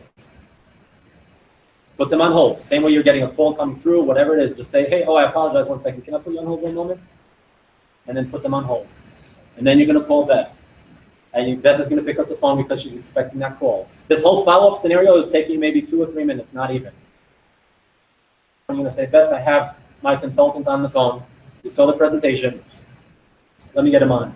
Don't give Beth the whole rundown of this prospect on the phone before you get that prospect, Amante, back on the phone. Because then you're going to have to do it again, because you have to edify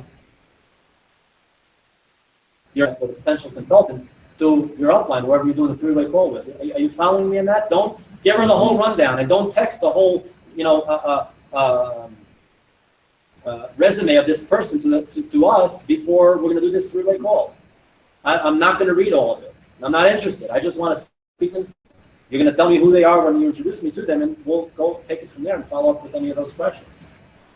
So you're going to get back on the phone. You're going to say, Amante, I apologize. I put you on hold, but you know what? I was so fortunate that I reached out to one of my business partners. Her name is Beth Corsel. She's been with Ambit for about 5 years. She's one of the top income earners in the company. And you know what? I took a chance. She's so busy, but I was able to get her on the phone and answer any questions that you have. You know, Beth, I have Amante on the phone. He's a who? A welder at legal something electric. Lincoln Electric, okay? Great guy. I met him a couple of weeks ago. He took a look at the presentation, and I wanted to get him on the phone to have a chance to introduce you. Here, almost every single time I get on a three-way call. Well, we saw the presentation. You know, he's really busy. He's not sure if this is for him. He's got to go speak to his wife, and they're going to give me the whole rundown of all the negative stuff before I got on the phone with Beth. Do that. And now I have to start all over again and try to reinforce the positiveness of this. Please, call them your business partner. Do not say on the phone that doesn't sound too good. Make sure that your credibility and you're going to build that leader up to the prospect. So I said she's a top income earner. She's been with him for so long and so on and so forth. And you let the leader talk. They're going to talk about the credibility. They're going to talk about the timing. They're going to talk about the aspect that we will build this and work this as a team. That's the key with this. Let me just invite back up to the room for just a couple moments back executive consultant Beth Corsel. She wants to mention just very key elements about the three-way call, which is extremely, extremely important about this. Folks, this is one of the most important aspects of this business. You know, guys, in the beginning, this is one of the things that we neglected to do. And once we truly got engaged and found ourselves down, you'd be surprised at how our business really started to take off. And there's some reasoning behind that. When you're brand new in the business, do you think you can answer? You're not new over here. Do you think you can answer everyone's questions? Can you understand where we get our electric from and the comp program if they have questions? Absolutely not. So is keeping it simple and keeping it duplicatable. And that's the key with this business. This three-way call is keeping it very duplicatable. Because as someone's watching this, the more you make it, the more complicated, the more they're going to sit back and have resistance that, oh my gosh, this person knows everything. I'm never going to know this. I'm never going to be able to answer these kind of questions. And they're just making it so difficult. Once you follow the system though, and you realize that how important it is to keep it simple, all you're doing is going in and showing them a video out on the phone to answer those questions and to speak to the credibility of the company and all of that. Now that person can look back and say, oh wow, that was very easy. I can do this. I didn't need to know anything. Someone else is there. It's also supporting the fact that we have teamwork. You're not in business by you're in business for yourself, but you're going to have people rallying around to help you. And the other key thing about it is to ask best friend that you know doesn't have a sort of behind to ask them to cough up $100. It can be uncomfortable. Remove you out of that situation. It's not, like Hanan said, not everybody asking if you're ready to we do that on the phone. I'll ask somebody, what would stop you from doing this business? Do you know 9 times out of 10, I hear, I can't think of anything that would. Great. Let's go make some money together. And I just put that, reinforce that teamwork, aspect of it. So it's so important. You will watch your business fly. Agree or disagree? Yes, what I'm saying now. Yes, no, absolutely. Should an RC be doing those three-way calls, or should it be an SC and above? SC and above. Okay. And the reason behind that, guys, is 9 times out of 10, that person's going to ask you, what have you achieved in this business so far, right? They want to know, are you making money? So the more credibility you can have for the person who's doing that three-way call shows the fact that this business is working. We're going to edify you to state that. Guess what? This person's fast tracking. This person's already got their free energy. They've already promoted. You might not think it's a big deal. We're going to make it a big deal. Okay, it's hard to boast on yourself. Let that leader boast for you. So get plugged in. I can sit there and do my own three-way calls for my personal, invites. I'm not going to do it. I'm still going to follow the system because I want them to see how doing my three-way calls. So just because you hold a specific rank doesn't mean you stop following the system. Always do that three-way call, guys, and you will find that your business will close more consultants than if you hadn't done it. Absolutely. Thank you so much. The part about this, after they've watched the presentation, and this can also happen on the phone, because I can tell you that we've done many of these three-way calls, Chris, myself, and Beth, and we get these objections on the phone, and we have to answer them. We're going to answer them, not to a point that we're going to have a 6-hour conversation. We're going to address them. Also, never in a sense of trying to convince people to join this business. But you're going to have a lot of these objections, and they're by order of statistics of how often they're coming in.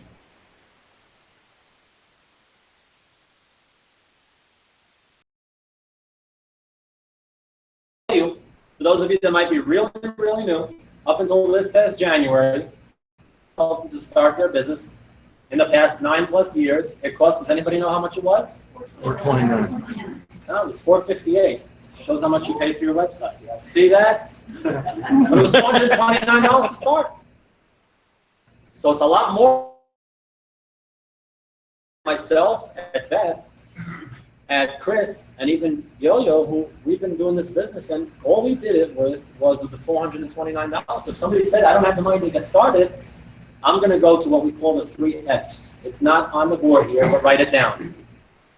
Don't use your imagination, because it's not what I'm referring to. It is the letter F. It's feel, felt, and found.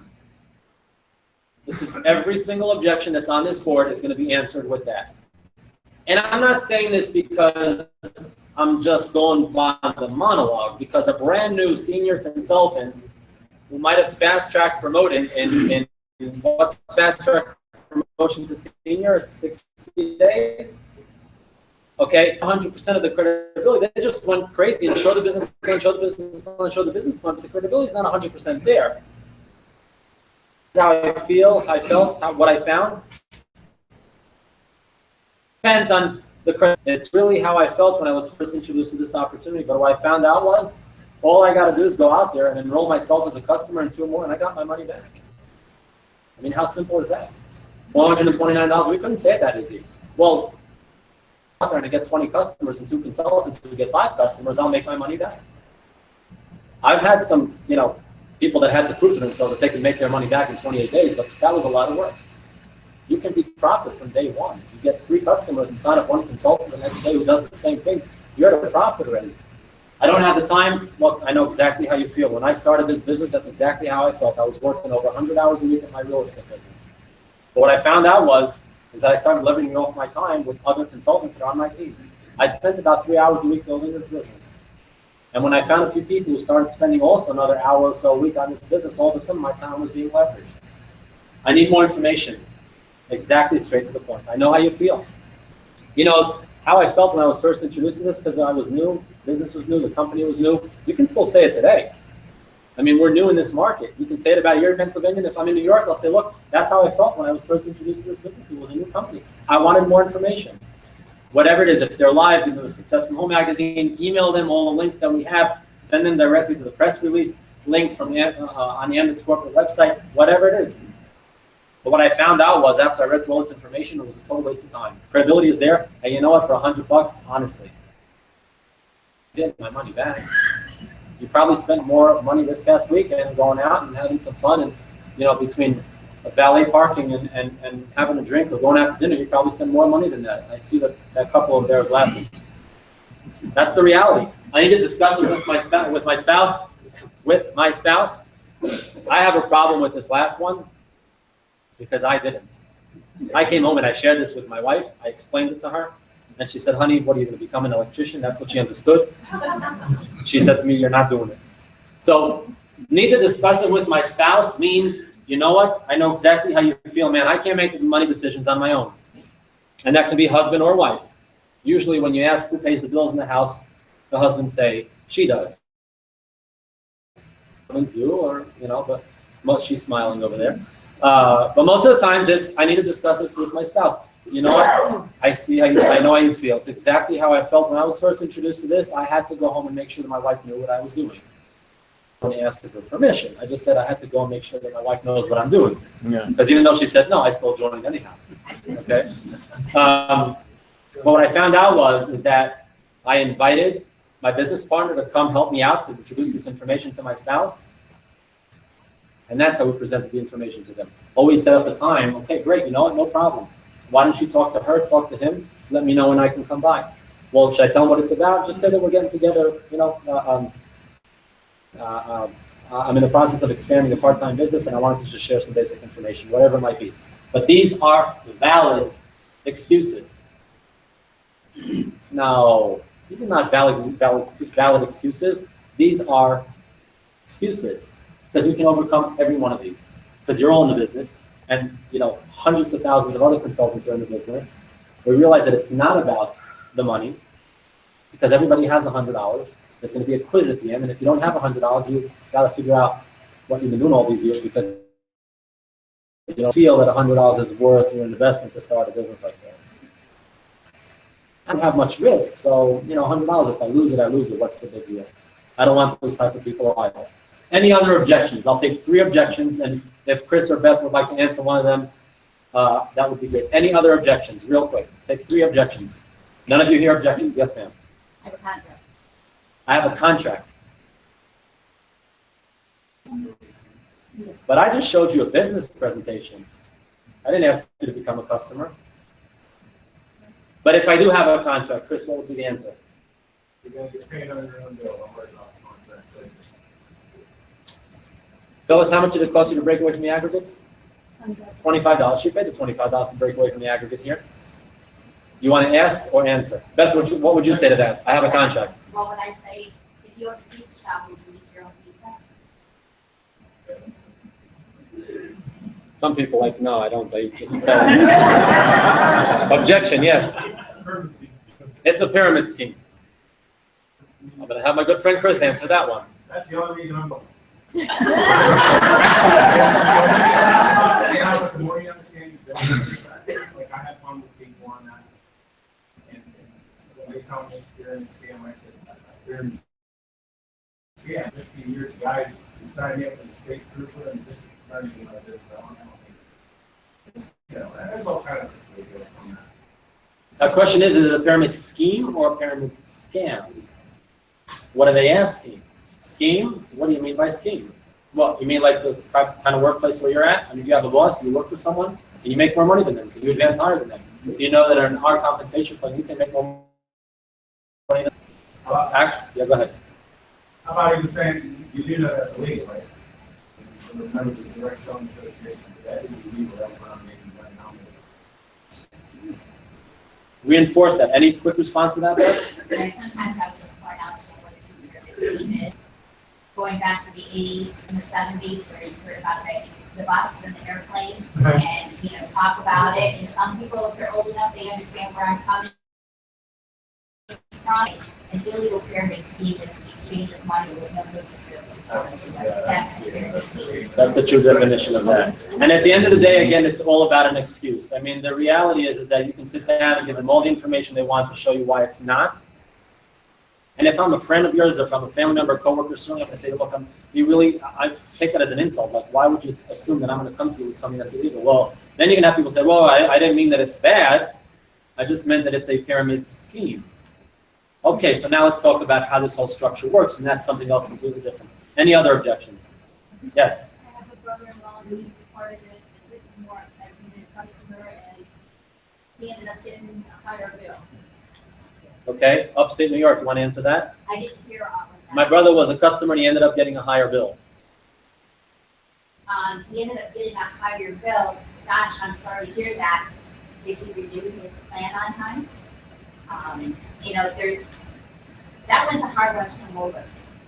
A lot of times I'm like... That's usually the case, by the way, that they just don't renew. Yeah. They don't renew. That's usually the case.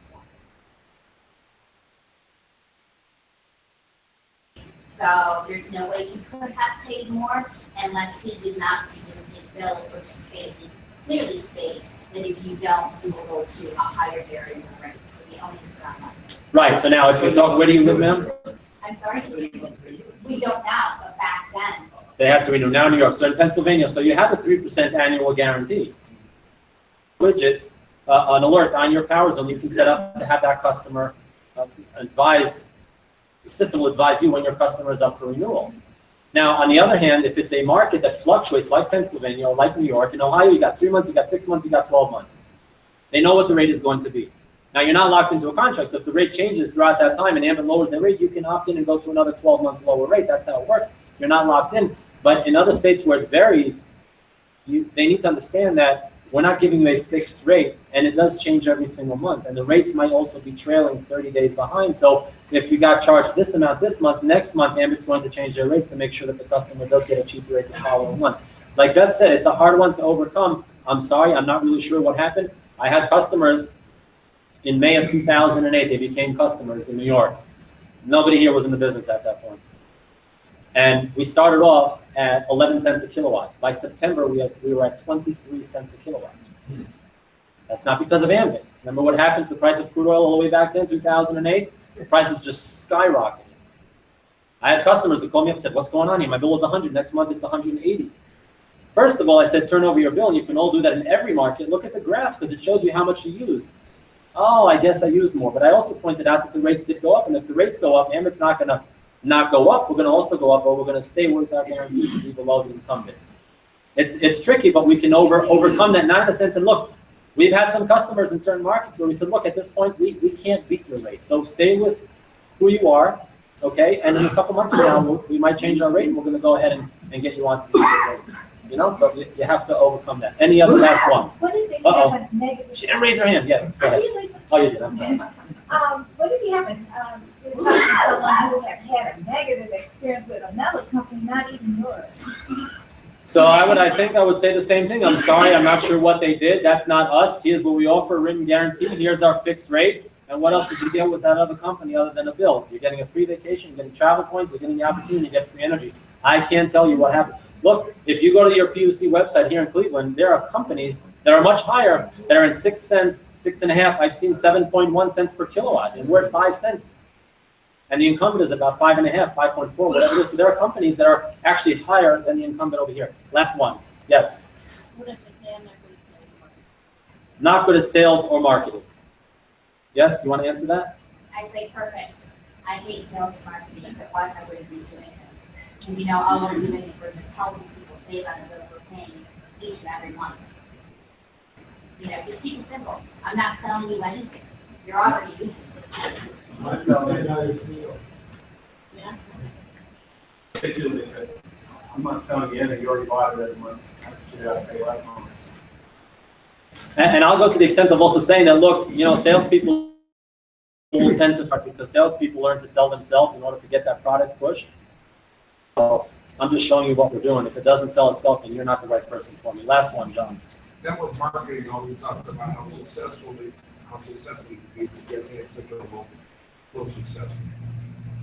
Network marketing talks about how successful you can be, but the success rate is so low. In general or in companies? Yeah, they always talk about how much money you can make, but yet the failure rate in network marketing is so low. So it's not that the failure rate because of network marketing is so low. The failure rate is because of the individual. Avon started in 1886. They're still now they're the #2 network marketing company in the world. There are still Avon representatives who are making money with Avon. The system works. It's not the system, it's the people. Go ahead. I was going to say most people want what Hanan has, but they're not willing to put the time and the effort into getting what he has. Therefore, you know, on a personal level, you might have, you know, Chris, 3 kids, right? 2 kids. Well, be careful. I started with 3. We're up to 5. You have a lot of time on your hands in Ambit. You left your kids today on a Sunday. You all left your families on a Sunday. I left my family on a Sunday. But you know when I left my family? Last Tuesday. And I'm not going back, and I'm not going to see them Monday night when I get back. I'm not going to see them till Tuesday morning. So I literally left my family for an entire week. I'm willing to do because I'm not sure who had the slide over there. I think it was Chris. If you're not willing to do today, if you're not willing to change what you do today, you'll never have what you want to have tomorrow. So I don't think it's a system. I think it's the people. It definitely is. I want to add to that. You're not, you can't do anything, you can't do it. You gotta be an animal customer, if you're willing to make a sacrifice to manage your time. I mean, my kids at ball games, I was training to do the marathon. My time is so low. But as long as you work and grab my son, I got to run, I got to come in the house, I got to come in the house. So that was my man every night. The system works. If you're willing to do the system, you get the system. That's what it comes down to. In network marketing, there's a video called The Fifth Objection. You watch that because our co-founder Chris Chambers talks exactly about that. All right, let's go through this real quick. Here we go. The 80% maybe. Who is the first person? Somebody says maybe, I'm not really sure. That's where it falls into the category of who is the first person you thought of who either would want to save money on the energy bill or possibly make money every time someone uses energy. If they make any excuses as to why they can't make their written list or need to think about it, sign them up as a customer. If they give you their written list of consultant prospects, start our proven system over and over and over and over and over again.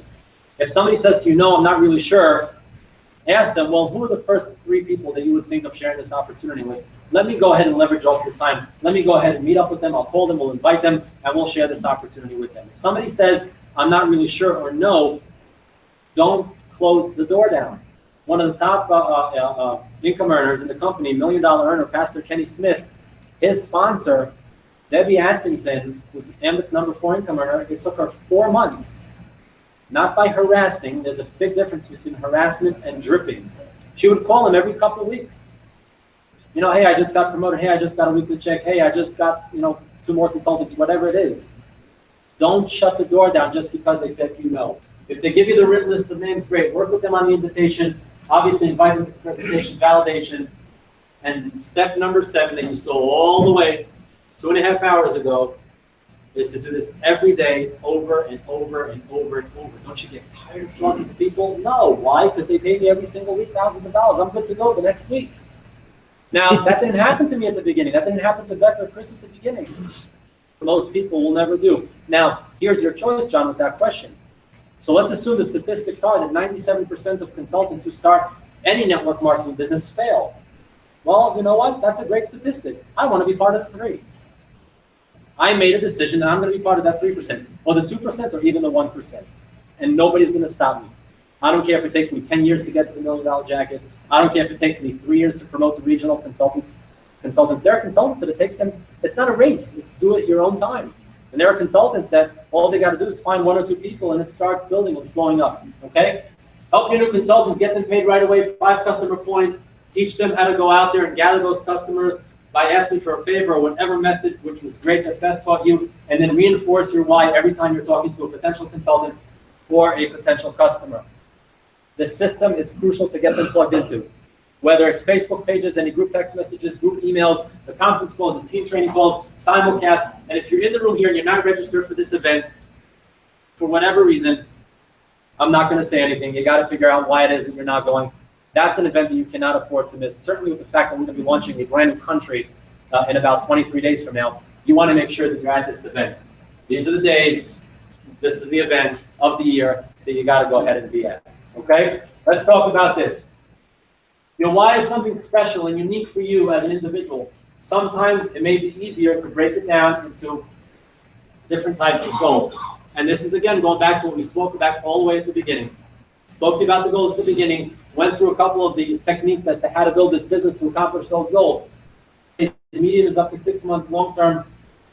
Now we are talking about the real why. Short term, 90 days. What would be a short term 90-day goal? Anybody throw it out for me? 90 days. Pay off the credit cards, okay? Somebody said it's going to take me about a year to pay off my credit cards, but that's okay. What's a 6-month goal? SC, 6 months. Do you not want to get promoted? Yes. I mean, there are consultants that did EC in 6 months. That's not, that's doable, but senior consultant in 6 months. Paying off debt, whatever it is, have those goals. And then the long-term goals in 12 to 24 to 48 to 72 months, where do you want to be? You have to have these goals written down. What it is that you define this, then you will have the ability to work. Your why must be written and must be shared. You call up a potential consultant. You call up a potential customer. Tell them why you want them to take a look at this business. You saw it at the beginning. One of the scenarios over there, I don't know if it was Starbucks or the water cooler. You know, we're talking about Michelle going to college and we really need to have funds to be able to pay for her college. I want to travel. Whatever it is, share your why with that individual. Obstacles versus opportunity. Let's talk about obstacles. How many of you feel that you're in this maze and can't get out of it? You want to get out. You want to find the end. If you do know, and you've seen this before, please do not scream it out. What do you think of this man? When he was 22, he failed in a business venture. Okay, anybody here failed in a business venture before? Okay, 22, it's okay. He's got plenty more years to try out, right? Defeated as a candidate for the state legislature. He failed in yet another business venture. Okay, we'll keep on trying. You know this, Isaac? Don't answer. When he was 26, his fiance died. He was shattered and could barely function. When he was 27, he suffered a nervous breakdown. He's way, way, way ahead of his years. But he suffered a nervous breakdown. When he was 34, he ran for the U.S. Congress and he lost. When he was 39, he ran for a seat in the U.S. Congress and once again he lost. So what was that? That was 5 years later? And I mean, I don't know, it's perseverance. It's kind of depressing just reading this whole history. By show of hands, anybody know what this is? Do not scream it out. Don't say anything. When he was 46 years old, he was a candidate for the U.S. Senate, and once again, he lost. When he was 47, his name was placed on the ballot for a vice president, and he lost. 50 years old, he ran hard once again for a seat in the U.S. Senate, and as usual, he lost. I mean, he's going from legislator to Senate to vice president, back to the Senate, and he lost. And at 51, he was elected the 16th president of the United States of America. Who is going to endure that from 21 all the way to 50? What? How old was he then? 56. 30 plus years of enduring all these obstacles to be elected that. Every single one of us sitting in this. And obstacles versus opportunity. Be your family's hero, you can do it too. Oh, my music is shot. HDMI is not connected yet. Everybody sees this and they start laughing out. Okay, imagine the possibilities. I'm going to go through this. Oh, where are we here? Uh-oh, I got that one. 1 second. Here we go. Okay, imagine the possibilities. Hand time. Okay, you want to understand the nuts and bolts of this presentation of the compensation plan, so here's what we're going to do. Here's how I get my investment back. That's the first question. We're talking about the possibilities of the Ambit plan. You all know this from the compensation plan. You join, a new consultant gets it first. Here we're talking about obviously 3 customers, jumpstart, bonus 1 in 4 weeks, $100. 5 more, the next 4 weeks they get, everybody knows this, right? Yes or yes? Yes. Good. You go out there and you can really splurge and get all these customers and you'll get a total of $400. How many people here personally have more than 20 customers? More than 30 personal customers? More than 30? How many customers do you have now? 24? That's more than 30. Yes, you're correct. It's okay. It's late in the day. How many customers do you have? 32. 32. That's what I was looking for. Because I have consultants on my team, customers, and they don't even live in a territory where they can be their own customer. So they help somebody get free energy or whatnot. You don't need to go out there and get all those customers. Get the first 5. If you want to get free energy, obviously get the 15 customers. I personally have had the same 25 customers for the past 9.5 years. That's it. Now let's go out there. Obviously, with those 15 customers, you got your free energy. How many people have free energy, by the way? First, the credit comes through. Now let's talk about how we get our investment back with the promotion that's going on by June 2nd. I don't know if you all pulled it up, but that came out as of yesterday. You get the first 5 customers, you get $150. Instead of getting 3 for Jumpstart 1, you get 2 more customers, that's $150. If you just get 3 customers, you'll get 100. But if within the first 4 weeks you get 2 more customers, so that's you and 4 more, you get a bonus of $150. This is the promotion for any consultant that joins by the second. They don't have to get the customers by the second. Please don't confuse that. And say, no, you got to get the customer. You don't have to. You still have 28 days from the time you join, but this is the promotion we're currently going through. If the consultant actually gets in and gathers 8 more customers, and they're going to have Jumpstart 1 plus Jumpstart 2. Here's the first 1, 2, 3, 4, 5. That's the first 5 that gets 150. 3 more now that plus jump $150. So if you tell your consultant, listen, if you can go out there and get 8 customers in the first month, you just made 150% profit. Got $100 back, you made another 100. Understand this? I do not. No, yes. Yes and yes. Okay? 5 personal customers. This is how we start building the team, the first way that we earn. Bless you. Get the first 5 customers, you get $100. Help a consultant get those first 5 customers, they get $100, you get $100. Do the same. 2 personally sponsored consultants, you got your first $300 bonus. Remember, the new consultants get their first 3 customers, $100 to you, $100 to them. Yes and yes? Yes. Mm-hmm. Good. Now, the question is, you want to go out there and make more profit. So we have this thing called building wide for profitability. What it simply means is, I don't know that John and Michelle are going to go out there. They might take them, 3-4 weeks before they start talking to any potential consultant. I'm going to encourage them to start doing it right away from day one. But if they're not going to go out there, what's my goal as a marketing consultant right now? What is my goal as a marketing consultant? 6 consultants. What does that mean? Right. So I'm going to build wide for profitability. What does that mean? I'm going to get 2 consultants. I made $200 if they got those first 3 customers. Well, why don't I go out there and get all 6 consultants myself? Beth, do you remember how many consultants you personally sponsored as an MC? I would say 4. Chris? All 6 yourself? Jeff? 3. John, do you remember how many personals in your MC code? 2. Anybody else get all 6 themselves? Okay, I got 5 consultants. By the way, out of those 5, only 1 I knew personally. 5 weeks to get to regional, so if you did it in time in that, hats off to you. Then I realized I made a mistake, so 3 weeks later I made it to senior. But regardless, if you go out there, that's a $600 profit to you. So do you want to build wide or just wait for those 2 to go out there? Wide. You want to go wide? Yes. Or do you want to go slow? You want to go wide. Well, congratulations, you became a regional consultant. But look what happens here right now. You have this extra promotion. So if they actually go out there, I don't have it over here. I apologize. If they get 2 extra customers over here, right? They get 150. What do you get? That's $300 on both of those 2 new consultants. Again. That's $900 to you. So 600 versus 900. Think of the possibilities. We all know this. I just don't know why we all don't do it. Oh, I got to wait for Kevin to call somebody before I really go out there. Oh, I don't want to call this guy because I don't want to wait until I'm regional to promote to talk to him, right? You heard that before? If you only knew who the consultants are in my marketing code, you'll realize that that's a huge mistake. I don't care who the person is when you talk to them. Because I guarantee if you don't talk to them, somebody else will, and they'll get to them. Number 1 income earner in Excel communications, Paul Oberson.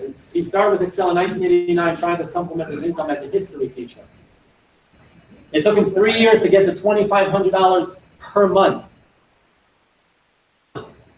I mean, the 3 of us that were here speaking were in the Comic Club. It took us a lot less than 3 years to get to $2,500 a month.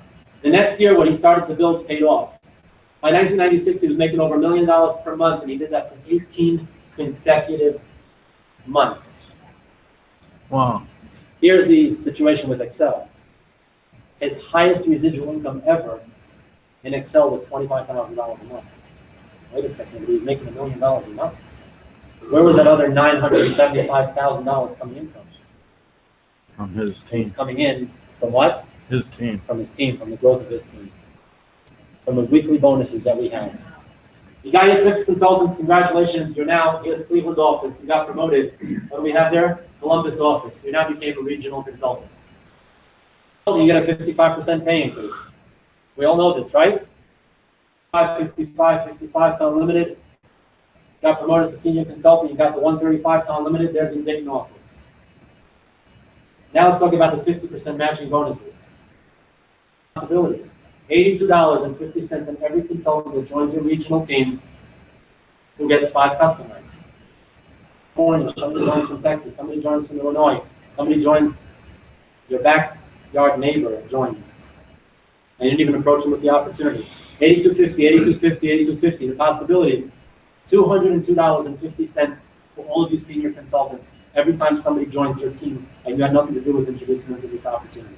Think about this. Promoting for greater leverage, $55 to unlimited levels in every consultant.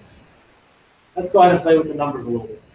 You all know this from the compensation plan, right? Yep. 7 levels, 3 times 3 times 3 times 3, 3,279 consultants. $55 in every one of these consultants, because that's what you get paid. Look at the numbers. What if you had 3 consultants that join your business this week? What if you had 27 consultants that join your business that month? What if you had 3,000 consultants that join your business that year? 3 years. You never got promoted. Well, you can eventually get promoted, but what if it took you 2 or 3 years to get that? Because all you did was get $55 in those consultants. I'm not showing you what if. It was what if when I started. It was already a fact when Beth and Chris started. This is fact. But we got to go out there and find those consultants. Senior consultants in the room over here. I mean, think about this. Look at these numbers over here. Same 7-level plan. Oh, wow. What if it took you, I don't know, 10 years? Would you be earning now next to $442,000 at your job in the next 10 years?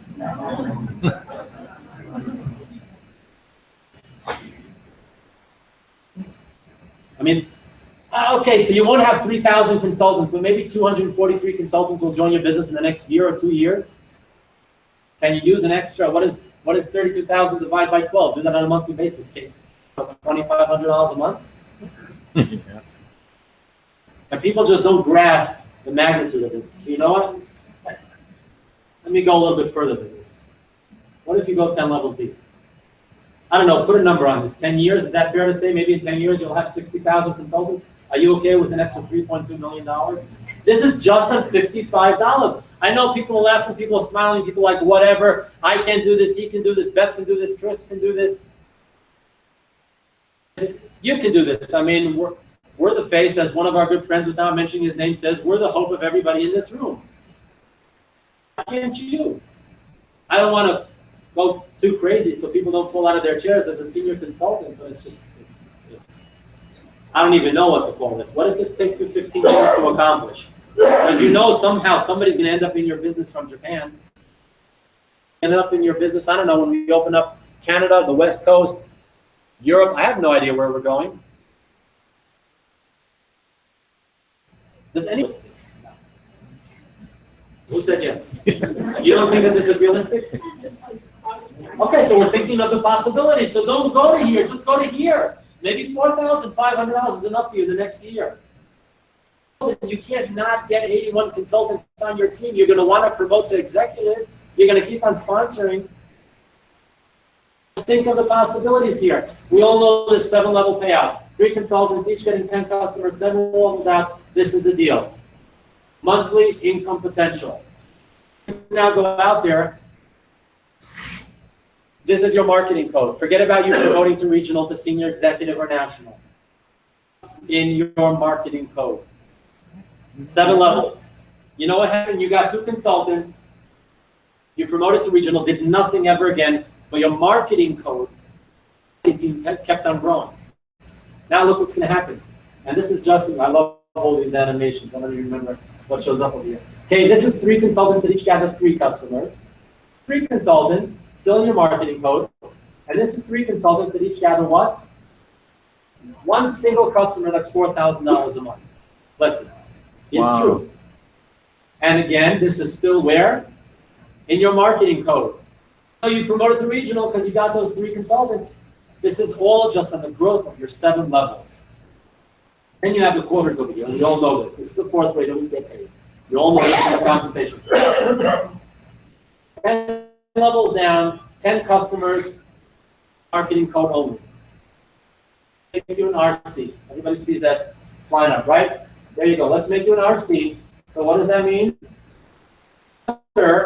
Right over here, pointing down. Because remember, as a regional consultant, you get a quarter added to every customer in your regional team. Everybody still with me? Yes or yes? Yes. This is still your marketing code. Regional code. You're promoted, but this is all in your marketing code. Watch what happens to these numbers. Your income just increased by $8,600 a month. Just on a quarter that was added to every one of these right over here. That's usually the loud, exciting voices that hear in the crowd. Let's go back down. Let's go to every consultant on your customer. Still in your marketing code. Consultant, we put a quarter on each one. That's an extra $1,100 a month just on a single quarter in your marketing team. How about 10 customers as a senior consultant? At 50 cents over here. Any senior consultants here? You have a bunch of seniors here? Okay. Add a quarter. Look what just happened to your income. You just added $16,000 in quarters. We're talking about the possibilities, and this is just on one single customer, almost $5,600 a month because of quarters. Fourth way that we get paid, the effect of a quarter alone. I need you to think of the possibilities. I hate quarters in New York City. A quarter gives me 8 minutes to park at a meter. I don't even have time to go up the elevator to meet with someone. By the time I come down, you get a ticket. And you can't park for more than an hour. The effect of a quarter alone. Just a quarter. That's an extra $4,900 a month. Level 9. Just a quarter. We're keeping on with this 3 times 3 times 3 times 3. Level 10. I mean, I don't know if you $132,000 a month just in quarters. It's I can't say this because it's being recorded, but it's already stupid money. Reality. I just want you to think of the possibilities. Last way, customer residual income. Effect of a quarter alone. We're not giving you dollars, 50 cents, 75 cents, $1.50. We're giving you 1 quarter per customer per month, 10 levels down. Just 3 customers per marketing consultant. At $66,000 a month, look how much you're getting paid. 1 quarter. So stop at level 7. You're at whatever these numbers are all together. I'm going 10 levels. If you want to share how many levels, Beth, roughly? 10 levels. So here, this is right here. It's not going to happen tomorrow. What if this takes you 10 years to get to and you're at $66,000 a month? 20 years to retire? This is the power of duplication. You don't want to think of the possibilities, don't you? The effect of a quarter alone, 1 single customer. 10 levels down. I see a lot of people over there, you know, like trying to figure out, is this possible? So I gave you $22,000 a month instead of the $66,000 because it's $22,000 a quarter. I neglected the meaning of a quarter before Ambit. You all did. I got so much change. Let me put it in this piggy bank. Let me get it to the kids. Go get bubble gum. My almost 7-year-old daughter, after 3 boys, she now is getting a little bit more idea of what this is all about because we talk about it a lot in the house. So we were at the barber shop with one of the boys a couple weeks ago, and she said, "Oh, can you know this quarter, you know, to get like bubble gum and all the poison that's in those." No offense to anybody who has those machines, I'm sure you guys make a lot of money. But there was a bracelet in there. She wanted it, so I said to her, I said, "Cheryl, let me ask you a question. Do you remember what we do in the Ambit business with a quarter?" She said, "Yes, the customers, they pay their bills, we get a quarter." I said, "So bracelet, or did they pay you so that I can get you more bracelets?" She said, "No, now I want a bracelet." But they picked up on it pretty quick. A quarter per customer per month. Here we go. The biggest misconception of not supporting people that are in your downline because they promoted up the marketing plan. Consultant, and you sponsor Kenny. Kenny is right here. He's on your first level. Your marketing consultant, you as a marketing consultant will receive 7 levels of residual income on all the customers in Kenny's MC code. Here's Kenny, all these other consultants, and they sponsor. Everybody knows this, right? Go ahead and sponsor a few consultants, and Kenny's going to promote to regional consultant. Kenny is still on what level of yours? Level 1. Kenny promotes. Kenny is now a regional consultant. You will still receive 7 levels of residual income on all the customers in Kenny's regional code.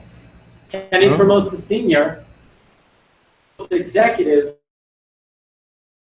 They're still getting paid these 7 levels on everything that he does.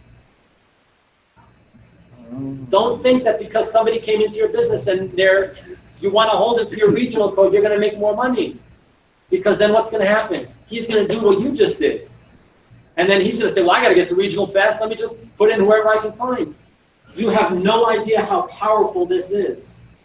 And as a result of this, there are consultants in Ambit that have and are very soon receiving their yellow jackets just because they built a business with powerful leaders just in these first 7 levels. Don't worry about the fact your consultants below you promoted. Be happy for them. Consultant, now I don't have to work with him. He knows the business. But he's a senior consultant. Level 2, 3, 4, 5, 6, 7, you're still going to get paid on. So go to work. Because they got promoted, be happy for them. Let's go back to Kenny. The biggest financial mistake. I know we're a little bit behind time, but there's 2 more things after this that I got to show you. So bear with me. Is that okay? Yes or yes? Yes. Okay. Are you guys happy that you're seeing all this, right? Yes. Nobody got this before, right? Right. Not like this. Stick with me longer, I'll show you even more. But here's the deal. Here's Kenny. 3 consultants, 3 customers each. We all know this from the compensation plan. But now look, Michelle's on my first level. Excuse me, Michelle's on my first level. Sorry, 1 second. I want to help Michelle. I'm going to put Kenny under Michelle to help her out in her business, give her a little bit of a boost. I want to help her out. So even though I found Kenny, I want to help Michelle. She's been trying to get promoted for a while. You've all done that. You're all thinking of doing it. And let me tell you why you shouldn't. If it's a family member, you're building up family, you're helping, that's one thing. But if it's total strangers as well, but he knows Kenny and she knows Kenny and they know each other, yeah, but why you don't want to put Kenny on your second level? Because here's what's going to happen. It's going to pop up right in front of you. Be quick. You put Kenny instead of on your first level, on your second level. What? You just took a cut of income, assuming Kenny promotes and builds in 7 levels. You went from $39,000 a month. You took a cut of $26,000 a month. Just because you wanted to help Michelle on your second level. I think even Chris and Jeff was looking at this and like, I didn't think it was those kind of numbers. You know what, but Michelle's my cousin, but she has this guy, Kevin, under her, and I want to help Michelle. So let me put Kenny under Kevin. What level of you? 3rd level. Wow. Wow. And then we'll just go ahead and play with the 4th level. Why not? People don't understand that stacking is not the way to build this business.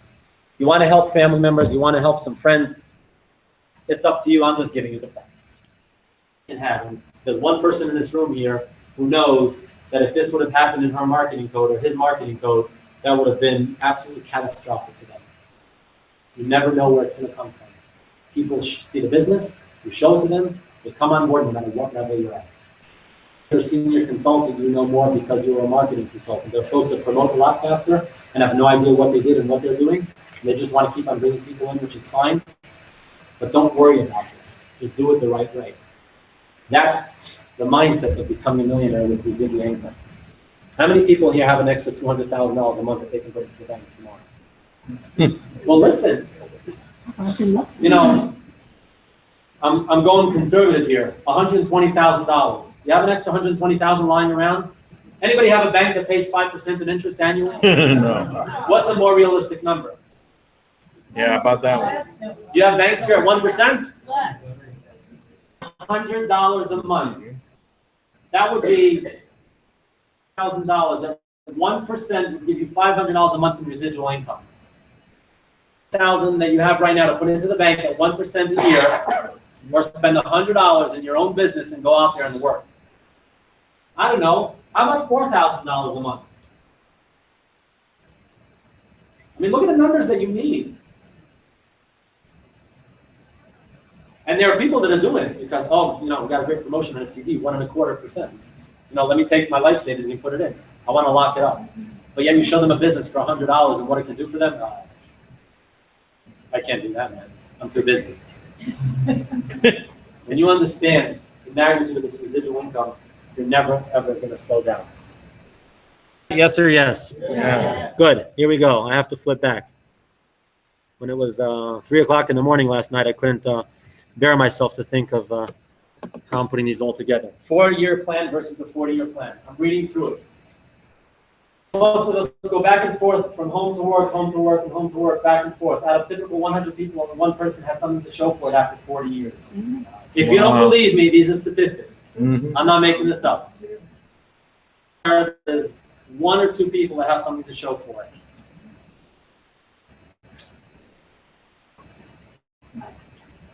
Come on, animation.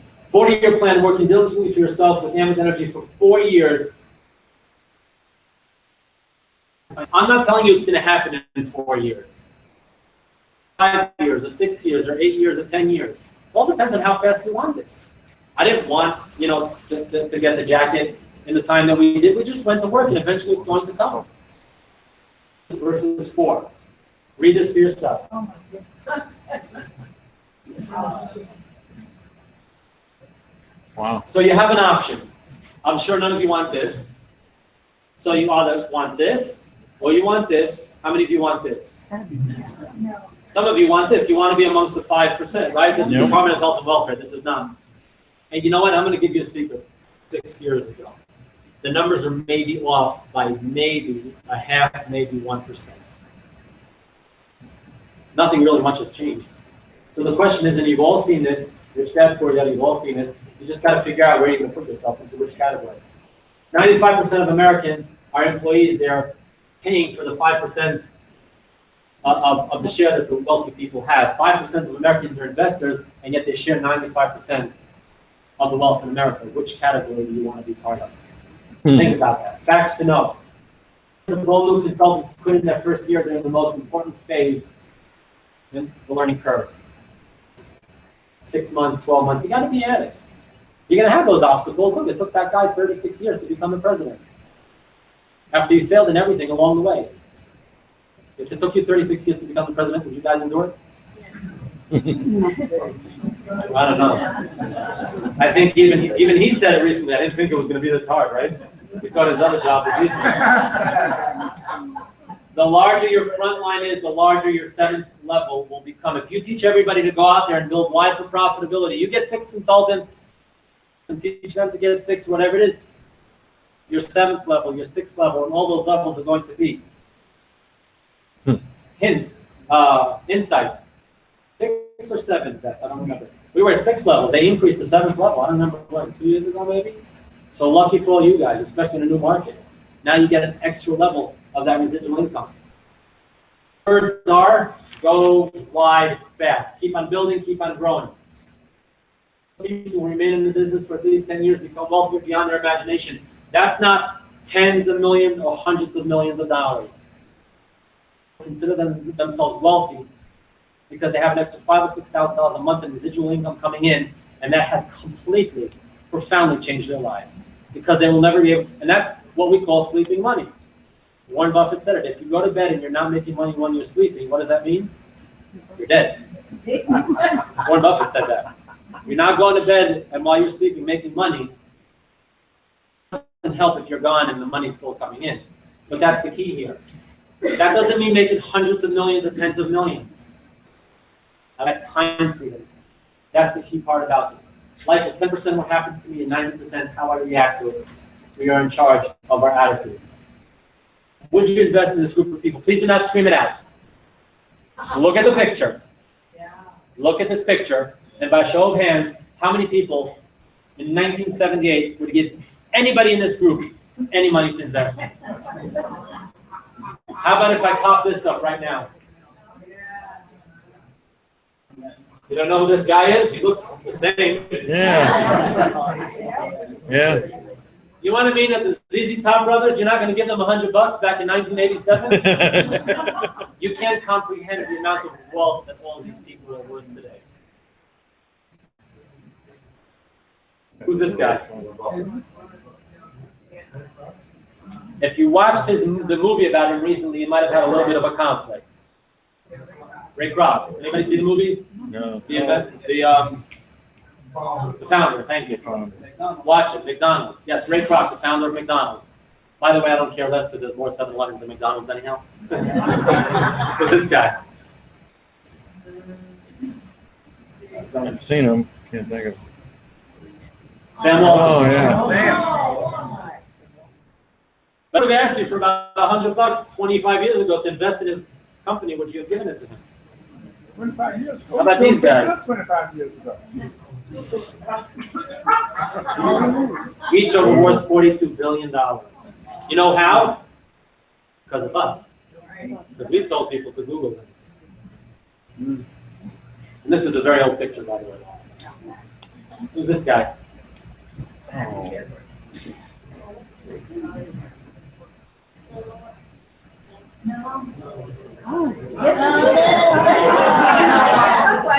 Jerry's father.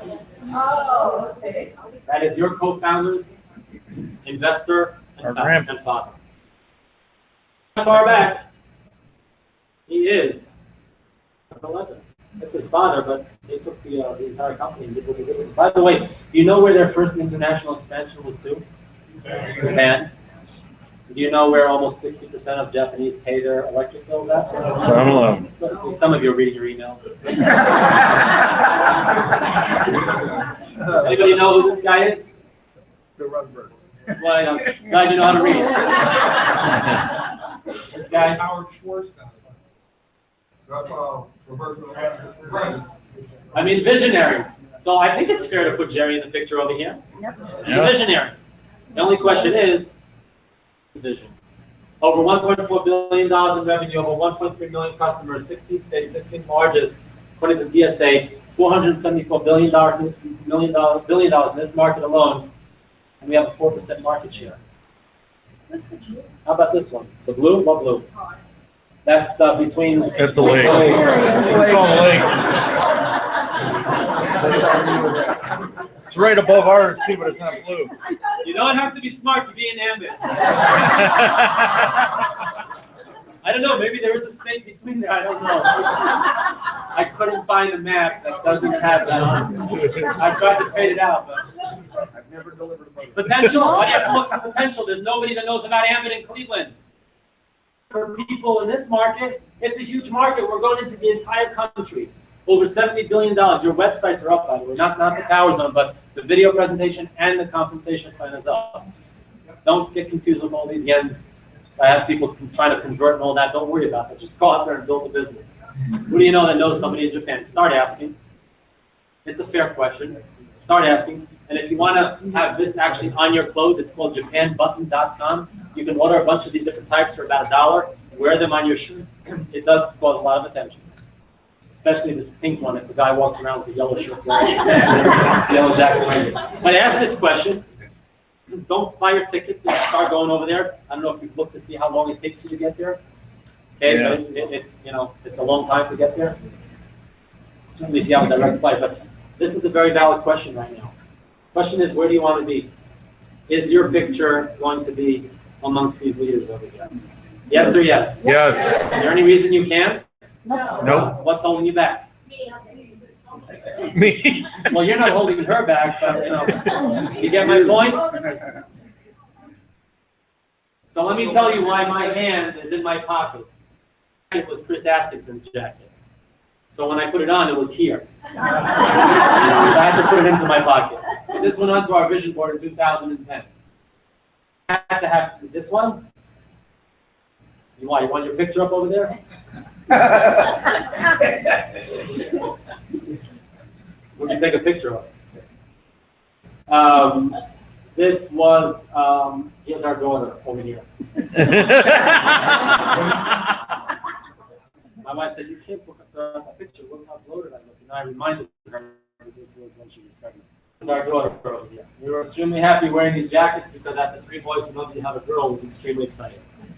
But that was then. And then a couple years later, we picked it up. That was our live event in New Jersey a couple years later. You have this on your vision board? Wow, no. Let me tell you what I have on my vision board. That was on my vision board. You all saw that.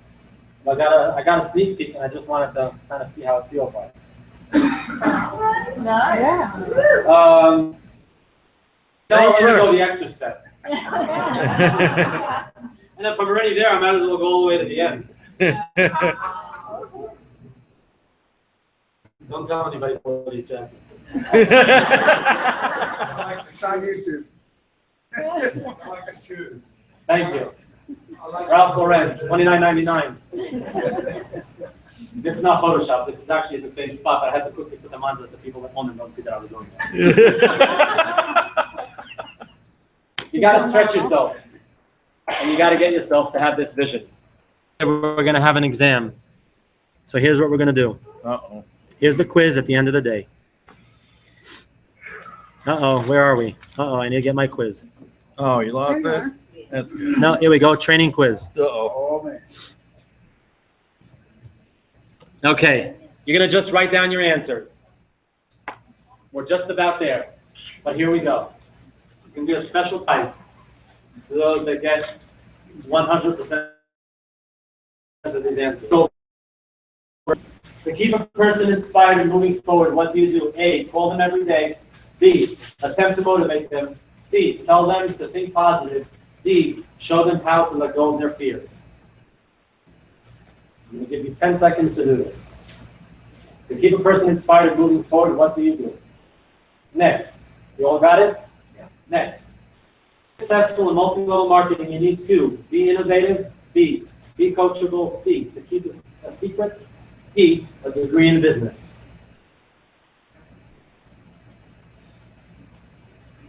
Number 3, they're up on the board anyway. In order to be the best leader, which of the following is most important? A, having a downline. B, developing relationships. C, concentrating on management. D, always being right. I know a lot of leaders that think that D is the answer. You wrote down D, you can get up and leave now. All right. It is important to teach a new consultant about their new business, to learn 100% of the information before telling anybody about the product, to follow the system the company has laid out for success, to use the service for a month before they begin recruiting. Tough one. It is a tough one. Think about it. There might be 2 answers here. I don't remember what the answer was at the end. 5, true or false, in order to build a successful network marketing business, it is essential to develop leaders. Which of the following is the most powerful way to accelerate your business? B, A, prepare and organize. B, take action. C, read motivational books. D, purchase new training tools. Prepare and organize, take action, new training tools. Why is it good to have a mentor? You can use them as leverage to build your business. They're already successful and can show you how to be successful. A mentor can inspire you and help motivate you to succeed. D, all of the above. They did tell me sometimes in school, if you see all the above, that is the answer. Be very careful. Usually how I pass my exam. Number 8, courage is acting in spite of fear when there is no other option or to avoid looking bad. Number 9, when one of your team members does something exceptionally well, you should give them praise, challenge them to do more, hold them up as an example, all of the above. Number 10, true or false, you should get to know the members of your immediate team on a personal level as well as a business level. Number 11, true or false, you should make every member of your team follow your style regardless of their individual strengths. Number 12, when prospecting, which of the following objections is important for your team to know? I don't like selling. Is this a pyramid? All of the above. Which objections is important for them to know how to respond to? Number 12, when a new marketing consultant joins your team, what is the first thing they should do? Ask for a $100 refund, quit their job, watch a Jumpstart training video, gather his first few customers. When you meet a stranger in the store, what's the first thing you say? What are you doing here? Do you have $100 to spare? Hi, how are you? Or do you have your electric bill with you? I'm going to tell you that there are consultants that every single one of these questions would be asked by. Gotta find the right one. Number 15, if someone says they don't have $100 to start their Ambit business, I ask them to show me their wallet. I tell them they're lying to me. I tell them that this business is not for them since they don't have the money, or I tell them to go to the bank and ask for a loan. I put this together myself. It was easier with the 429. If someone tells me they don't have the time to build this business, I walk away and wish them good luck in life. I show them how I can help them leverage off their time and make use with my help. I tell them to take one day off from work once a week, or none of the above. 17, if someone asks you, tell me what this is all about, you should talk to them about the MLM benefits of Ambit. Explain to them who Jerry Thompson is. Send them to your website, tell them about the compensation plan so they understand it. And last but not least, this is an open-ended question, something for you to send to use and ponder about. How does the following quote relate to your business and team building? We must learn to help those who deserve it, not just those who need it. Life responds to deserve. Just something for you to ponder about. This is not a question. Just think about it. That's what ponder means. Okay? We all ready? Good. Training quiz. Number 1, what's the answer? D. Okay, I'm going to work this in reverse. A, raise your hand. A, raise their hand. B, raise your hand. C, raise your hand. D, raise your hand. The answer is D. Show them how to let go of their fears. No one likes to be nagged. So just calling every day or multiple times a day will not motivate them and inspire them to move forward quicker. Attempts to motivate them may come off as working and temporarily may get excited, but they will, listen, you can read through this, but I will tell you that there are a bunch of consultants that called up afterwards to their sponsors and said, listen, I got to get off this email. There's just too many emails coming through, too many text messages, and that's okay. Take them off. Don't nag them about this. But the answer is D. Show them how to let go of their fears. Oops, sorry. A. Who says A? Be successful in MLM. Who says A? Who says B? Who says C? Everybody says B. To be coachable, being innovative is likely to help you in your life in many ways. MLM is all about following the system designated, and you can read all of this. Okay to follow it in your own style, but follow it and you will have the greatest chance of achieving the same success that the others are using that system that are having. Number 3, in order to be the best leader, which of the following is most important? A, B, C, D. The answer is D, developing relationships. You gotta know these. Having a downline does not make you a leader and definitely does not necessarily make you a better leader. Always being right is obviously not the correct answer. A common mistake. Make people what you do without if you're not doing the business and just managing them. They will just be managed by their downline. Here we go. Number 4. It is important to teach a new consultant. Who said A? Number 4. Who said B? I told you the C is C. C. Unfortunately, even though 99% of people know that A is a wrong answer, it is a common tragedy. You'll get that later. The statistics show that more often than times we need to think. We would think people get started in a home-based business and never tell anybody outside of their household about it. Knowing about your product and your opportunity is important, and you should. And this can all be done as you are building your business. 5. True or false? In order to build a successful network marketing business, it is essential to develop leaders. True. You all need that. You all know that. How are you going to become a better leader? By becoming a better follower. Okay? Doesn't mean that somebody from your upline, you can follow somebody that's not even part of Ambit, but follow a leader. That's the most powerful way to accelerate your business. B.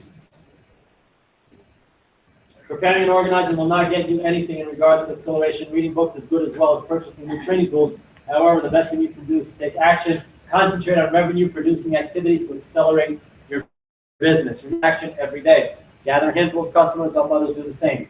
Number 7, what is a good mentor? D. Okay, I guess the teachers are right. All that. Inspire, motivation, successful. Number 8, courage is acting. A. This is the biggest problem with Ambit. People do not get out of their comfort zone. And that's why it's hard for them to start approaching people and talking to people. Okay? Almost done. Members, does something exceptionally well, you should. D. All of the above. And that also means just getting a first customer to trigger their bonus. You don't have to wait until they're seniors to congratulate them. That's if they get it on their own. If you got it for them, then don't even thank yourself. Thank yourself for now losing a consultant because you don't work for it. Know the members of your immediate team on a personal as well as a business level. You have to have that business meeting after the meeting.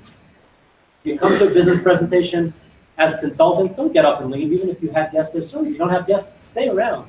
Go to the meeting after the meeting. Sit in the hotel lobby, go to the bar, have a drink. Certainly, if you have leaders that come in from out of town and stuff like that, and yes, I am referring to myself in every state that I go to. I'm not saying that. People come out, whether it's somebody else, whoever it is, hang around. I gotta get home. Why? Because you gotta go to work tonight, I gotta get some sleep? Okay, so hang around for a little bit. Let's catch up, let's get to know each other. You should make every member of your team follow your style regardless of their individual strengths. True or false? False. Well, but I know how to build network marketing. I was a this and in this company. I was this and this company. It's not going to work. Follow my system. If you don't want to, we'll talk in a couple months, see how your progress is. When prospecting, which of the following objections is important for your team to know? D. How to handle all the above. Not that they need to know how to answer, but they should know how to handle some of these basic answers or get those three-way calls going. When the new MC joins your team, what is the first thing that they should do? D. This is tricky. C. Who says C? Who says D? Let me tell you why I think C is the answer. How are they going to know how to gather customers if they don't watch the video? Right. Good, I don't have too many prizes. All right, we're getting there. When you meet a stranger at the store, what is the first thing you say? C. I wish I had like a camera above because I'd really like to see if anybody answered anything else. This might, B might work. And sure, here, just leave me alone. What do you want? Someone does not have $100 in there at the side of the business. What do you tell them to do? I wrote this myself. I think it's pretty clever. Seriously, there are people that don't have the money. I tell them, listen, go beg, borrow. And they usually stop at that. So find a way to get the money. If you really don't have the money, around and say, listen, can you get a few customers? We'll help you to get started, whatever it is. But the reality is that, if they don't have the money, tell them to go find a way to get it if they really want to do this business. If someone tells me they don't have the time to build a business, the answer is B. I show them how I can help them leverage off and make time using my help. That's the key. That's what I'm here for. I'll help you leverage off your time. You can do all the work for me. Initially, I'll do 90% of the work, but once the money starts coming in, most people know that they're smarter than me. They're going to go out there and start building their business. Last one. If someone asks you, tell me what this is all about, you should. C. I can't. Go watch. It's 5 minutes. D. C. This is an open-ended question. You got to ponder about that, but here's what I will tell you. There's no 100% right answer to this question. The point we see with this question is that as a leader, spend most of your time with the people in your team who really want it and are in action to get it. Do not waste your time with those who just say they do and they want this. The ones that really want it, those are the ones that you're going to go ahead and work with. So how did you do? There's no prizes, but you grade yourself. And here's what I'm going to end with. I have one quick slide. I hope that this works. Well, 10 minutes passed, but we started 10 minutes before.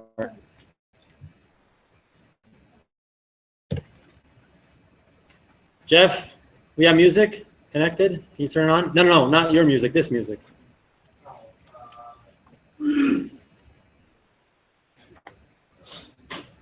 Oh, did I mute myself possibly? Maybe I muted myself.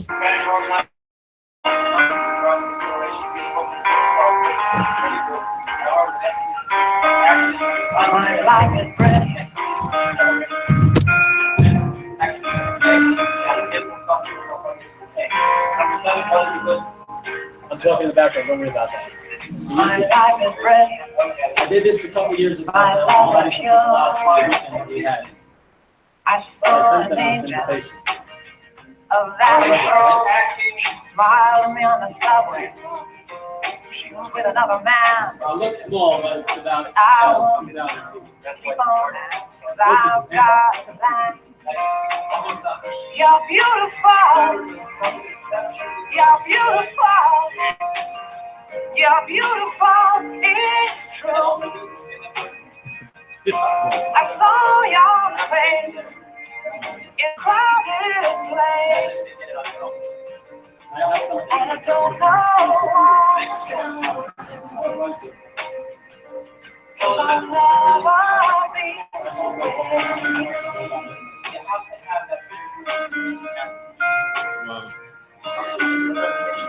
As consultants, we go. Who's the newest consultant in here? Under a month? Under a month? Under a month? Sir, come on over here a second. Looking high and I don't think that I'll see her again, but we said You know how to use the mouse on the keyboard on the laptop here? How to move it around? Okay, you'll stand here for just 2 minutes. you're beautiful. You're beautiful. It's true. I saw your face in a crowded place, and I don't know why. I'll never be with you.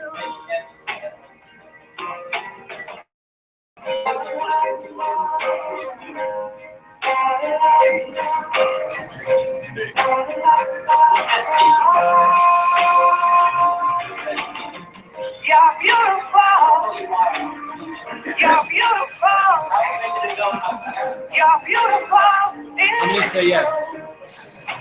Okay, so here's, you know how to use this with the mouse over here? So let me just bring the mouse over here 1 second. Where are we? So here's the mouse. So you got to move it over above the yes.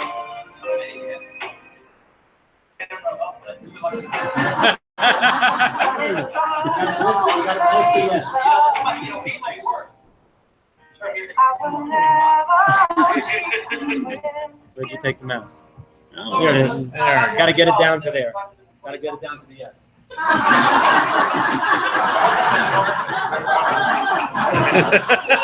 I'll catch it eventually. Click fast, click fast. I just want to see how long you think.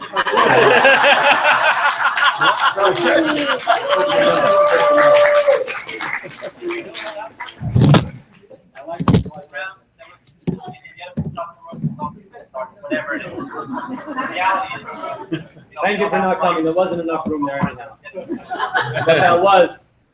Thank you very much. But that wasn't our vision board back then. I thought it was a cute thing that somebody sent me to watch. So anyhow, we are wrapped up, and what I want to do is again. That's like 2 minutes behind. Have the vision board. Work towards this because you know that this business can do it for yourself. I want to thank all of our great leaders. I want to thank Chris. I want to thank Beth for coming out here. I hope that we were able to give you whatever information that was beneficial to you and your business. The only thing I can tell you after a long day, and it was a long day, is everything that you saw here is totally irrelevant if you're not going to go out there and take action every single day. Plan to learn everything, the levels, the matrices, you don't need to do that. You just need to know two things, and then invite others to do the same. Just two public announcements. We're in this hotel, and we've changed the date to Tuesday night, so it's going to be every Tuesday night at this hotel, usually that room or this room, whatever it is. And let me just end this before this goes on YouTube. Let me just end that 1 second before I make that announcement. So thank you all of you that were watching, and I know it was a little dark, and I hope that it was clear, but hopefully it didn't. It's going to be available on YouTube right away. God bless you all and good luck in your business, and we'll see you.